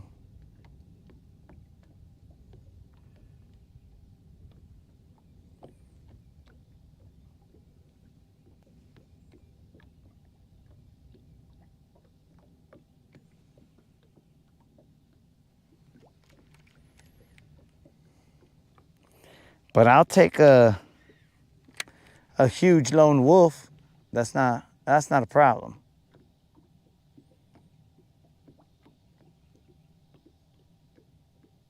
But there is bait cruising through here.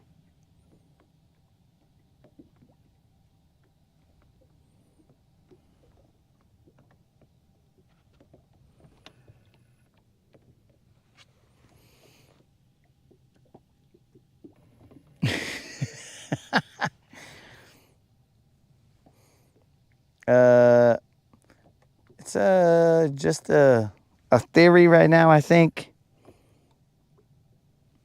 It was suggested by, well, we will leave them nameless for now, just in case they don't want to be exposed. But if cows are laying down, then bass aren't biting.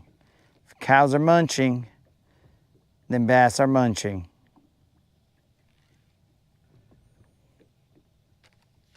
We have not verified or disproven any of this.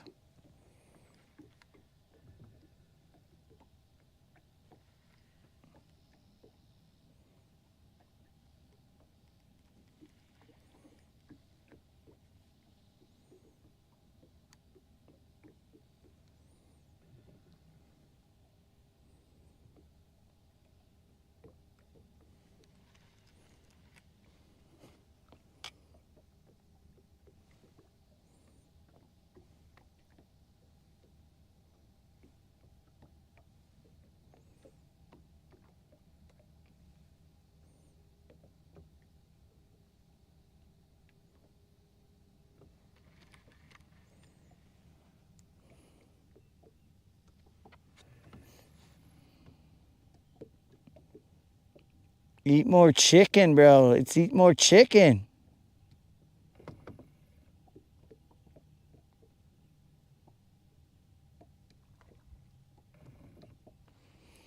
If the cows are eating, I'm covering more water.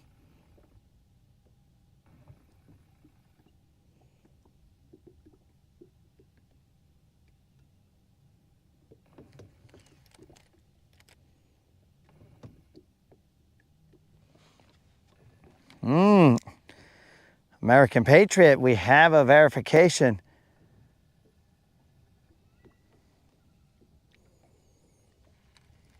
This is interesting. Now I got to just go buy a cow to have it as a fish finder. Then I just need well, not a fish finder, but a fish verifier. And I just need to tell the moderator, yo moderator, is the cow eating or is the cow chilling? And she'll let me know. And then we will be locked in. That's what's up. All right, guys. Those are theories that are only brought to you on the Rodcast.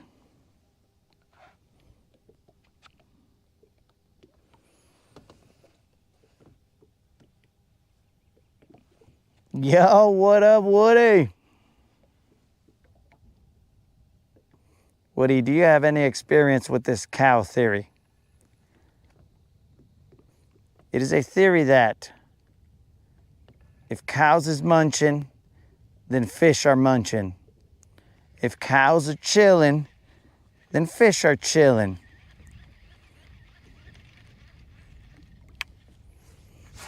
We go to all angles, areas of the planet.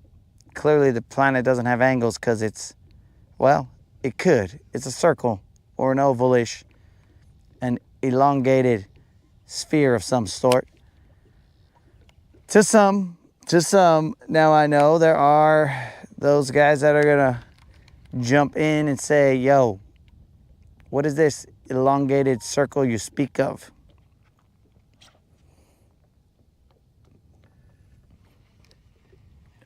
Or elongated sphere. They're gonna come in and be all like, we are flat earthers. But we don't want to talk about that. We just want to talk about the cows, not the flat earth.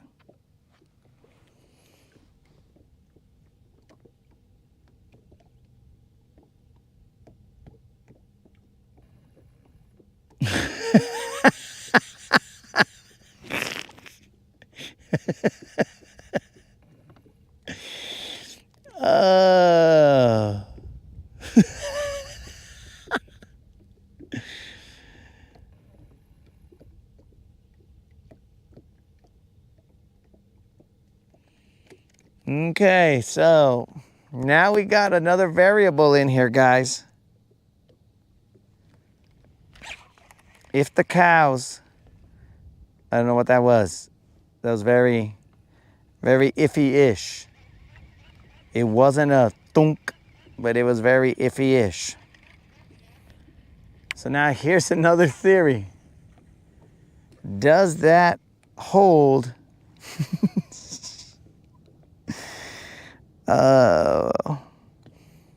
Does that theory hold for all-legged cows? Or only for the four-legged type?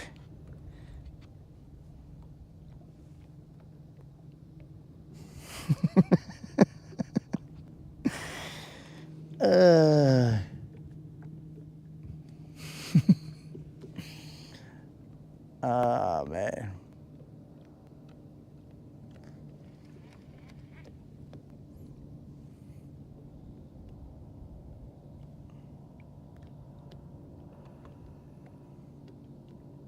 I'm really trying to contain myself and not continue to laugh.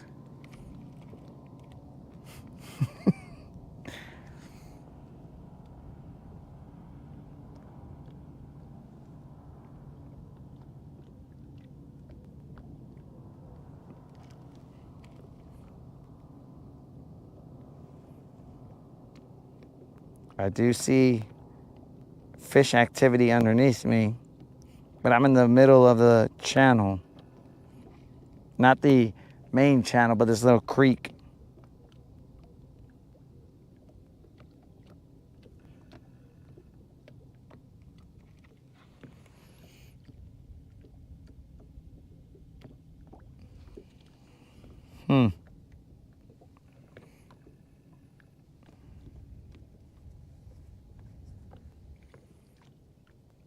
So I'm assuming that the theory only holds for the four-legged ones.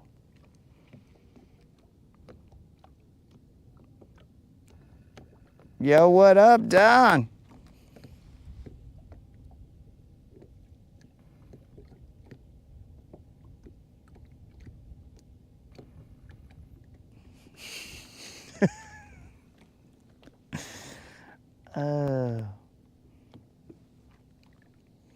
I'm just going to safely say that I haven't.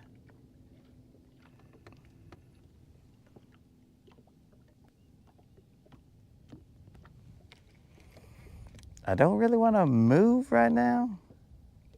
Mainly because I feel like I've invested a lot of gas in finding this area, this area and marking some waypoints. But there's no signs of fish activity. Actually, I need to put that hair jig on.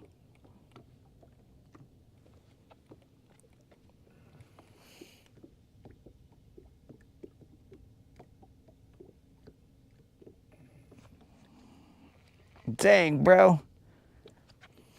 There's like freaking somebody shot. It's like my fish finder is under attack. It's the 4th of July down there.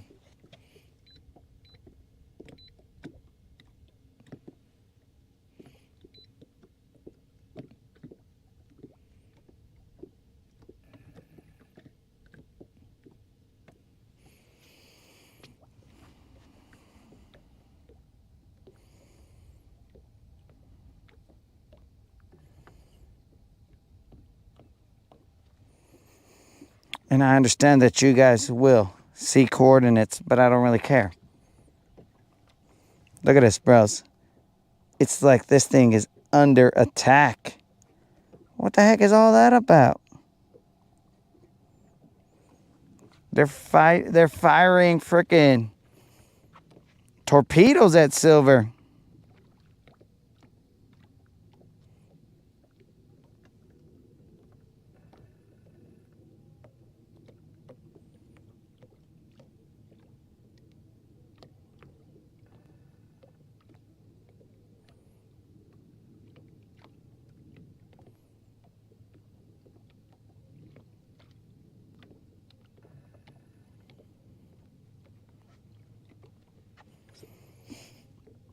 I don't know what the deal was, bro. I don't know why I'm under attack.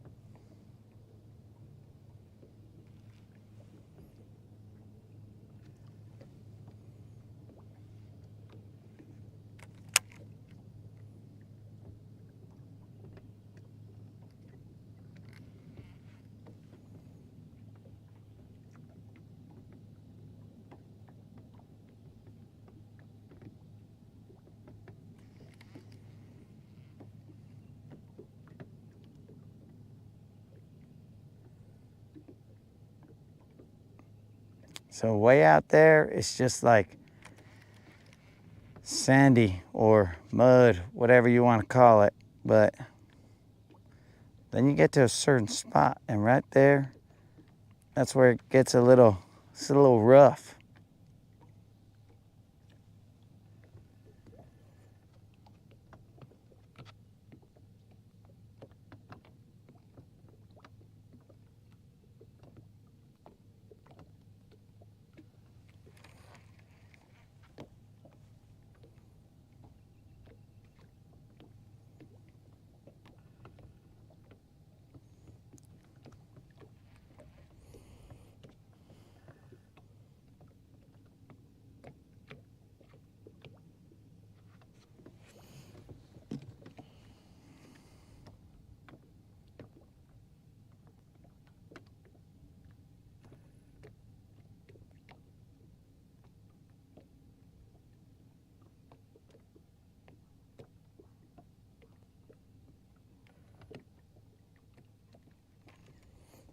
Dang, bros.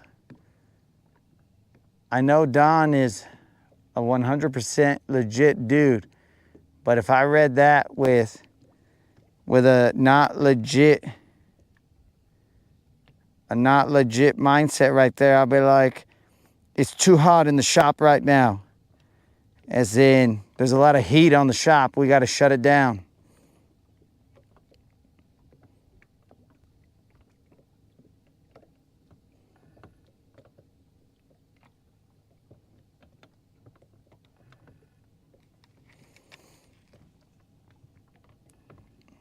The authorities are on to Don. The shop is hot.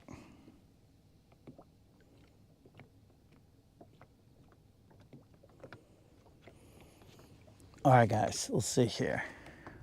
Let's figure this out. What is our problem? Okay. We've cruised to different spots.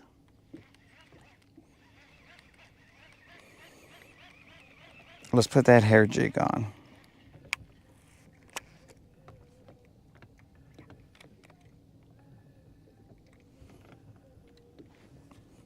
We got some jams.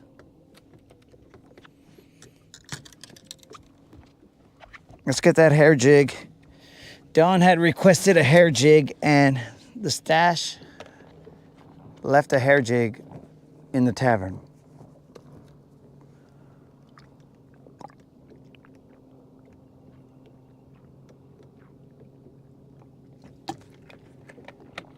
I'm assuming I said Rob requested a hair jig, but I might have said Dawn.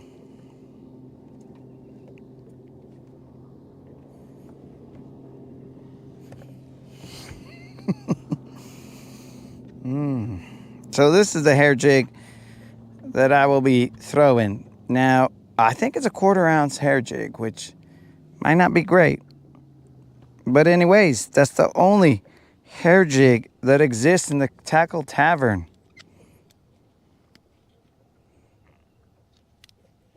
So this is what we're throwing. Very light.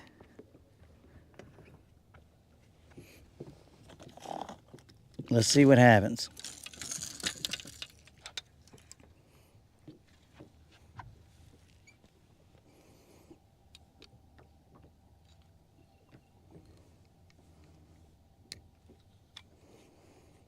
Ooh. What time is it? 11-ish?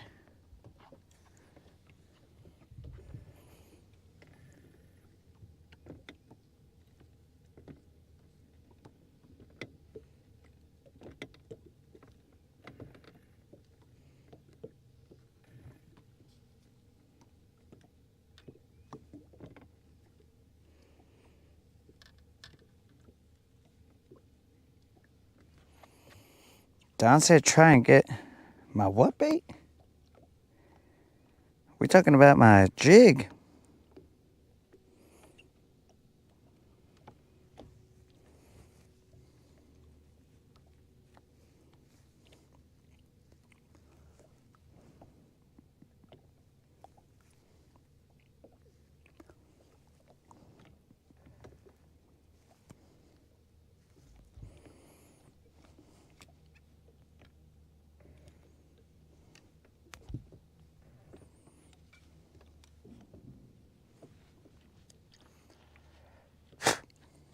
All right.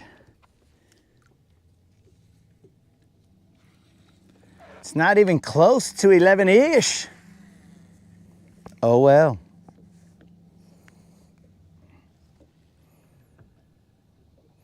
Guys, I'm thinking we will be out here close to when my battery shows up.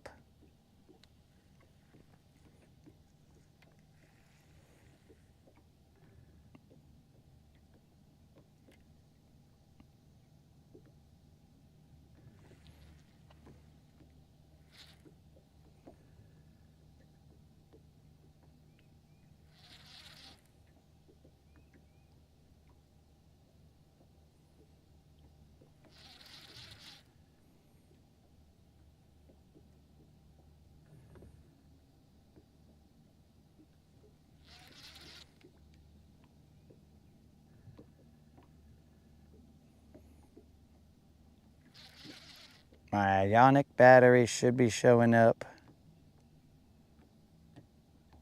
sometime today.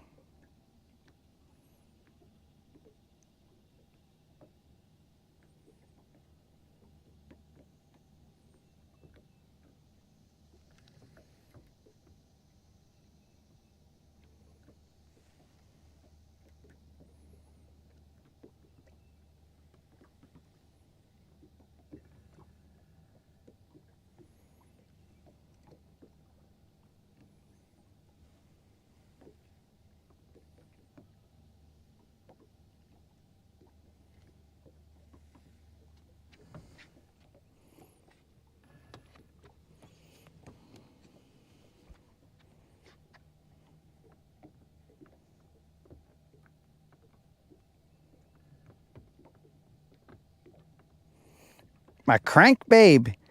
Yo, did you just say something about the moderator right there, Don? Yo, moderator. Don called you a crank babe.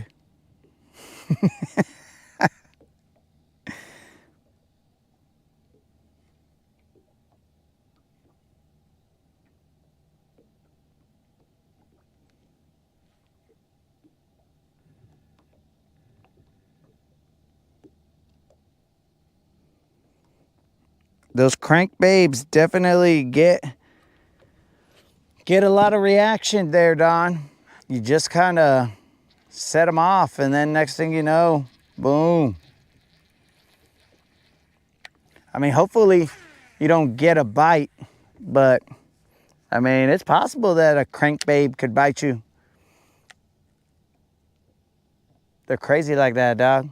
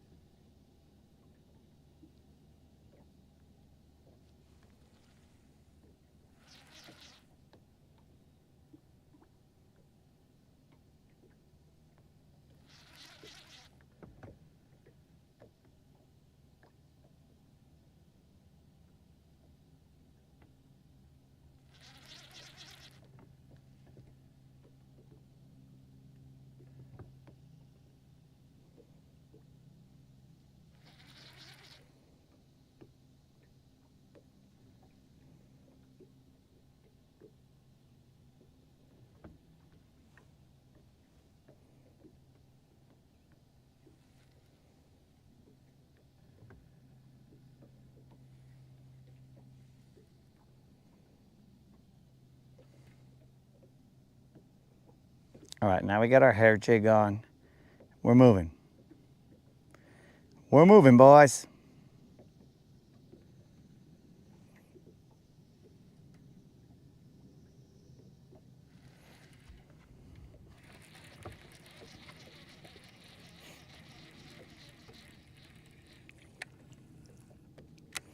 I'll tell you what, this freaking hair jig, it definitely wets everything around it.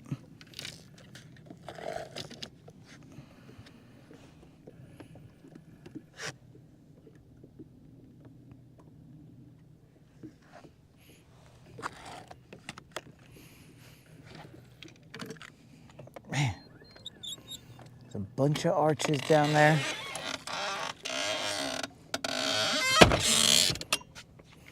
Right when we move. So like, yo, what up, dog? Look at all these arches down here. We're just chilling. What's happening? That's just the big old fin flip as we're leaving. Hot, hot, hot.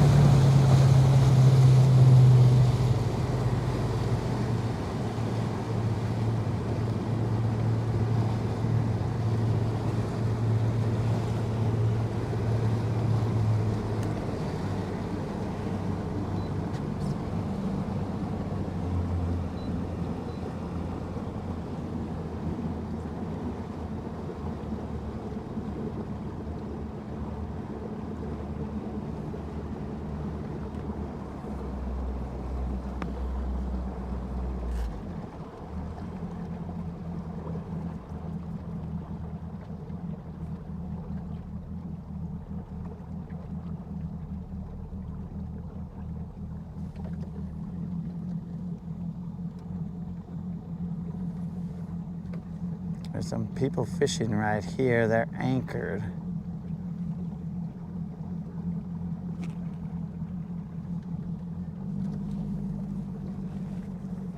Want to stay away from them, let them do their thing. It's just fishing, dogs. We are in 50 feet of water.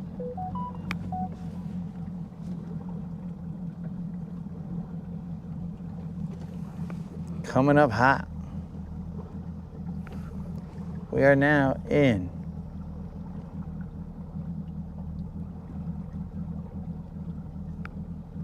15 feet of water.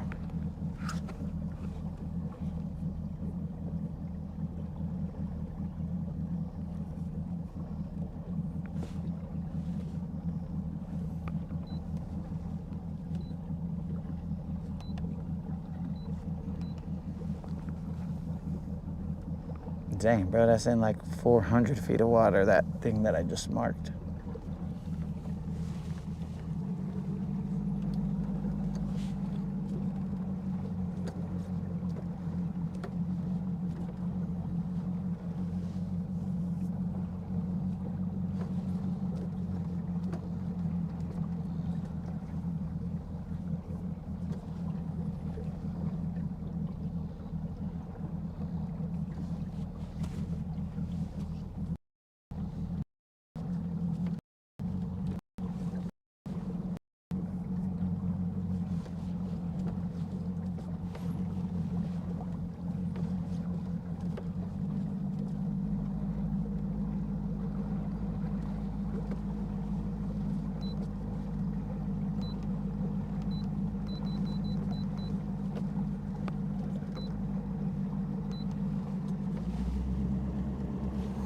All right, we're gonna go back to that thing that I just marked. It was a bunch of broken up rock.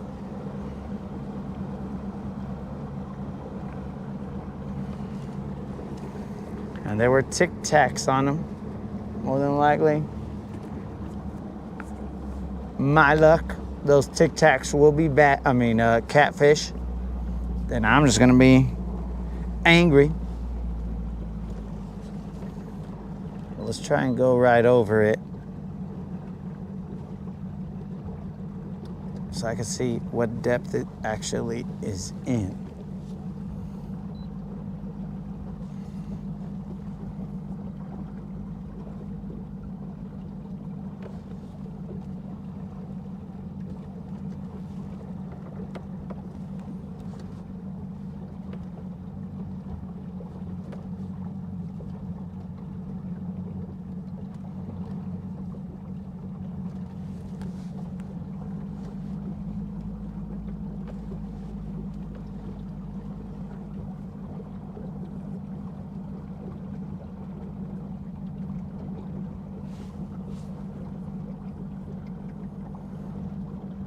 How the heck did I not even see anything at all there?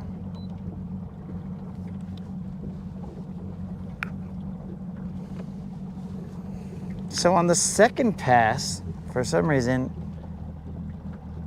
it didn't mark anything, which is very weird.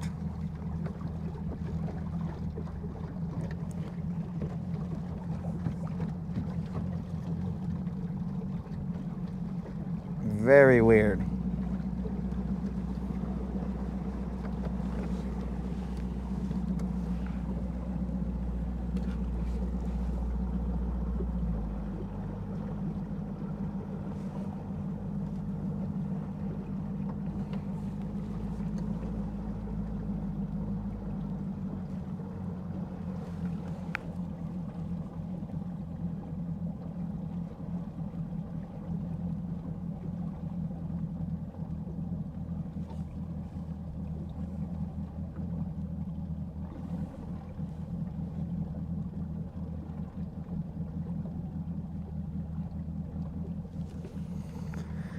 All right, guys, this bottoms out at 40 feet.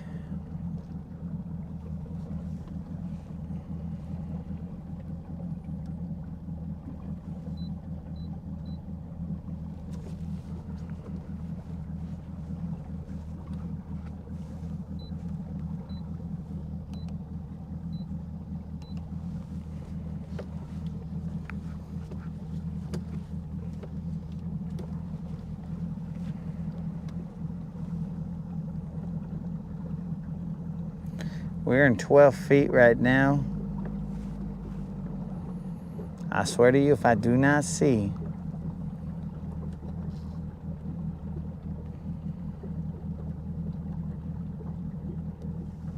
that area, I'm gonna be fished.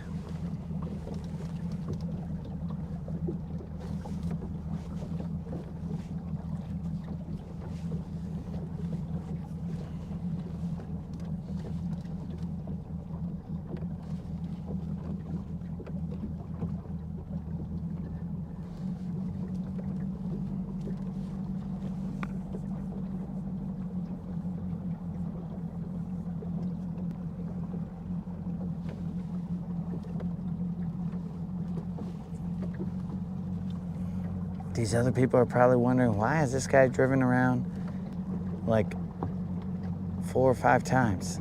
Is he lost?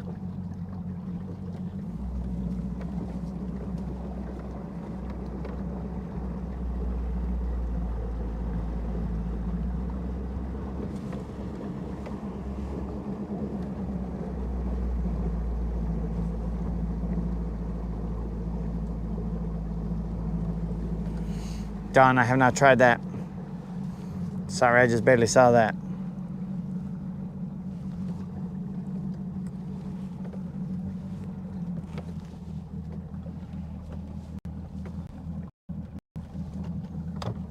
Okay, I'm throwing straight to that tree. Whatever, anyways. We've messed around enough.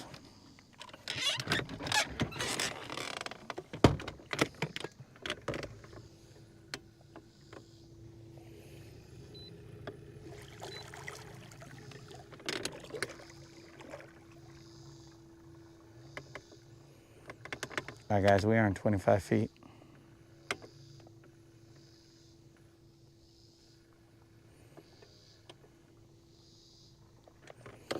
The wind is at our back.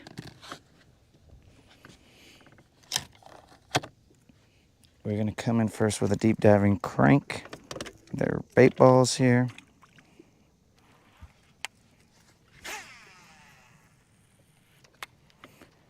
Not a lot of eelgrass to contend with. And of course, the first cast is caught on his own hooks. It's probably because you guys couldn't see. So the crankbait was all like, never. I will never perform while these guys cannot see.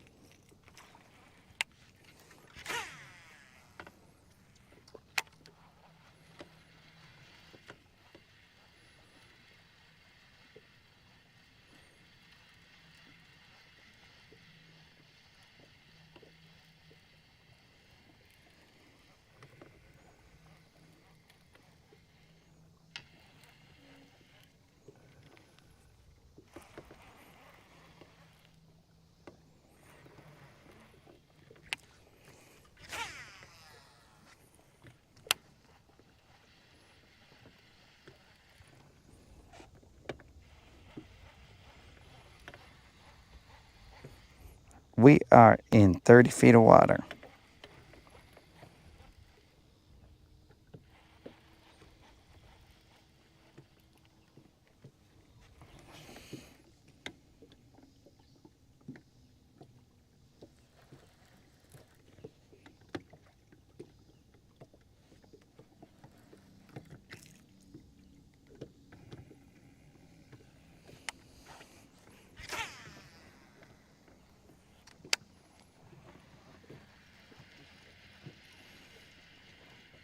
Moon says he doesn't throw a deep diver.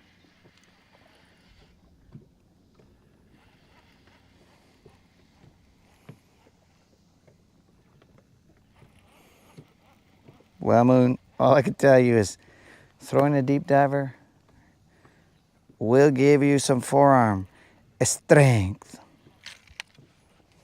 That I guarantee you.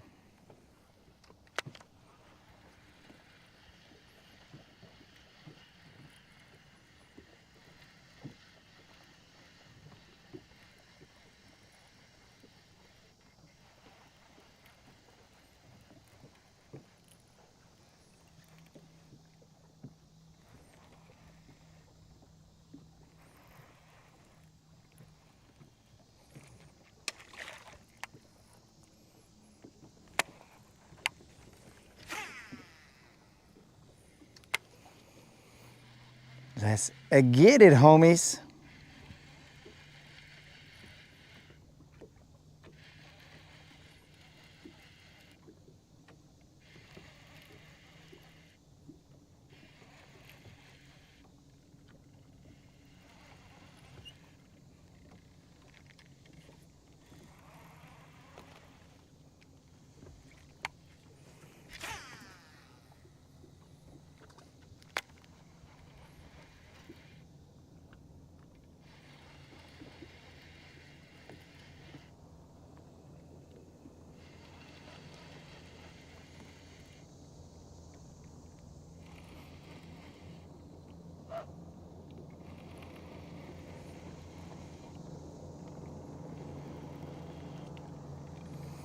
I always start off with a crankbait, but to me, I'd rather start off with a jig.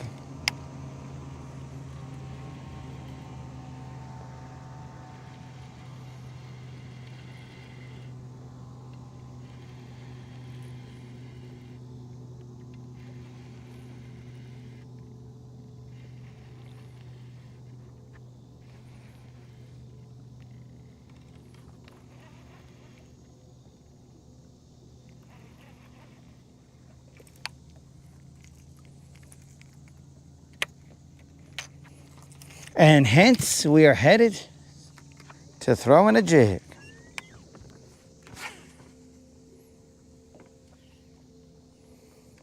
Dang, I hear the cicadas. One is gonna try and land on me.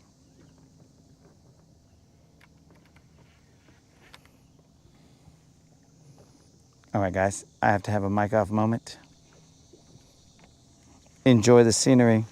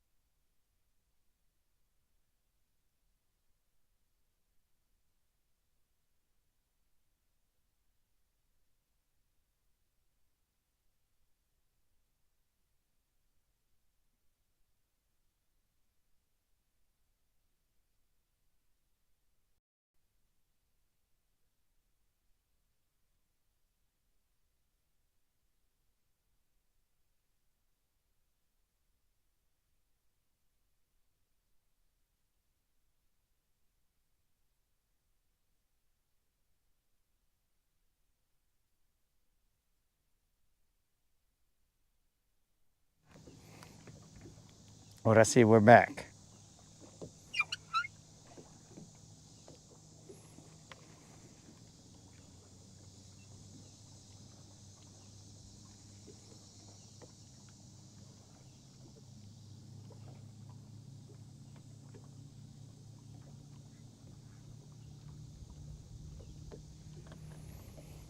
I don't feel that rock.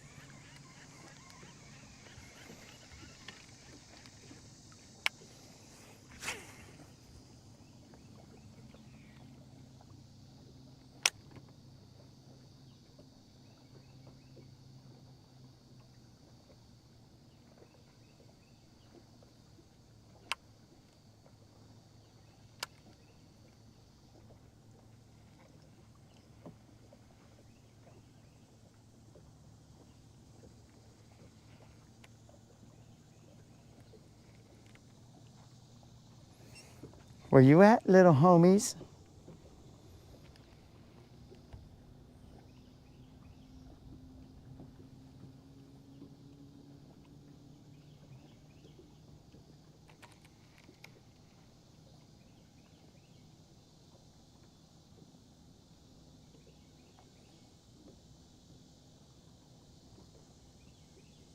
Okay, so now I'm feeling some rock. I'll let it soak right there.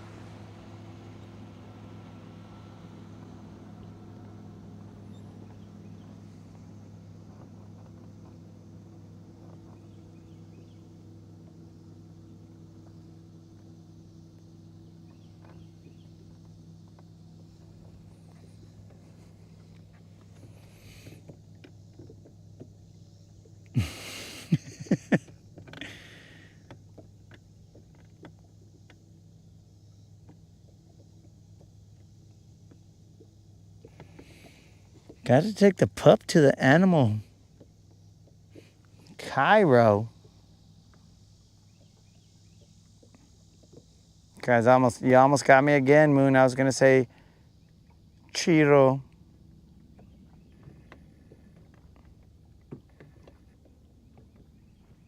But I didn't say it. Well, what are you talking about? Animal Cairo. Are you telling me that your dog has a chiropractor?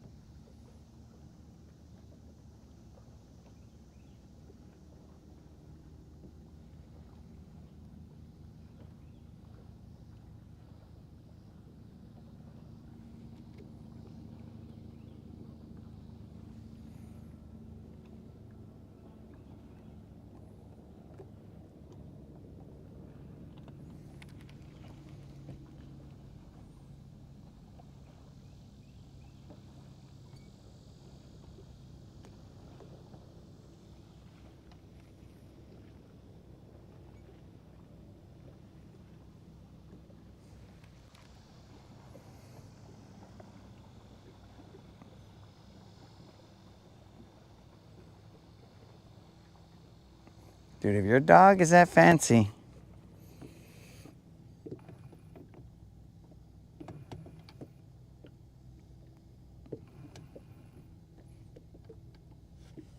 you got a fancy, what? What?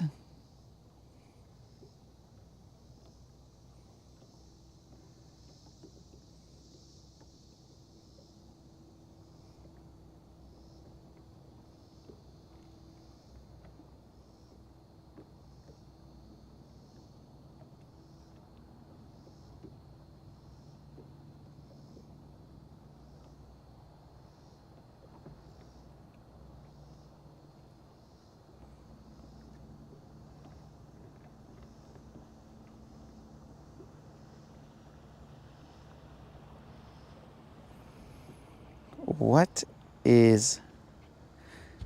Oh, wait a second. I'm on top messages.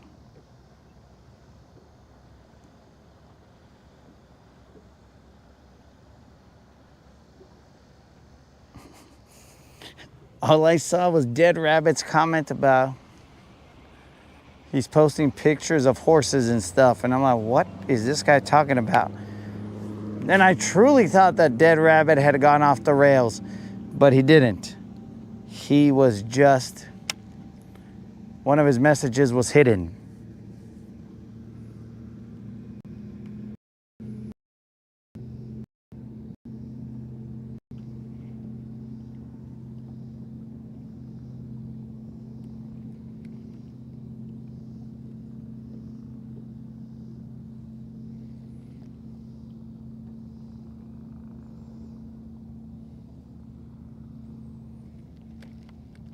I thought Dead Rabbit forgot what chat he was in.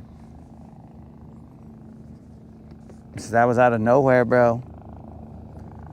Talking about horses, pictures of horses.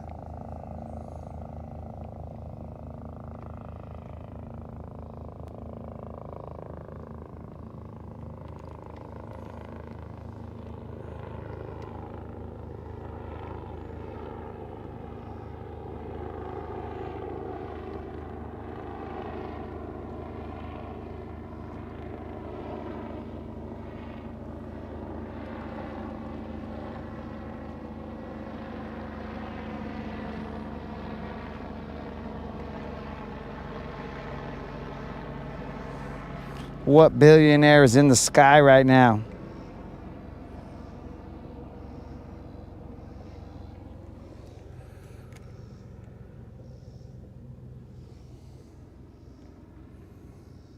I am well aware of the fact that we are not in Mexico, dog. And I'm actually pretty happy about that.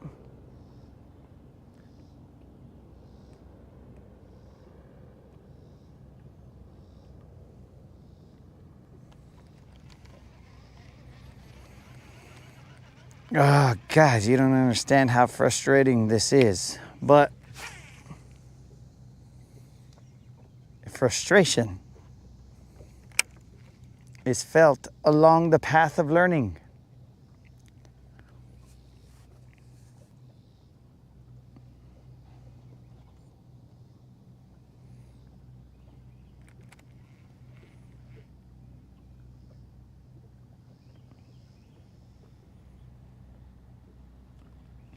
I ain't even tripping, bros. We're good.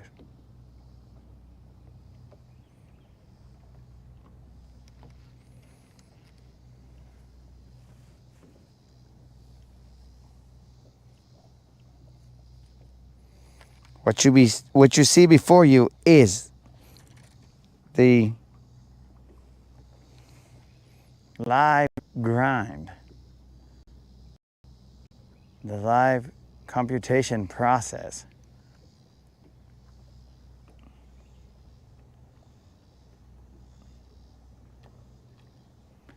Dude, those barges look so ridiculous when they don't have something that they're pushing.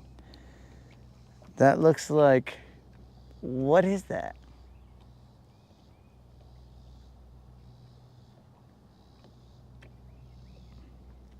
They look totally ridiculous. In fact, why is that guy not going downhill with something? Because you would think, yo, bro, you want to make money up and down the channel, so pick up some barges and cruise down there.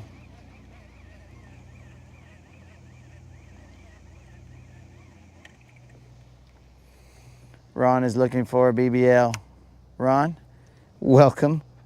We are also looking for that son of a fish.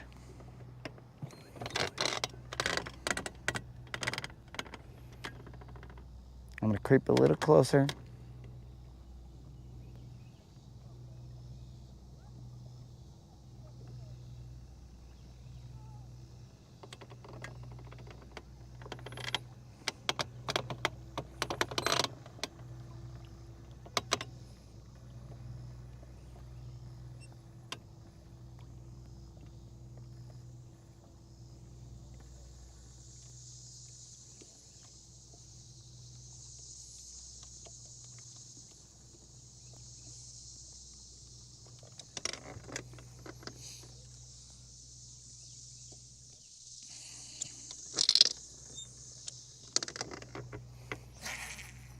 Bros, what is my fish finder in the back seeing?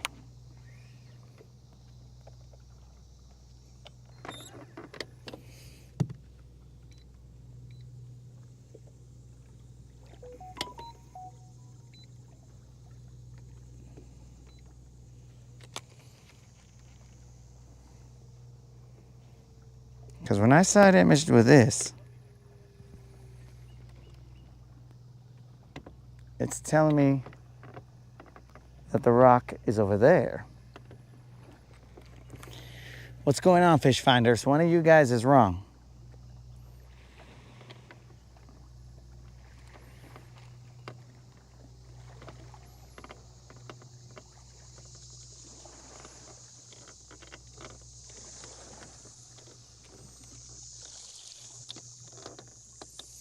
And it is drastically wrong because I can feel all that over there. So what's going on here? Oh, I feel it over there, guys.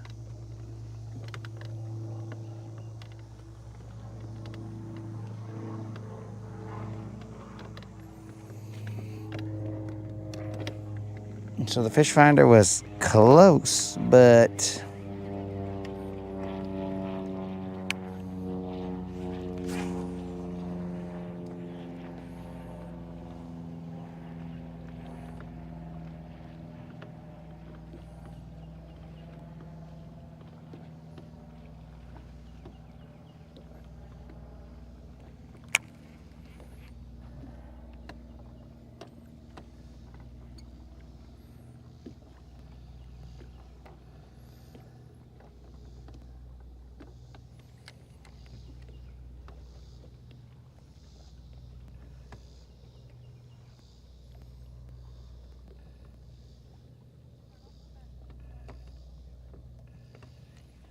because I definitely feel a lot of rock over here.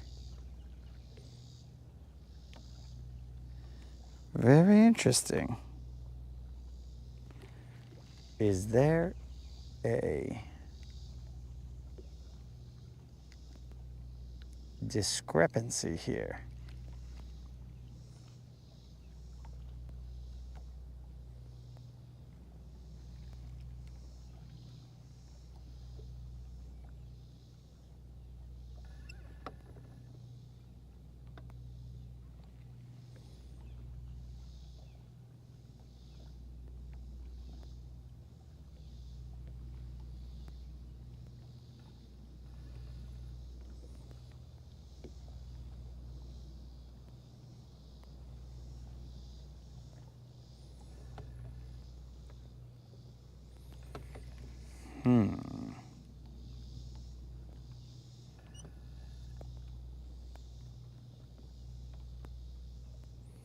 This is very interesting, boys and girls.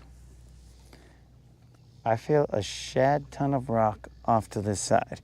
Though my fish finder was marking some rock,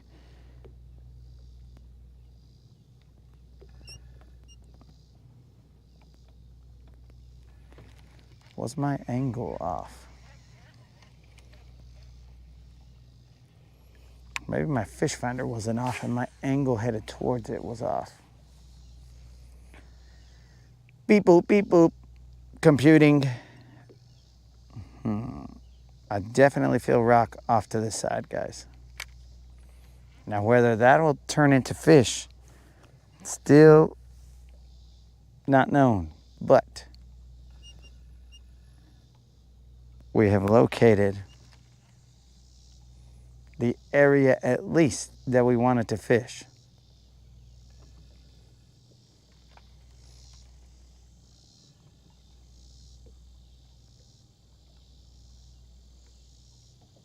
We are currently in 12 feet of water.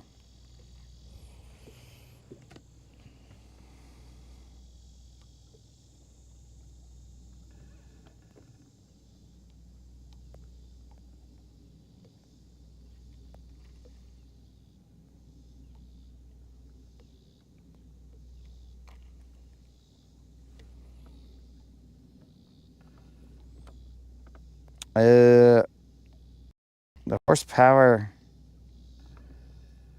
is a 250, and it's a Mercury.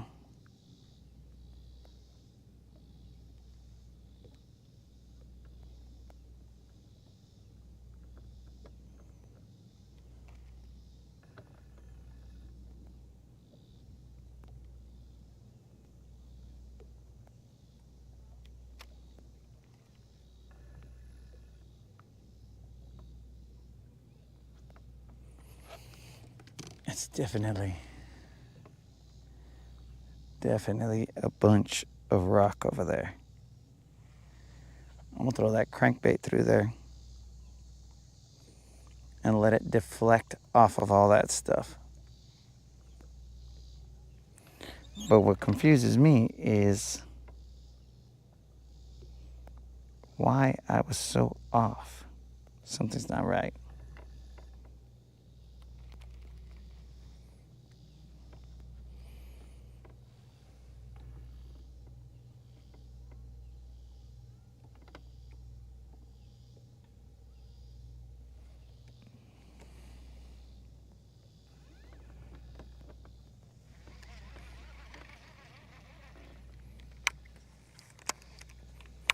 Something is not right.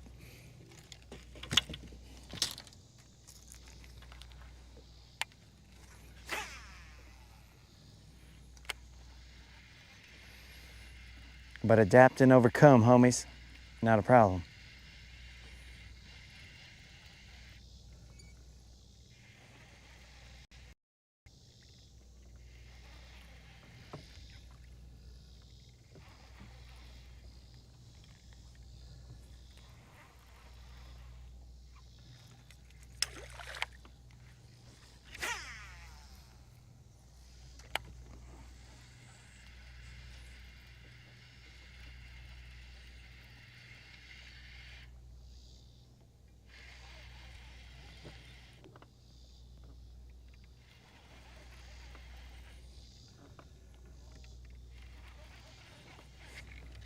There's one. Or there was one. But I missed him.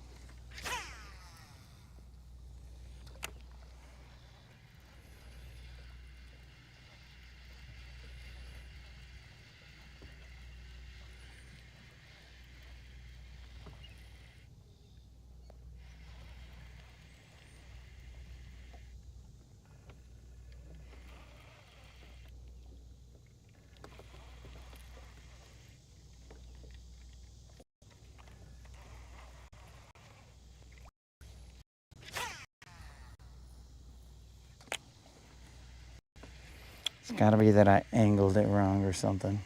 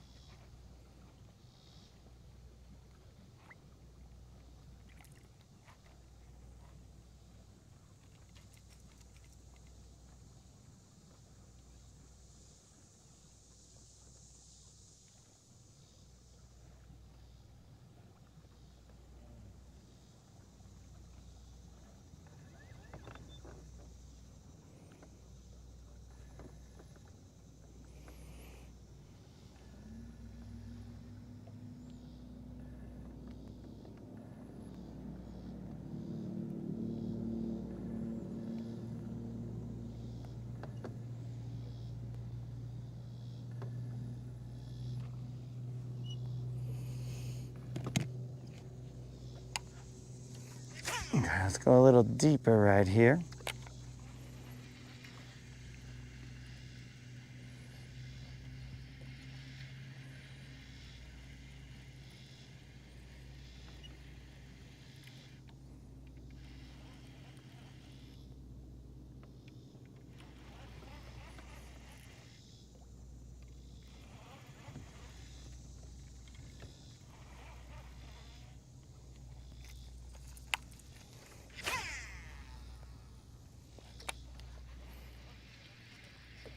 We are in 12 feet of water right now.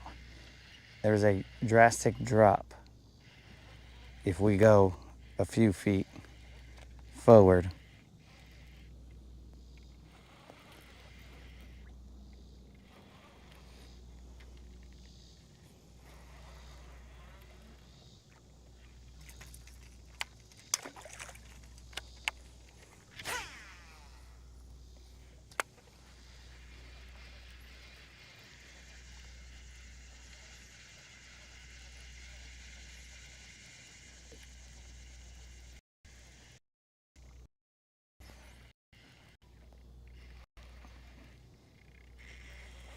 I think the eelgrass is kicking in.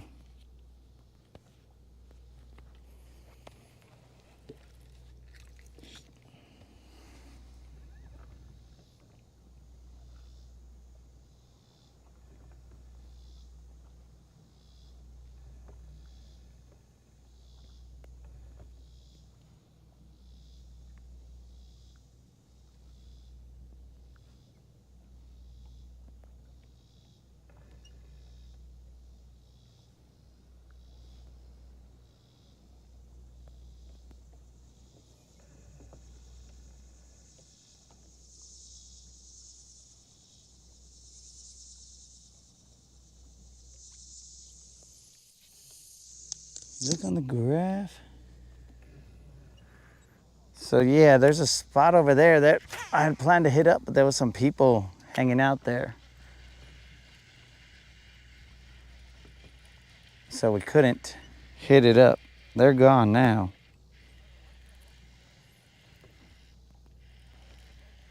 But they were definitely there earlier.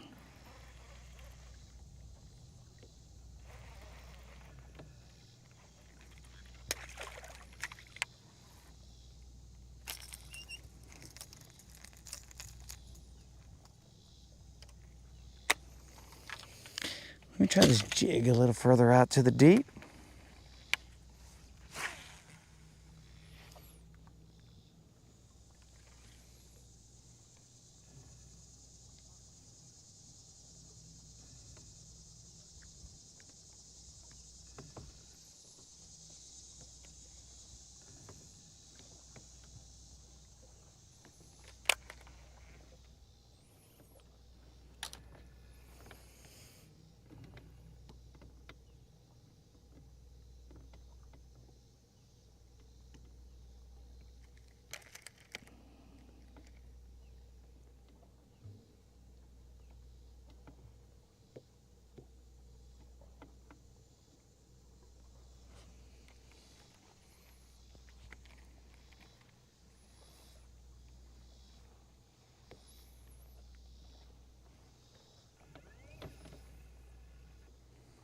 It's very odd.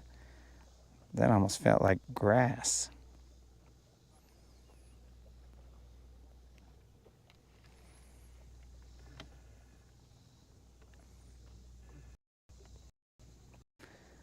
But there's definitely a lot of hard bottom there.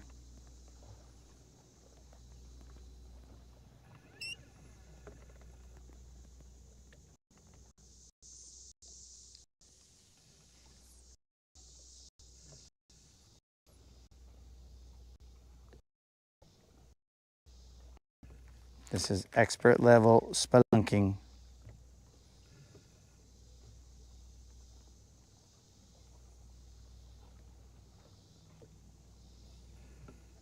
Spelunking level 10. Eelgrass is coming in droves.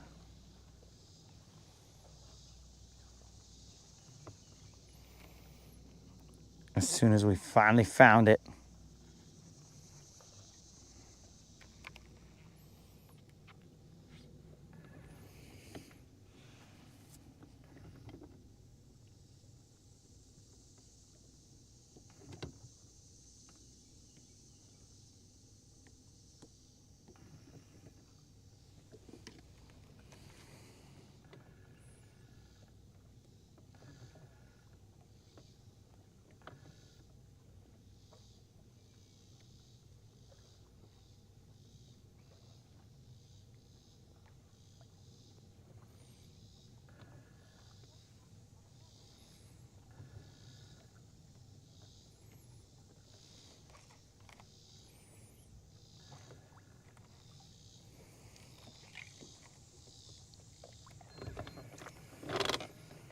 Starting to sound a little suspect.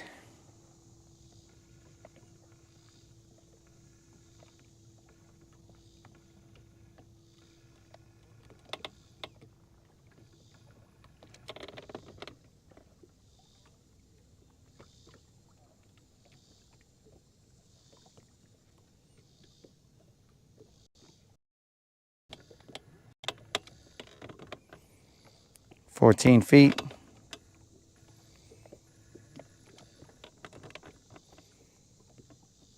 And now we hit the drop.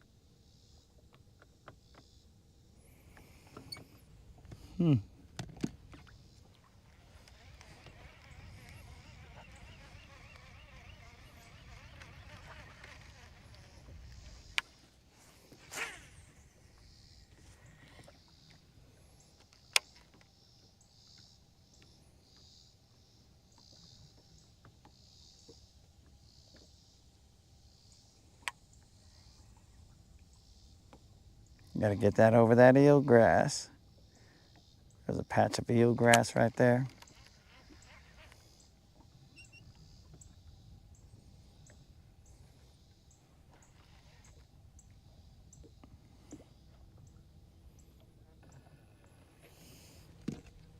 Uh-oh.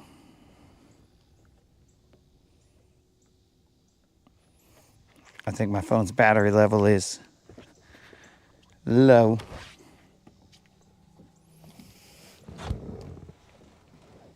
Give me a second, guys. I am still fishing. I just have to charge my phone.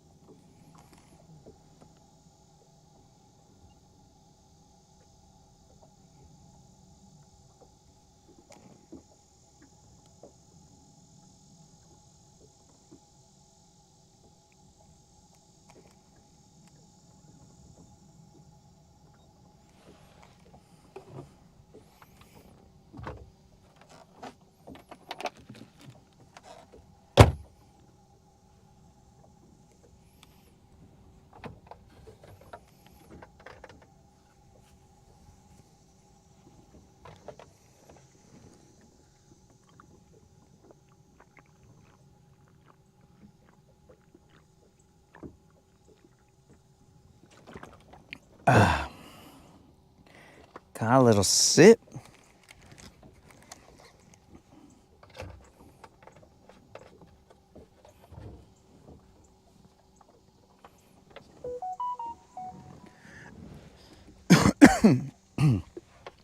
Got a sip. The phone is charging.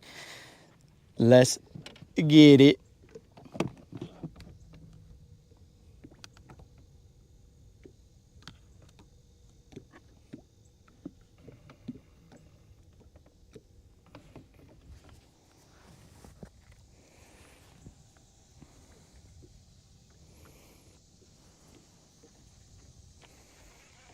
What?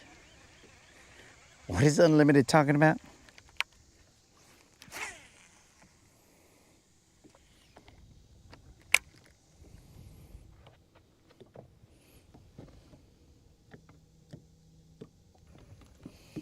Very dark clouds starting to creep in.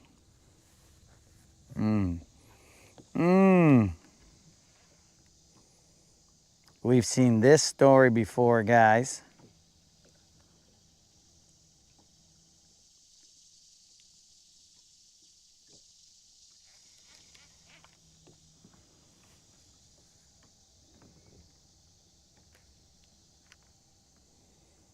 This better be a... I only have some pairs of shoes, guys. One set of shoes has to dry out before I can use the other ones.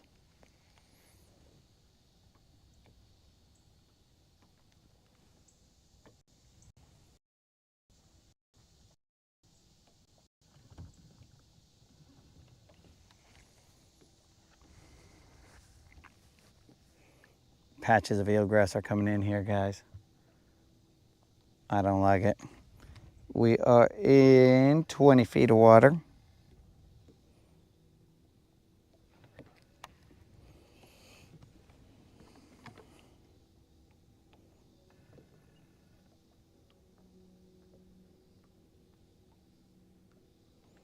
How do I keep getting into top messages?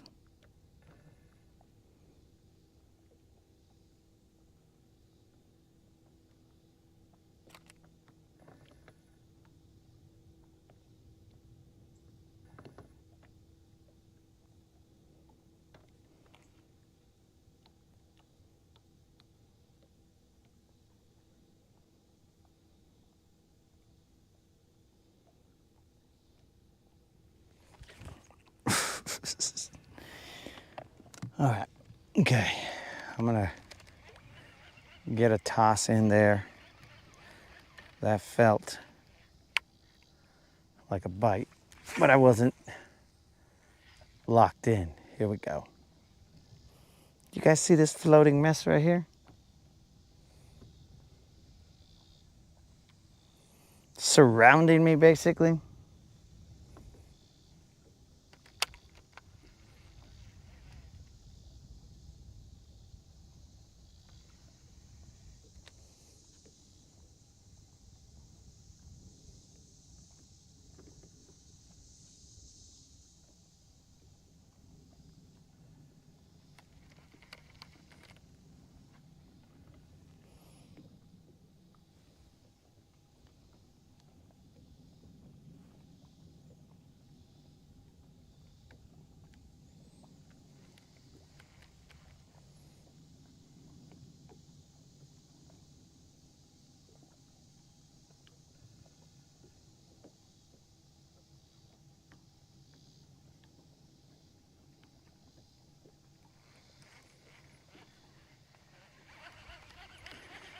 Gotta reel that in because I just got into that freaking eelgrass mat.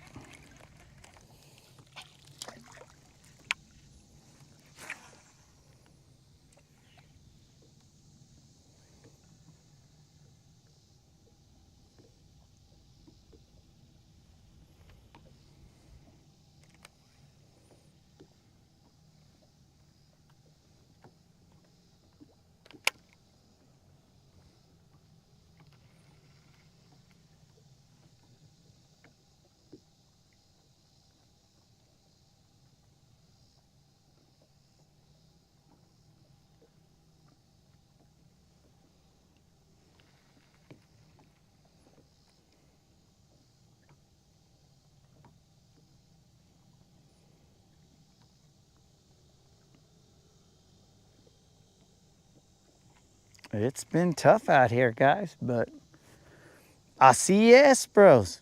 We ain't worried about it.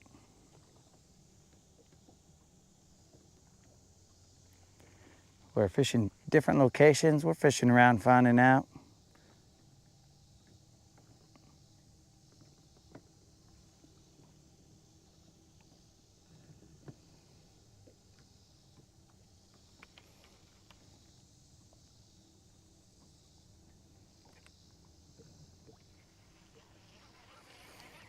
This freaking eelgrass is cutting off my angles. Just gonna get on my line.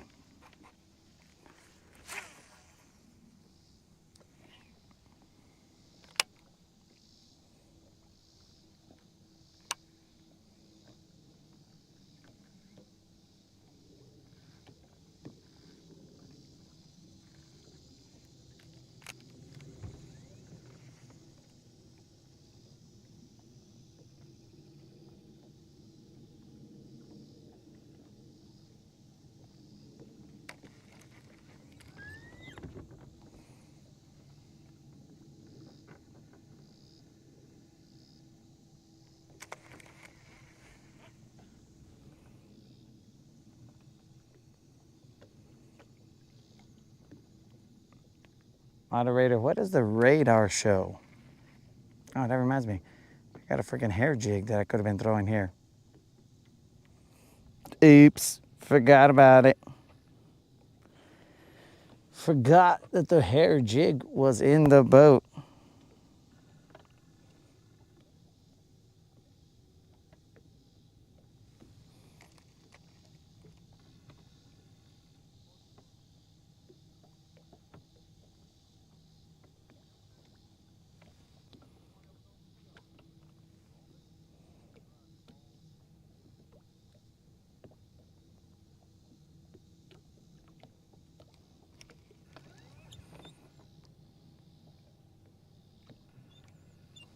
Dang, the eelgrass. It's got my line.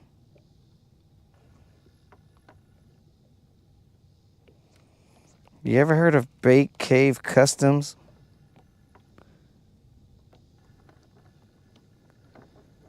I have never heard of them. John, my bad, bro. None of them go in the well, but we have caught 2 and only 2. We keep it real.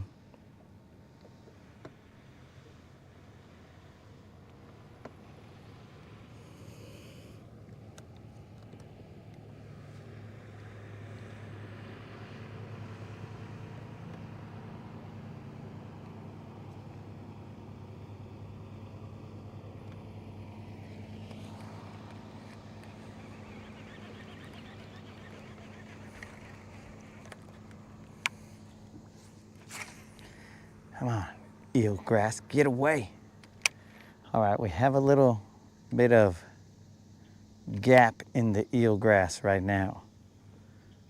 Seems to be blowing straight into us.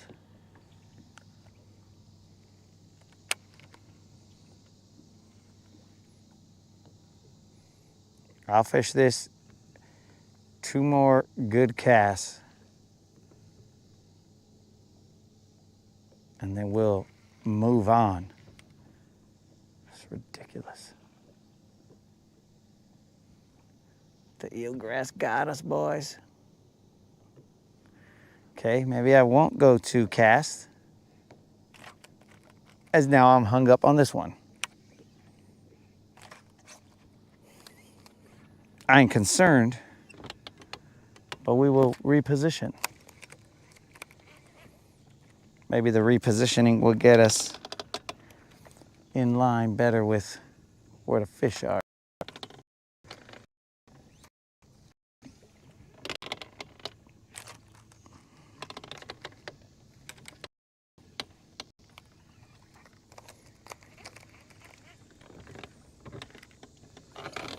Free. All right, so they must be.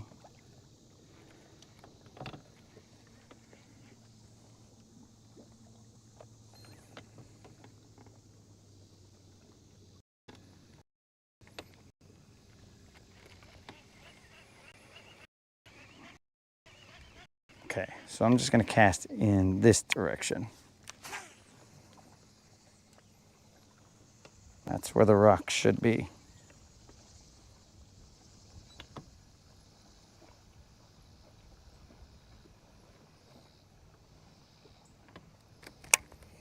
We are currently in 33 of water. Here, nobody knows. What are we trying to do? We're trying to catch some fish. But more importantly, we're trying to catch that beast, guys. We got to catch that 5-pounder.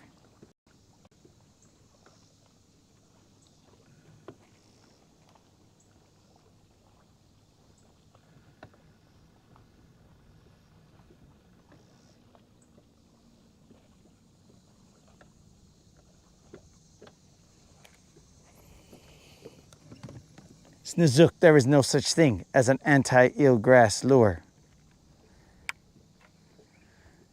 Well, Texas rig worm works well, but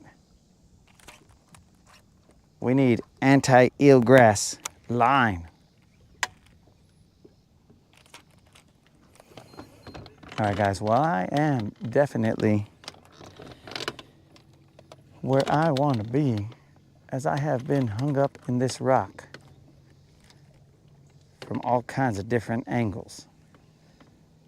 So that, to me, is the location where I was expecting to be.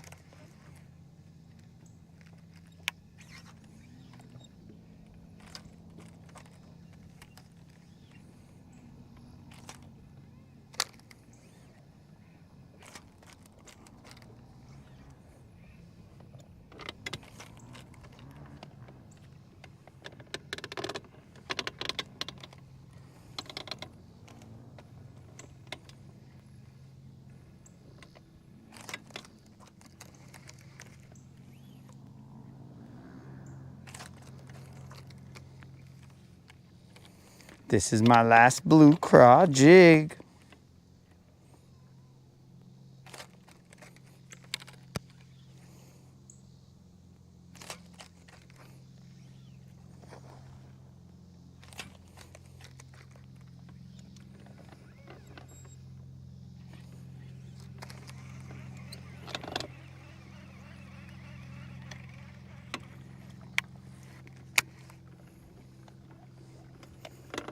We're in 15 feet of water.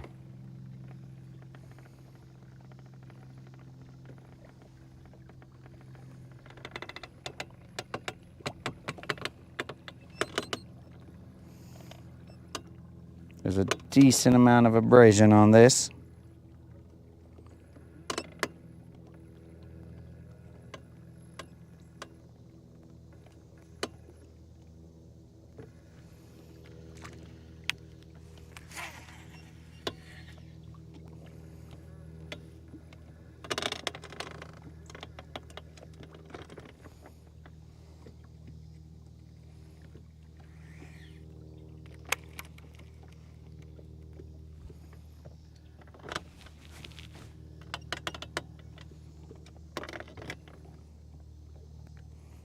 "25 feet.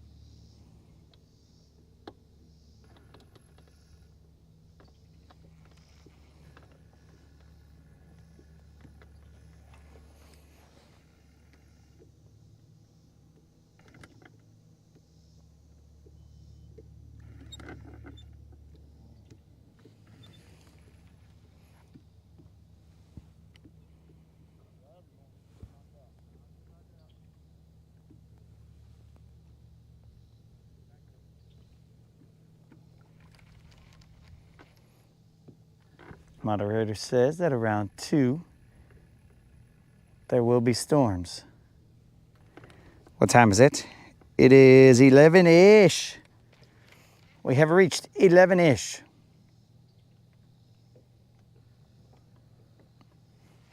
Eleven-ish, 2 fish.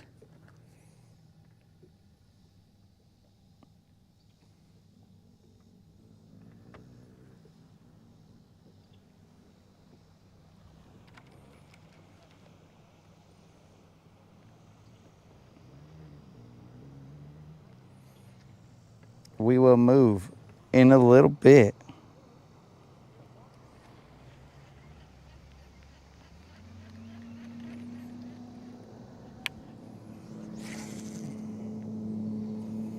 That looks like it went right down the alleyway. Just perfect to avoid potential eelgrass mayhem. This must be the cast. We must slowly roll this cast because it went straight through all these little alleyways. So we will slow roll this and then we will bounce after that, guys. What just happened to my phone?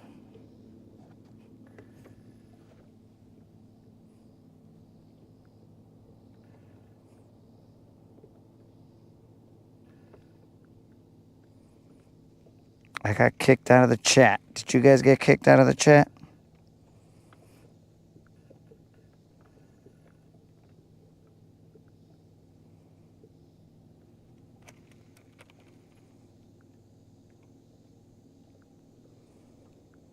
Interesting.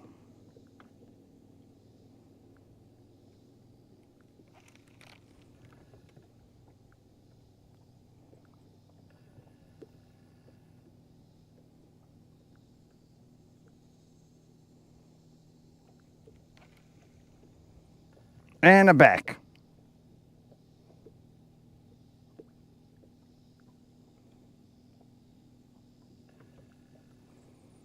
Don't know why I got kicked out of the chat.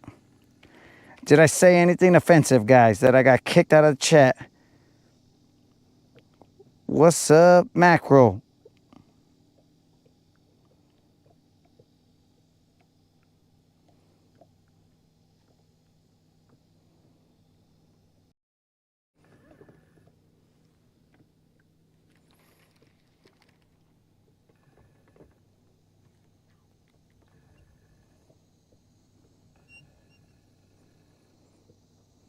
That was very bitey rock. It was a good thing that I didn't set the hook. I kind of hesitated.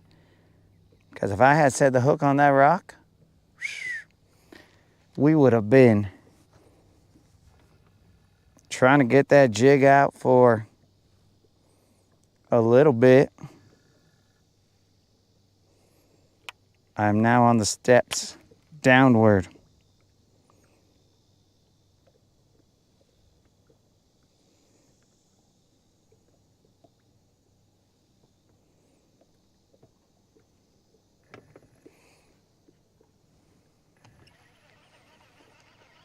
All right, let's go fish some of this area over here. I want to go over there, but we'll just go somewhere over here and see what we can pick off. These other areas will be known areas. So this will be no longer a search mission. This is a let's go and catch some fish before, or attempt to catch some fish before that storm comes. I think the moderator's radar is off because I already see rain.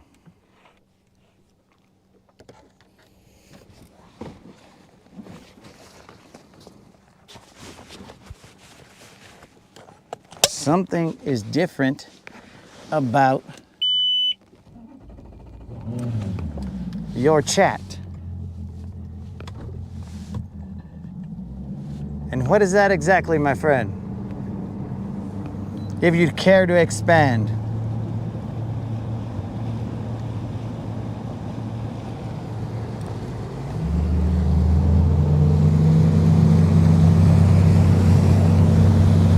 Maybe, Snizook. Maybe.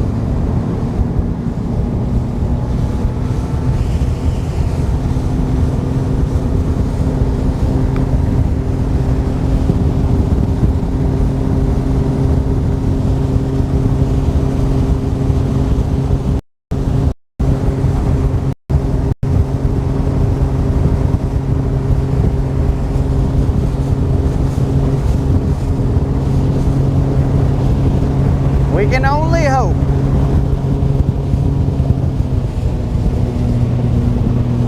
That we are able to pull off that 5-pounder, guys.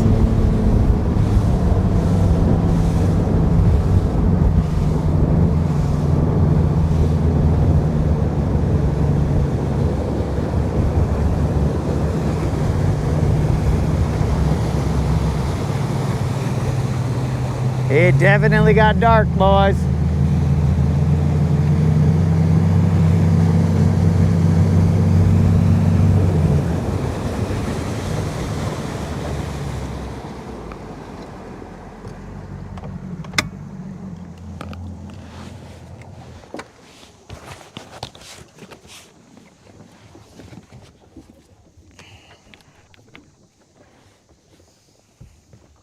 It is definitely dark.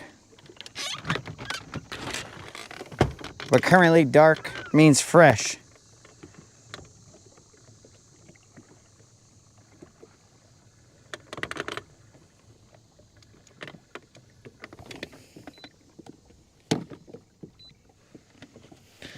Currently dark means that it's a little fresh.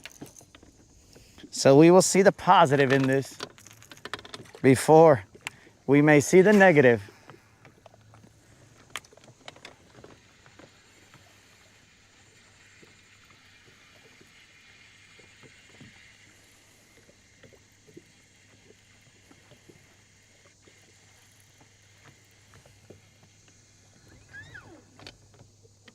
We are currently in 12 feet.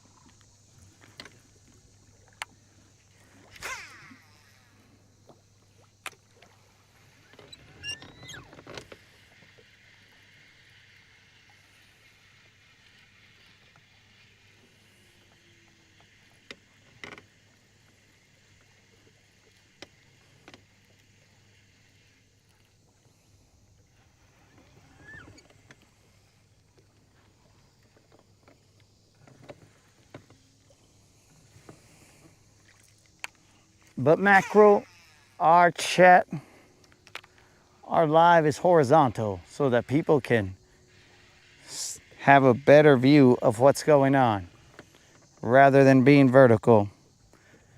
Brings a little more of nature's beauty to the viewer.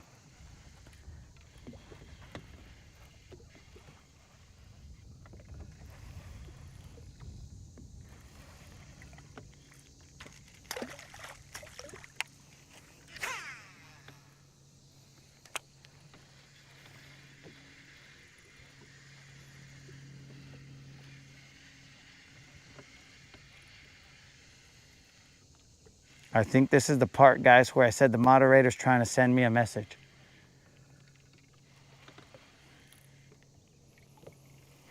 She's trying to send me a message.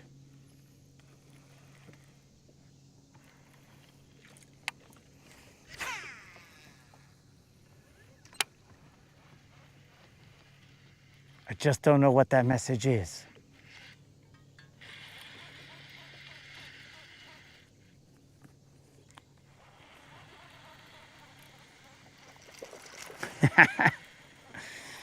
Look at this tiny little guy that we just hooked into, guys. Que baby este vato. Just trying to make sure we don't get any troubles.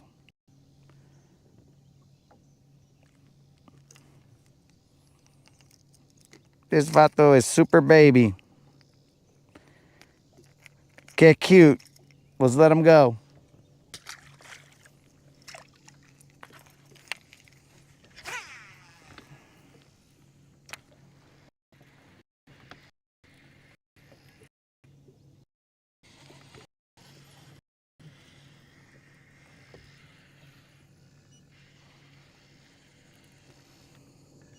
That guy was tiny.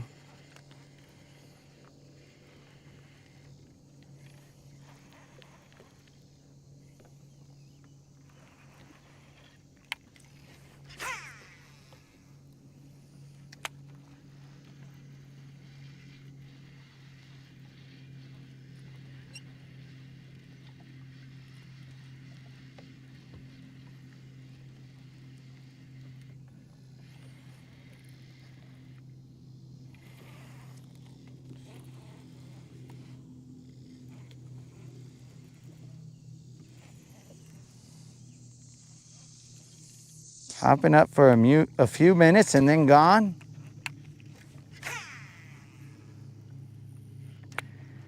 Moderator, you've just described all of us. Each one of our lives is a fleeting moment that pops up for a few moments in the span of time, and then it is gone. Man, you guys see how deep this channel gets. We fish deep, we talk deep, we is deep. But actually, guys, if you look in front of me, I don't know if you guys can see it because I'm probably in the way, but there's a hill or a mountain, and you can see these guys paving paradise to put up a parking lot. You can see how the mountain is like all trees on this side, and then it's starting to become houses and stuff where they're taking the trees down. But anyways,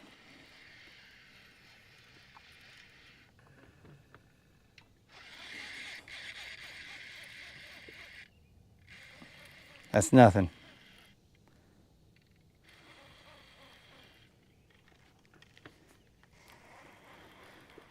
That's nothing, but I've been trained by myself. If you feel something, slam it.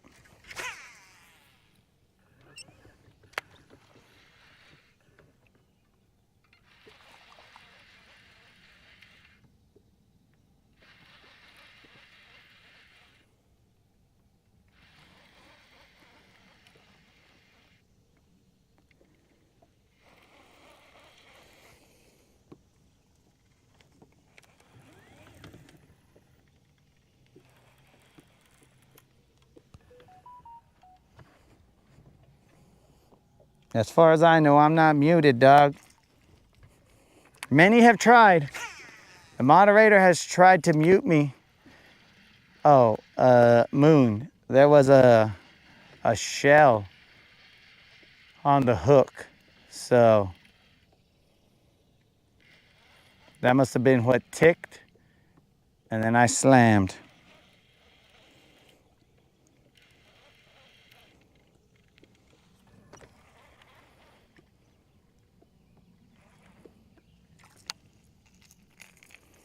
All right, I'm gonna throw a jig out there. This is very treacherous for jigs, but he must go where all other jigs have gone before. Fare thee well, jig. Fare thee well. Godspeed. Do not come back without a BBL.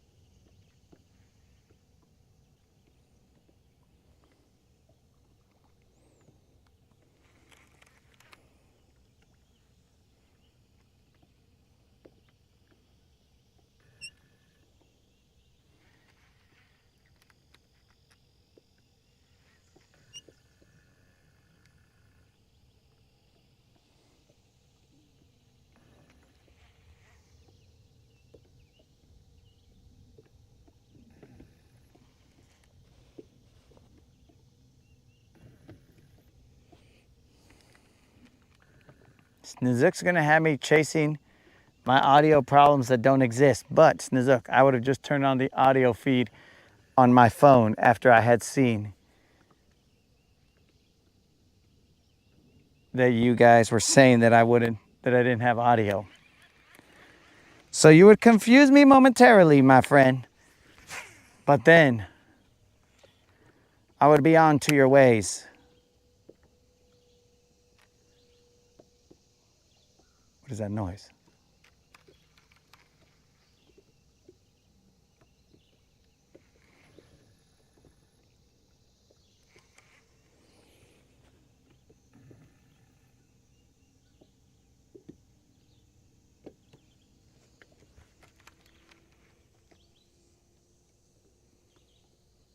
I'm not tracking what your question is.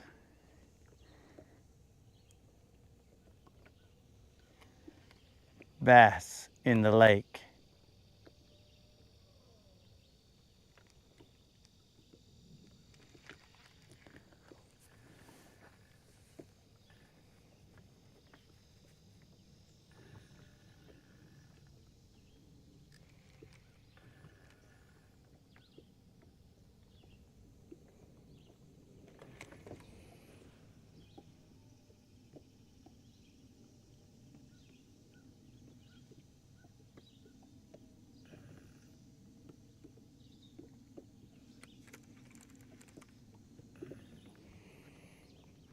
I don't know what your question is.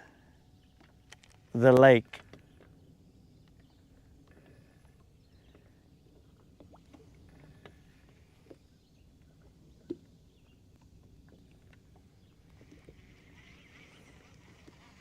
I must have missed it.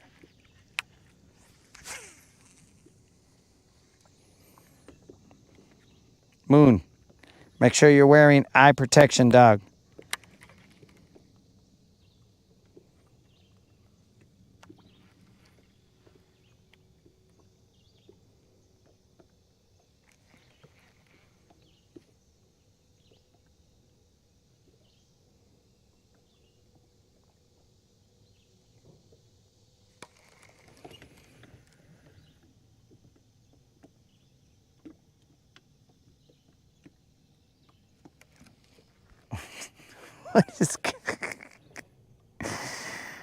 What is going on now?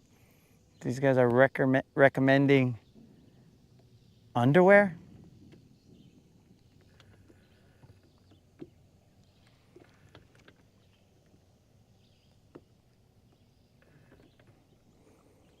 This channel knows no bounds. Try these chones, bro.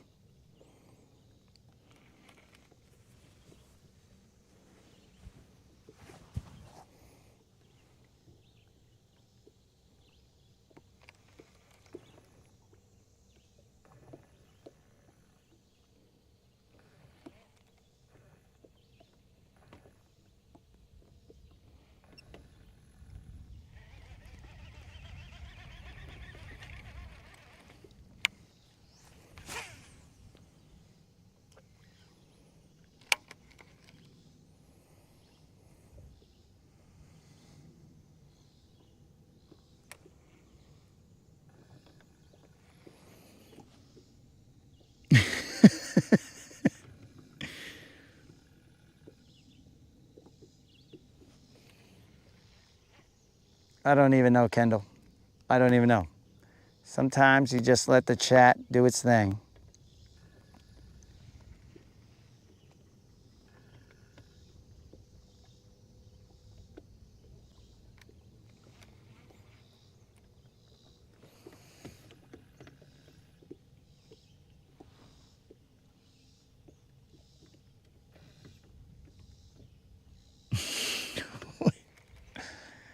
Oh.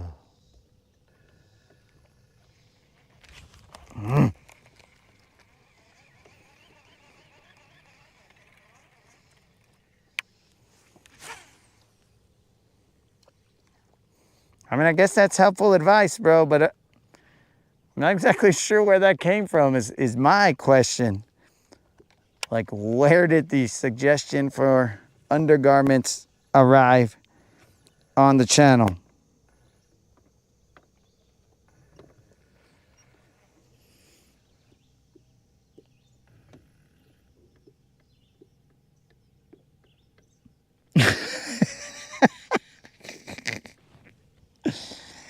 Oh. Oh, okay. I must have missed that, bro.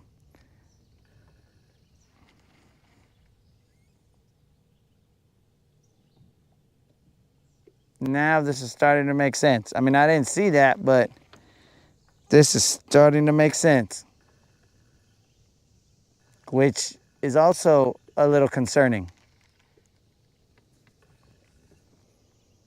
When things start to make sense, or when you've lost contact with the chat, both those moments are concerning.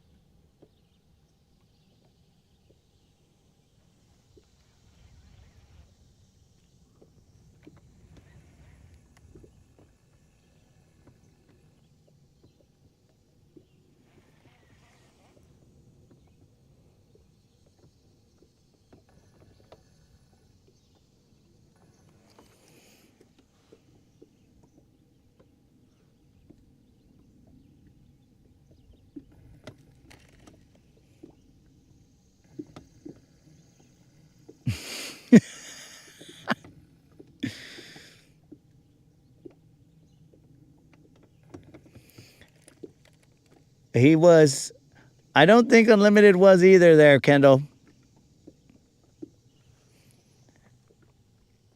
I think he was essentially commando out here. I don't know why.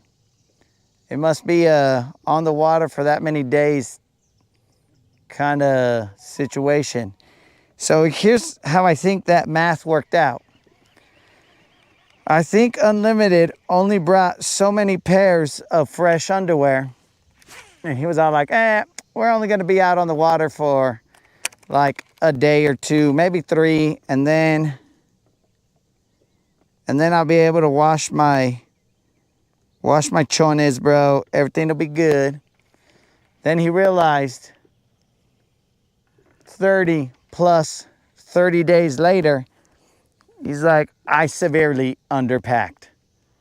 I do not have any more underwear, whether they provide support or not. I do not have any more underwear. I have put the underwear on top of my head as a bandana. And I think that's what went down. He barely had on any shorts.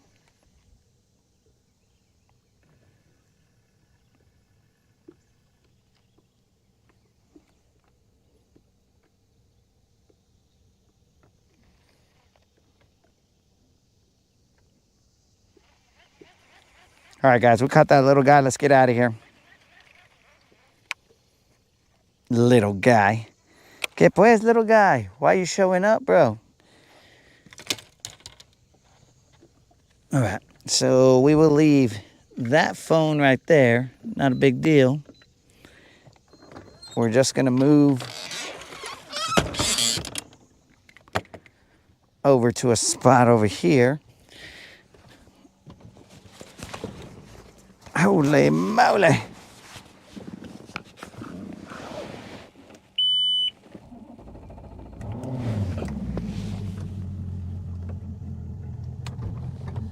The rain disappeared, or the threat of rain disappeared right now, but not like completely.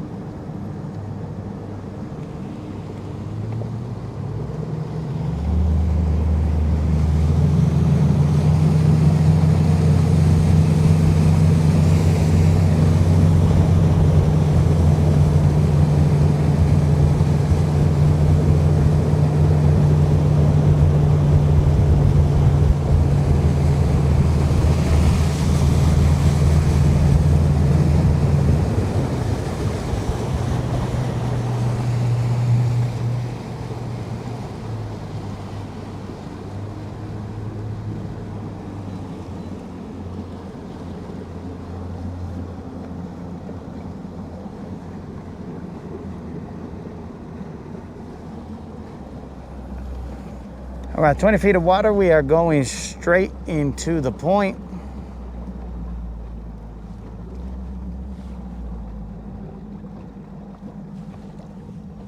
So it really doesn't help if the sun is not behind me. I mean, it helps a little bit, but not as much as I thought it would.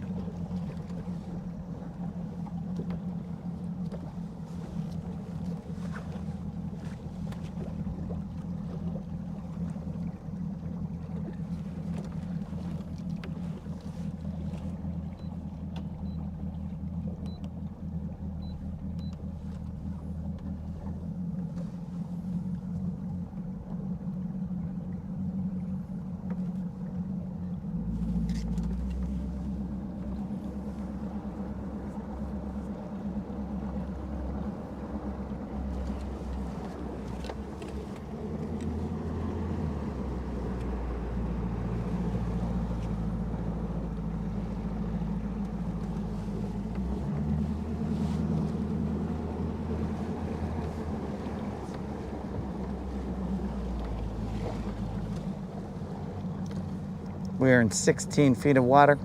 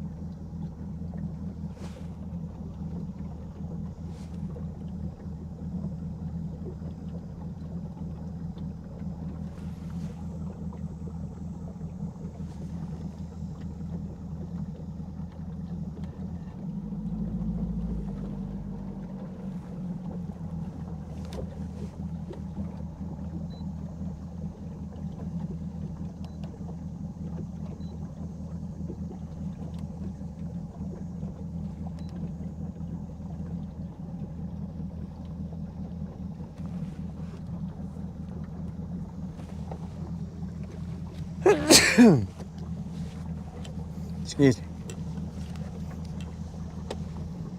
18 feet of water.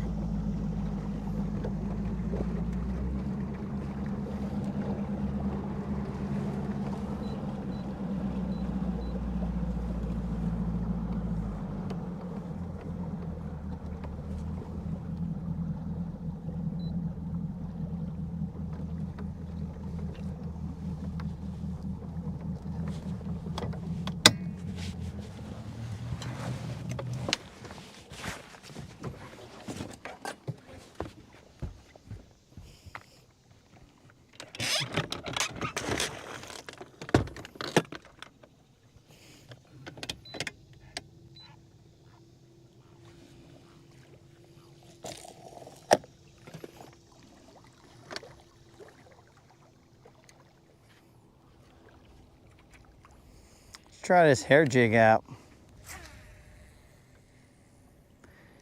We're throwing across the point. I definitely have to set up my contour line shading in the back or in the front like I got in the back. Right now, they do not match.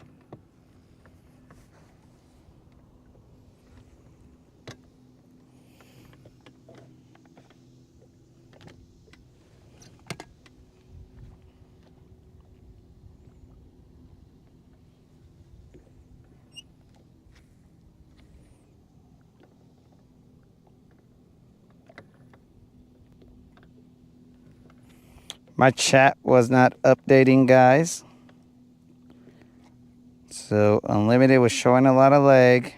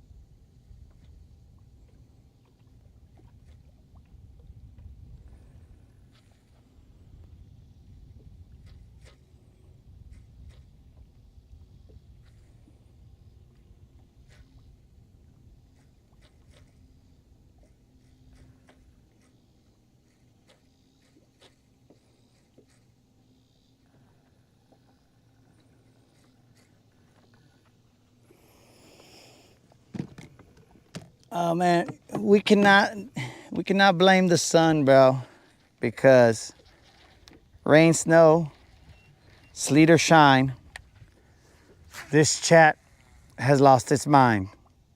It's just the way it is. You come to expect that when you come in here.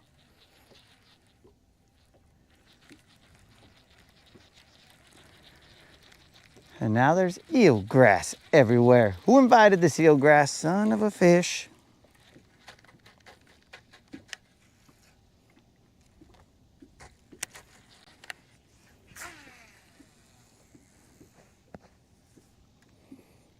I don't know who invites this eelgrass, bro. It wasn't there a second ago. I think this has to be Minecraft, because it wasn't there and it just spawned.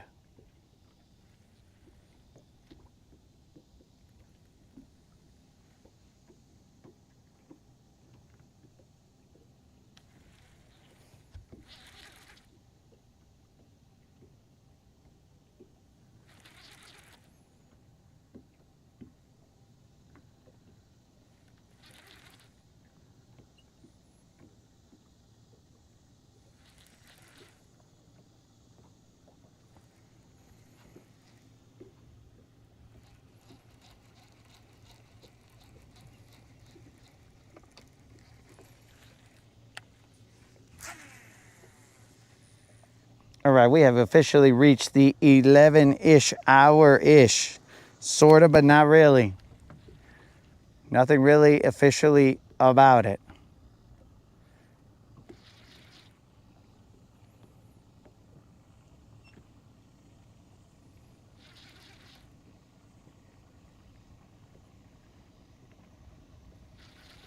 We have definitely potentially reached it.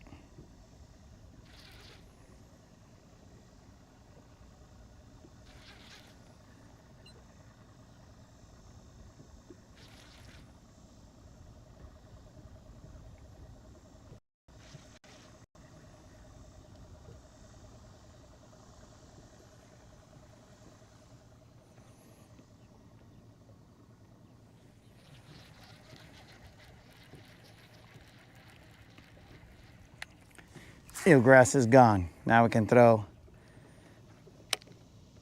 along the point here.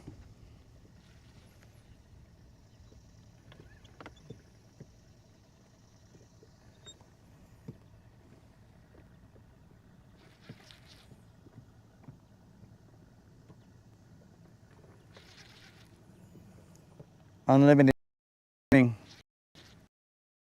And I, this, when we view from the boat, dead weight right now. Maybe 2 or 20 pounds, depending on how I read it.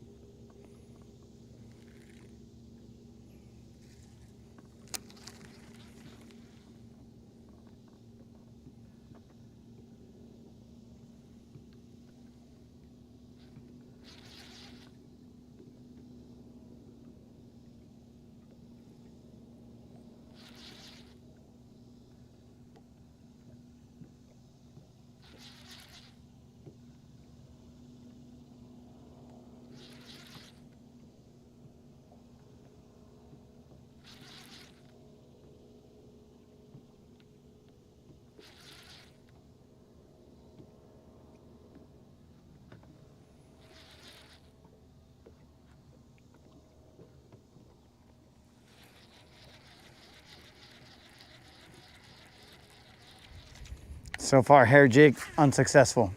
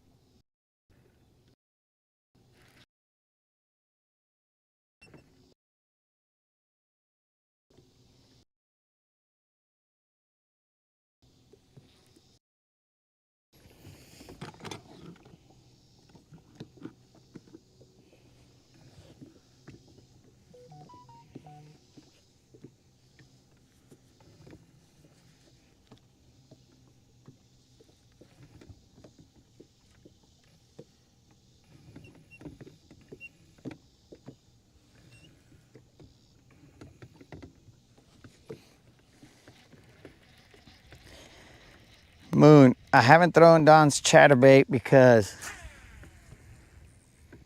I've been out in the deep. I threw it in the shallower areas.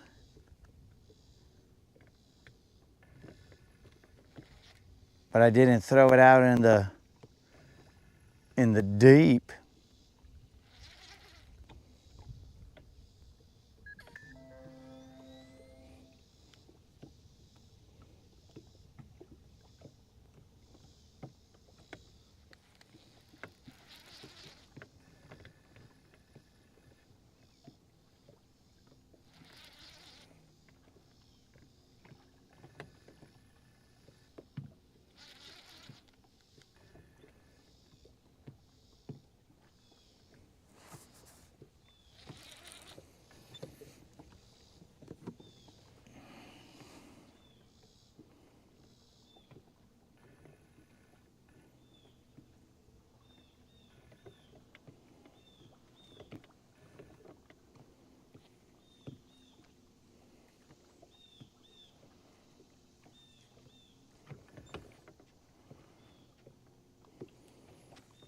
Yo, Alabama fly fishing, what's up?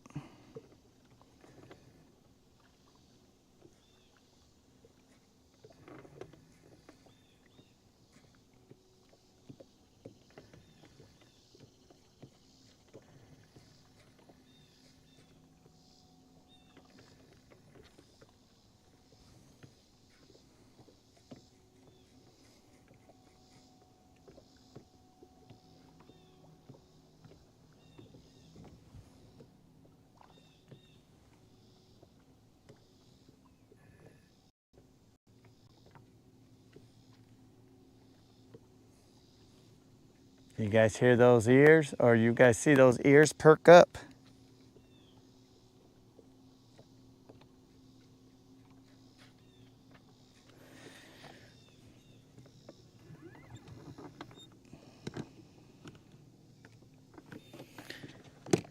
Yo, the lake.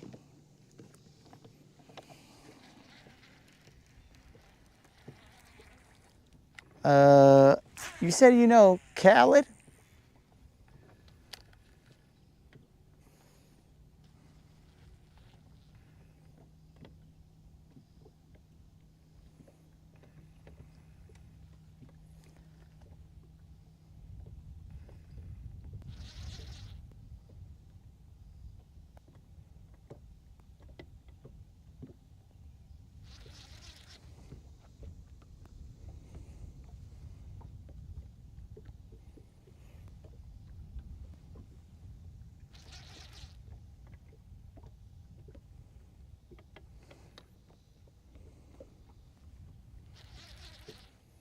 I'm gonna need some verification here, the lake.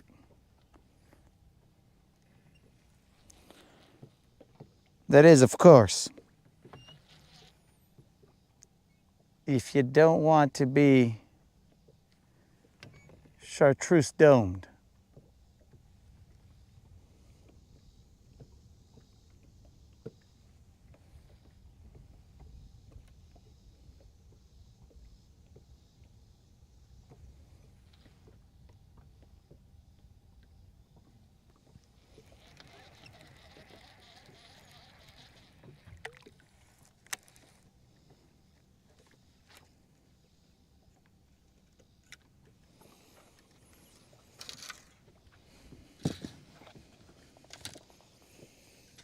All right, guys, if we get zero verification, then we're gonna have to dome them up.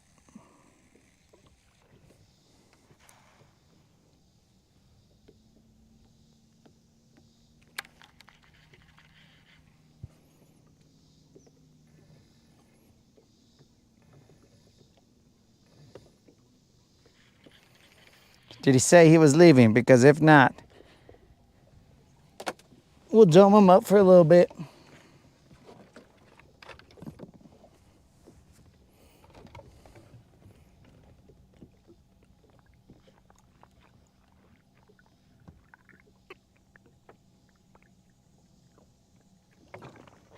Bros, I am seeing clouds growing right behind me.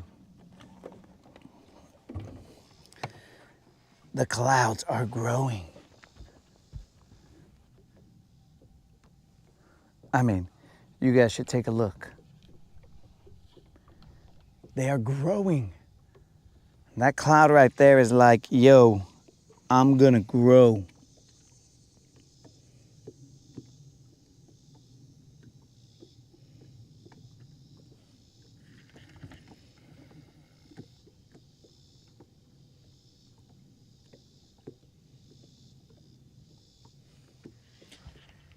Moderator, you saying I got 10 minutes tops? What are you talking about? Speak to me, or forever hold your peace.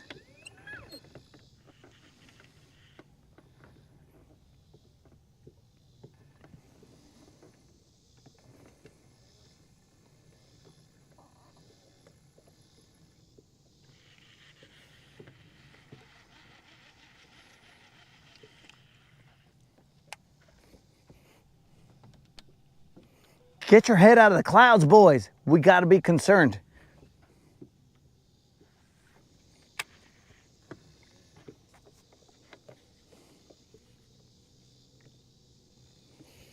We must be concerned here.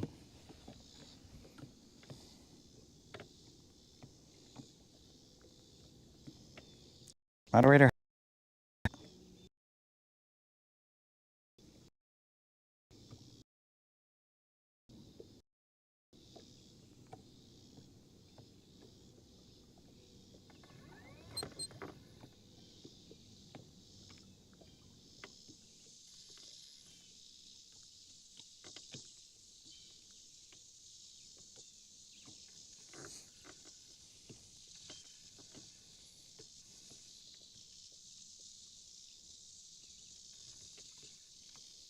How do you know where I'm at, moderator?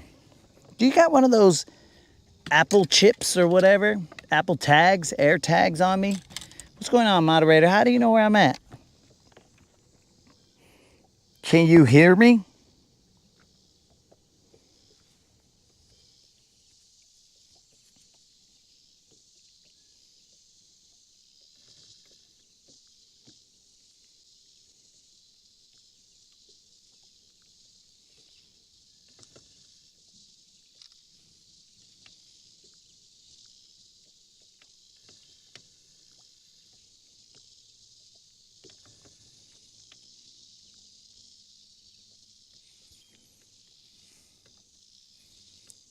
Moderator's got a life alert on me.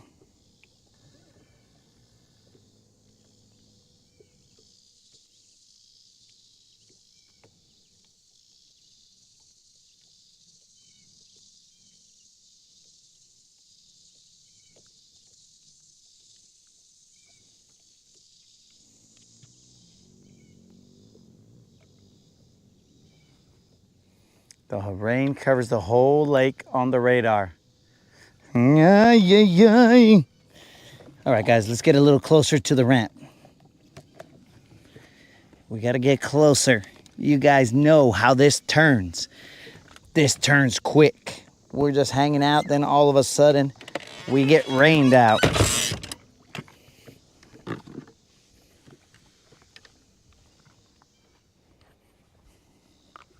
We haven't gotten any verification, boys. Potential domage about to happen. That sounds weird. Let's never say that again. Potential chartreuse. Let's not say that either. Potential engagement of the dome. These are all starting to sound weird.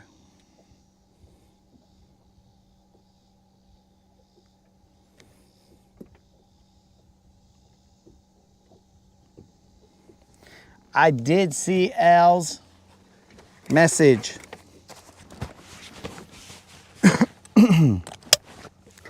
Moderator, that's what I thought yesterday. I thought, oh, it's just rain. And then next thing you know, Boom. Yeah, guys, so we're gonna have to see about our phrasing because I'm not sure domage is gonna work.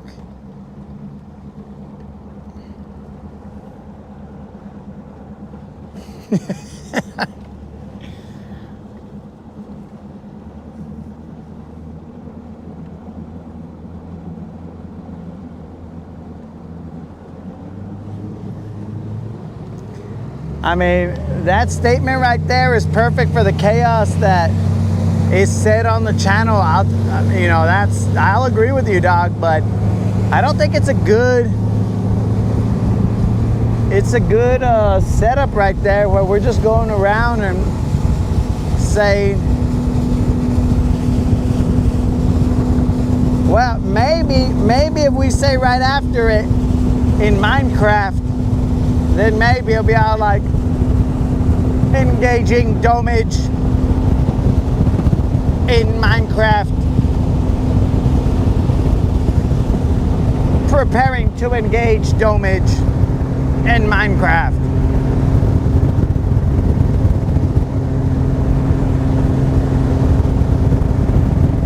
Moderator, I don't even see, like what I'm seeing right here is not.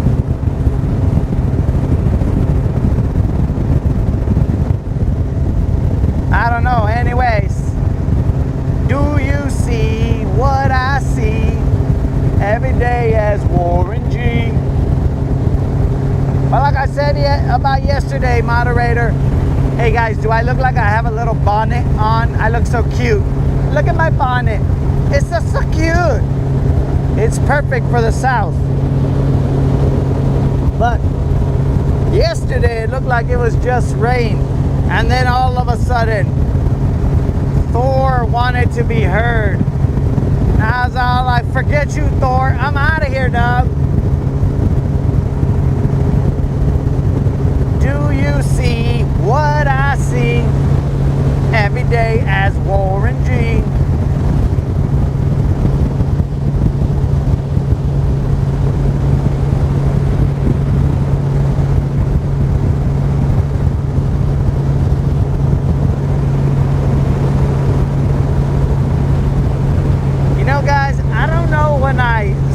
Being able to trust clouds, because ever since Bob Ross was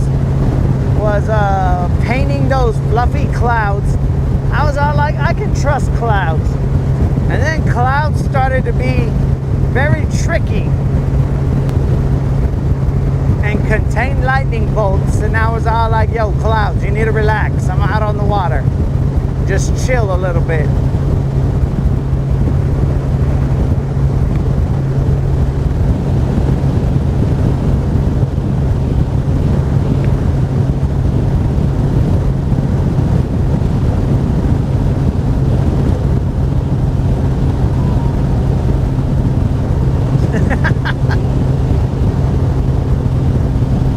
Well, I can assure you, Snizook, that is always my stance on that.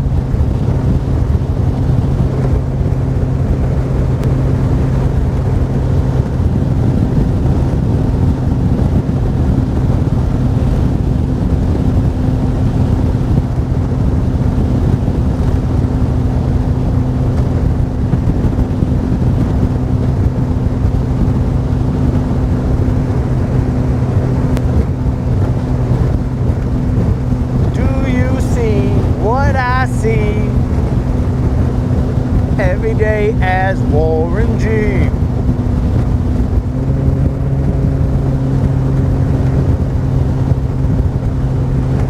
Alright guys, we are going to go to the last known area where there was a BBL yesterday, and we shall assume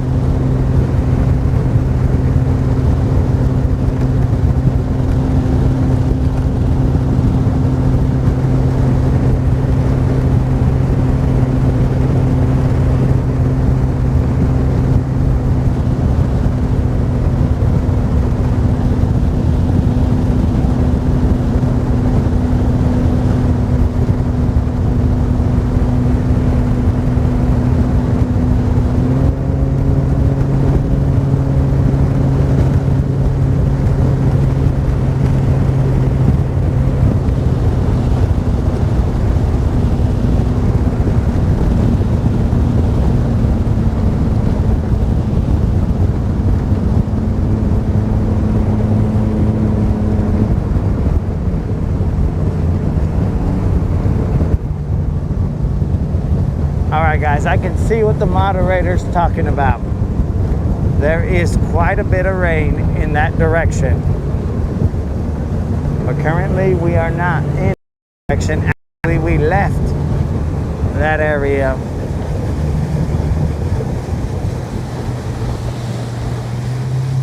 Snizook, I will check out said picture eventually.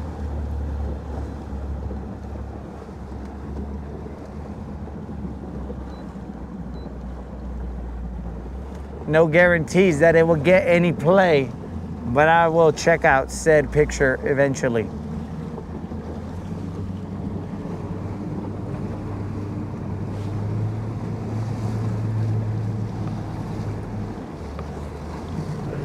We're gonna take a hard right.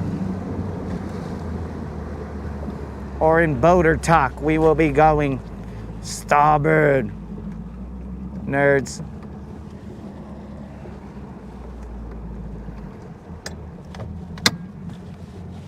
Starboard is off to the bridge. Off to the bridge and off to the left of the bridge.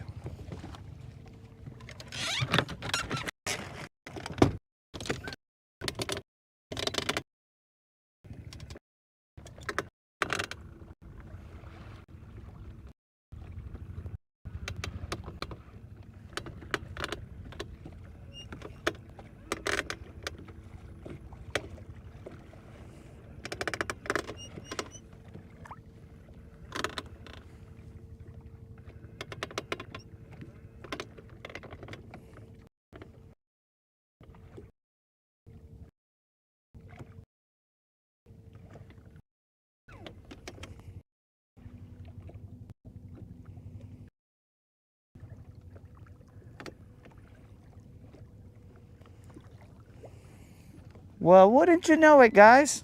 Snizook was telling the truth. Look at that, guys. He told the truth. Would you look at that? He's over there saucing it up. Saucing and saucing and saucing it up. Watching the best assassin. What's up? What's happening? Snizook. Snizook. In the house. He's just out there saucing and sousing. Dang, bro. That's what's up. All right, guys. We're about to...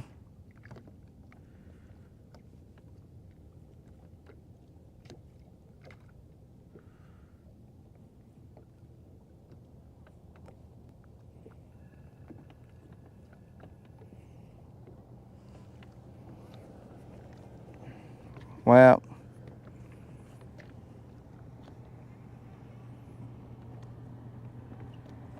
there hasn't been any verification, guys, so we can leave it up to the channel.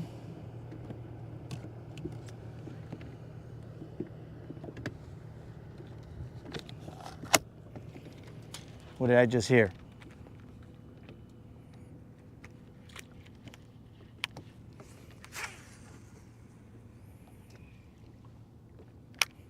This is what the moderator is referring to, guys. That.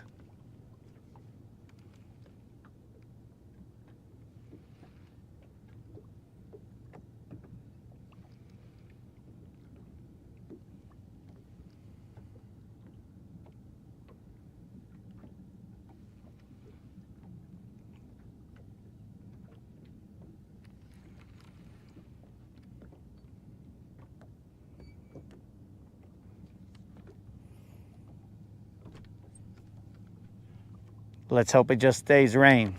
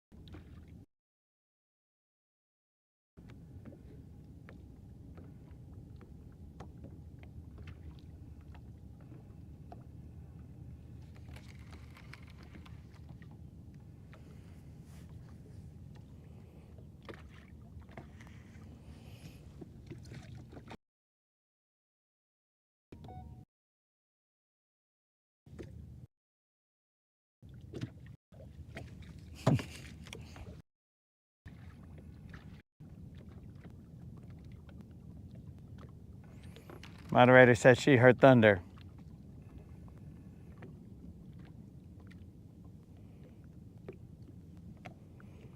But at the same time, we got a picture from Steve. Steve Sturgeon.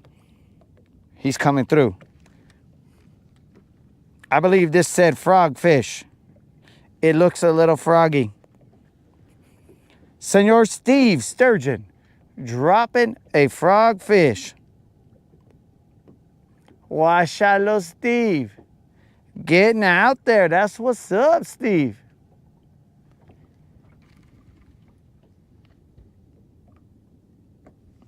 I hope you guys can see that.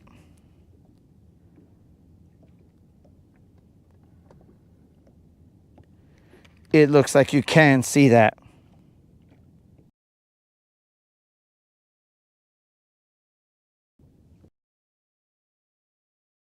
Heard thunder.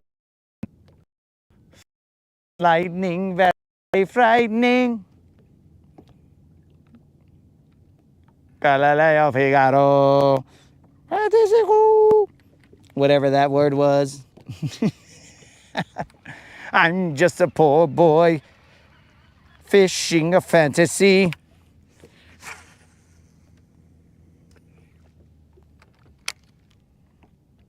He's just a poor boy from a poor family.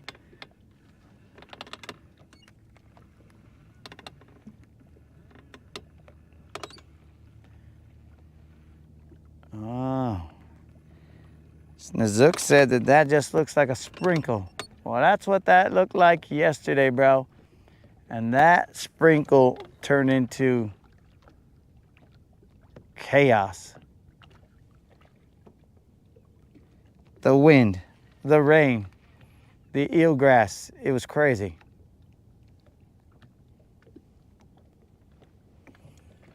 Steve out there getting them froggy fish.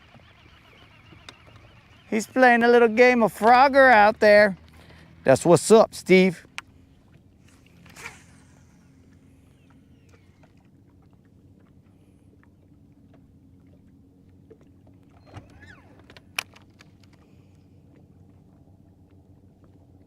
The lights are about to go out here, boys.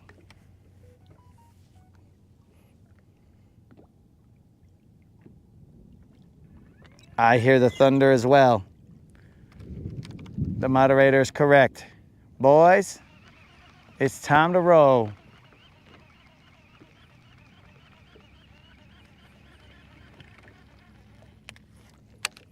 Steve brought the thunder. Steve brought the frog thunder.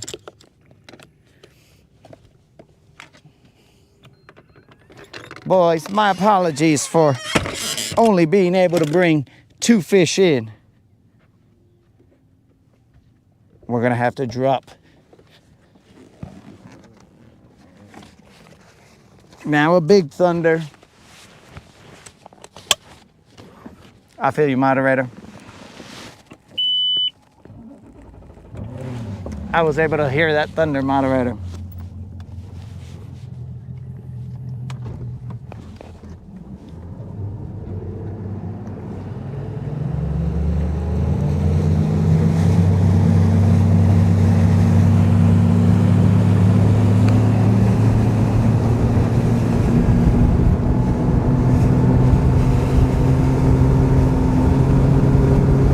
Let's roll, Silver.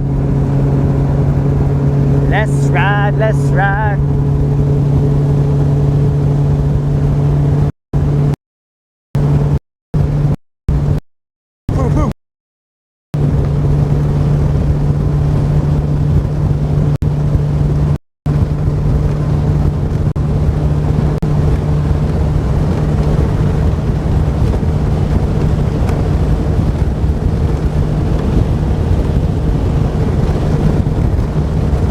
Thunderbolts and lightning, very, very frightening. Me, Galileo, Galileo Figaro. I'm just a poor boy trying to outrun lightning. He's just a poor boy from a poor family.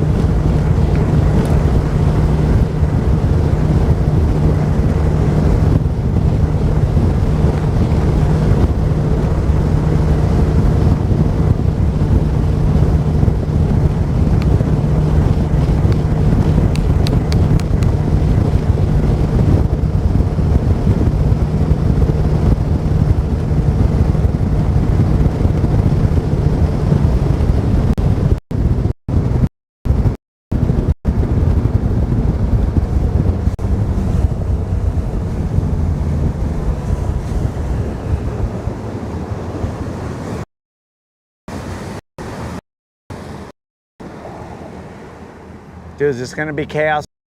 Then so safe than sorullo. For those of you who are not bilingual, that is then a skunk, I guess. But that was only wordplay, bros. That is not an actual saying.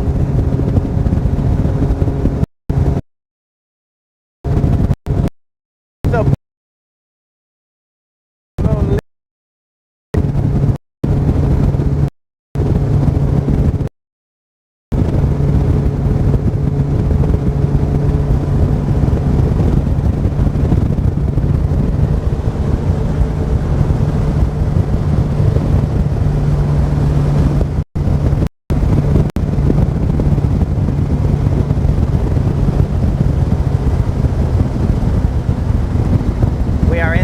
boys and girls, we're gonna have to take off the mic.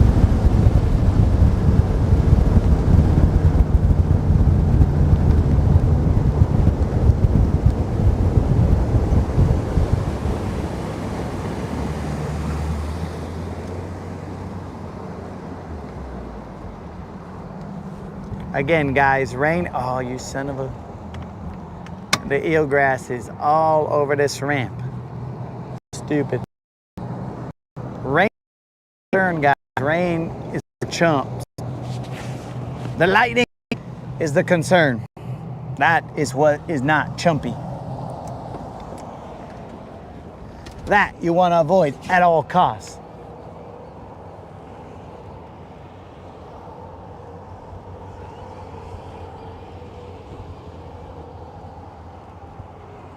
Just these storms have been popping up and they've been real lightning.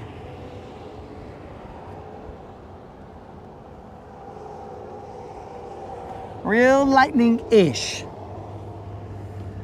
I do remember that Tom said that I am Latin McQueen.